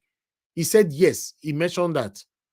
Cannot just because we are angry, just say the deputy governor have 300 hospital or petrol station. Me will say yes, not true. No, you know, remember, say, you know, we understand media because it's our field. Every one of you listening to me right now, everybody have what they studied. So, and you understand it better than me because not be waiting I study. But for me, I study film and media. I understand the ethics that follows media. You cannot just come on air and just insult everybody for everybody will go sleep. It doesn't work like that. Once again, Olumide, thank you very much for that submission. You know, Oraka is always listening to all of you here, you know, so he knows all these things, hearing everybody all the time. You understand? So let's move on to the next person. Mr. Mashallah, please give us your final 2 minutes. My final say here is I only beg Edo lines, shine your eye and vote for the right person. As much as Edo State is in their own problem, I'm from Delta State, and I know that Delta State is even worse than Edo State. But their election is not like that of Edo State. That's one of where it's not everybody. Edo State is a particular kind of election whereby everybody's eyes is on that particular state at that time. And we know that all the governors of the two states have not done well. They have not done well at all with the amount of money those two states have been gotten from the federal government. Edo State and Delta State should be like almost half of Dubai by now. If we have people that have conscience and have vision to take their state to the next level and let every other state watch from there. The only state I can see that has done so well of all these oil revenue states is River State. That's why they have their own problems too. So Edo State, you guys have the opportunity of voting for a human being that looks like, let me say, that can be very close to Peter Obi. If possible, a Peter Obi incarnate that you can have. Search your state and find somebody that is credible, that has conscience, that has your interests. Don't vote for the party. Black Panther has said it here. Of course, it might be a game. They are playing us chess. Look for somebody. You still have time. If it's Labour Party, find somebody credible and put him in for Labour Party and vote Labour Party. And make sure you pursue, tailor the vote to the last letter. If possible, if you can have a winch that can put inside the internet to pursue the team, pursue it and see that you know your vote is counted and not stolen. So my advice for you people is to Thank you. Between now and your election time, find somebody that's credible. Thank you. Thank you very much, sir. May God bless you. Thank you. Okay, Mr. Jonathan, please give us your final. 2 minutes. Okay, Mr. Jonathan, does the... Yeah, hello, I'm here. Okay, yeah, hello, quiet. Mr. Yeah, hello, Mr. Evans. Thanks very much. I'll just end this. Just use this 2 minutes on a lighter note. Probably, it might not be to some people, but I think it's just on a lighter note. When you talk about Nigerian airports, the problem they have there is just the issue of maintenance. No matter how much money. Black Panther talked about that the previous administration, one of the previous administration, actually, budgeted and actually, expanded that money, a very huge amount of money to install this equipment. The problem is maintenance. And guess what? This equipment that they installed maybe a decade ago, maybe 15 years ago, it doesn't matter. Each and every year, they are allocating money for the maintenance of those equipment. That's the problem we have, part of the problem we have in that country. Maintenance is zero. And it says a lot about who they are, the leaders. Come so low, even to the toilet. Because that is how their own houses. If you go to Nigeria, you will see some big men. You will see big houses. Enter inside that house. Go inside their toilet. I mean, your dog here cannot sleep in that. You can't even allow your dog to stay in that toilet. And those are the people that are managing, that are giving the responsibility. So what is airport to them if their own house or their own houses is rubbish? They care less about airport. They care less about maintenance. That's another problem. The maintenance culture is in total design. There's no maintenance culture of any kind at all. So that's where we are in Nigeria. That's where we find ourselves. Regardless the amount of money they spend, they can spend 1 trillion to renovate the airport to do it. In 6 months' time, it will all still be messed up. But that's where we are in Nigeria. That's where we find ourselves with the types of people that are superintending over the economy of the state across all levels. Thank you very much, Mr. Elvis. I appreciate the opportunity. Very much. Thank you. God bless you, sir. Thank you. Good night. Thank you, sir. Mr. Odowa, sir, if you are still there with us, please give us your 2 minutes. Okay, thank you. Because I was talking on the airport before my time was over. So, if the equipment that they want to buy is, I believe, where they work, that is where they eat. That is the reason it's called workshop. But those equipment is not what we need in that airport. Now, what they need is to renovate the airport to standard.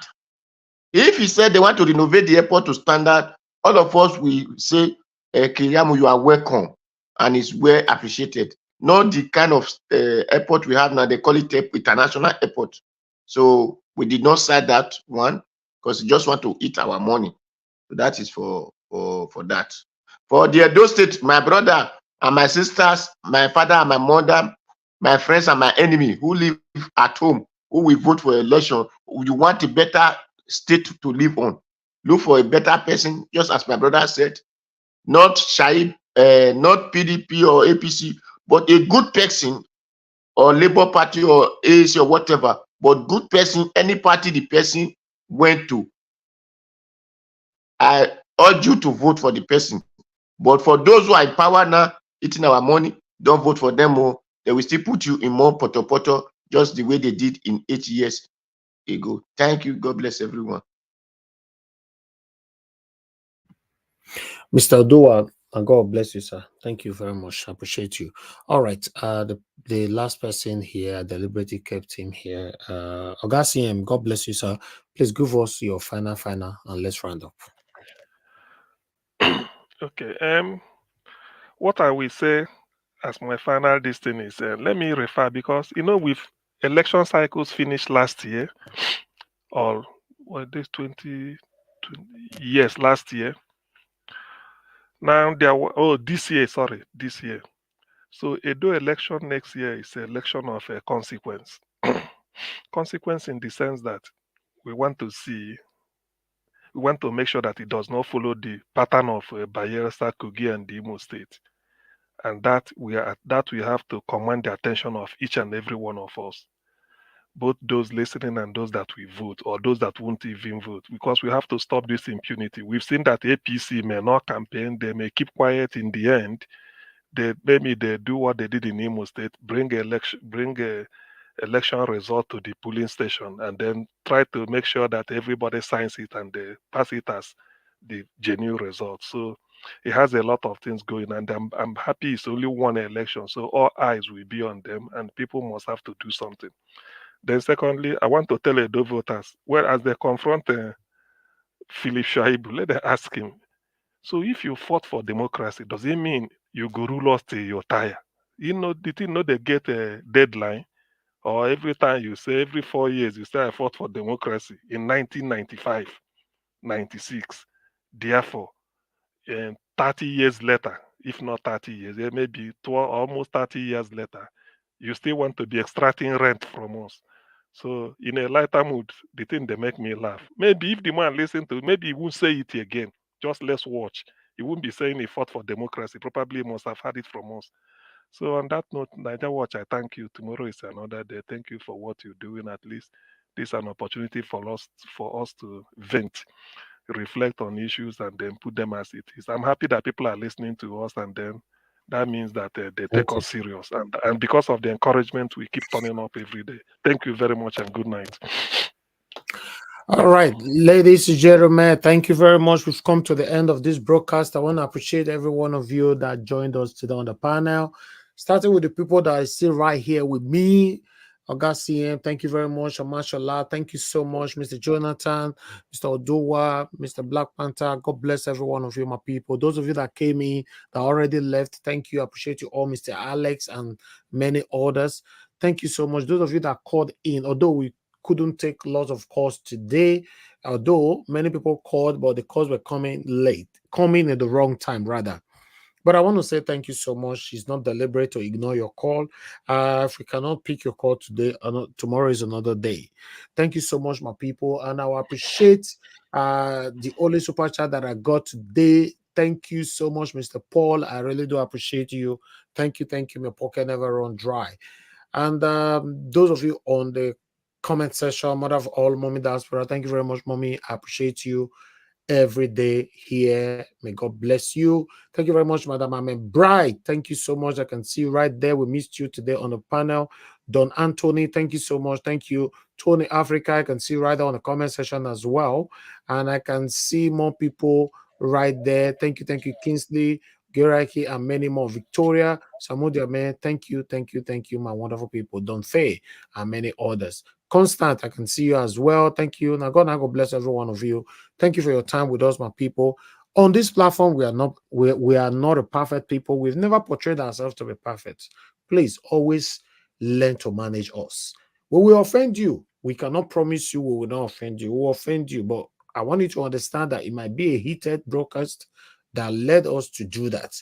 Please always learn to forgive on time, because the life is just too short. You cannot hold people to your heart and then you go to bed with it. I don't know how you sleep or you eat. I don't know how the food digests.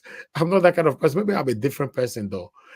So for me, I talk here, I shout here, I do everything. But once I end my broadcast, I don't move on. I don't know what will happen again. Except when you are a threat to me, I run away from you. I stay away from you and I ban you from my platform. That's it. But I will still not have anything against you. I just disassociated myself from you. Please, let's join here together to have a better country, Nigeria, in our time. You know why I always say in our time? We all are getting old. Regardless of the age that you are today, I want you to know that we all are getting old. Everybody getting old every day. Yes, some people normally say it's just 4 years, or just 8 years. Yeah, we are getting old. If you were 50 years today and Tinubu don't enter, so the time when Tinubu don't eat tire for there, it could be 8 years, then you'll be 58. That's how it is. You know, and I'm not sure we have 8 years old or 7 years old watching us here. I believe everyone listening to these broadcasts, they are all adults.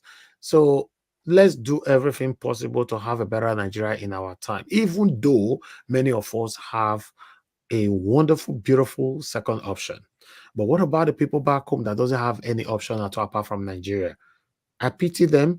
That is why I'm coming out. In fact, me coming out every day is because of them.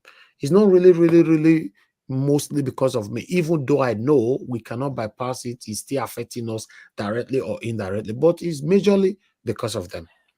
My people, stand for what is right anytime, any day. If you want you standing alone, please stand alone. As long as you know in your heart that you are standing for the right thing. Remember, you can deceive everybody in the whole world. You can never deceive yourself and God. So that's why you must ask yourself, what I'm standing for, is it the truth? And if you know within your heart is the truth, and everybody left you, stand alone, my brothers and sisters. It doesn't matter. The beautiful thing about it is that, guess what? The people who left you during the time of you standing for the truth, you know, within a short time or period, they come back to you again. Yes, try it, then you'll get to understand. Some of them, pride might not make them come back to you, but within their heart, they have apologized within themselves. They have accepted you back within themselves because they've got to realize that, oh, Ogasien was saying the truth. I didn't know. That's how life is. Don't join the crowd. Don't conform to what others are doing. Stand for what is right. That is how I've always lived my life. And I'm a very contented man. If you know me personally, you know that I'm very contented. Oh God, contentment is what is even giving me the energy to do what I'm doing today, alongside with some of you on this platform, or rather many of you on this platform that is always appreciating me. I see your comment all the time. Many of you come to this platform, the first thing you do is to write, thank you, Mr. Najawas, thank you, Mr. Elvis, may God bless you. Sometimes you might just think it's a normal thing, make I just write and make I go. I dey see am. It means a lot to me because it's organic. I not pay you, make you can't do it. That means at least amongst all, I get people who really cares about me. What about the people that come to the panel? They just want to be with me here every day. Or you think they don't have other things to do? They carry Nigeria matter put for head. Please, let's learn to manage each other's. Let's stand for what is right. Let's do what is right. Life is short. Death is inevitable. My people, now we'll draw the curtain. Press on the like button and help us to share. For those of you that are going to be playing back our video later on, please endeavor to like, share, subscribe to us as well. Hit the notification bell to be notified anytime we'll take home like this, so that you'll be here. We can interact together. My people, now enjoy the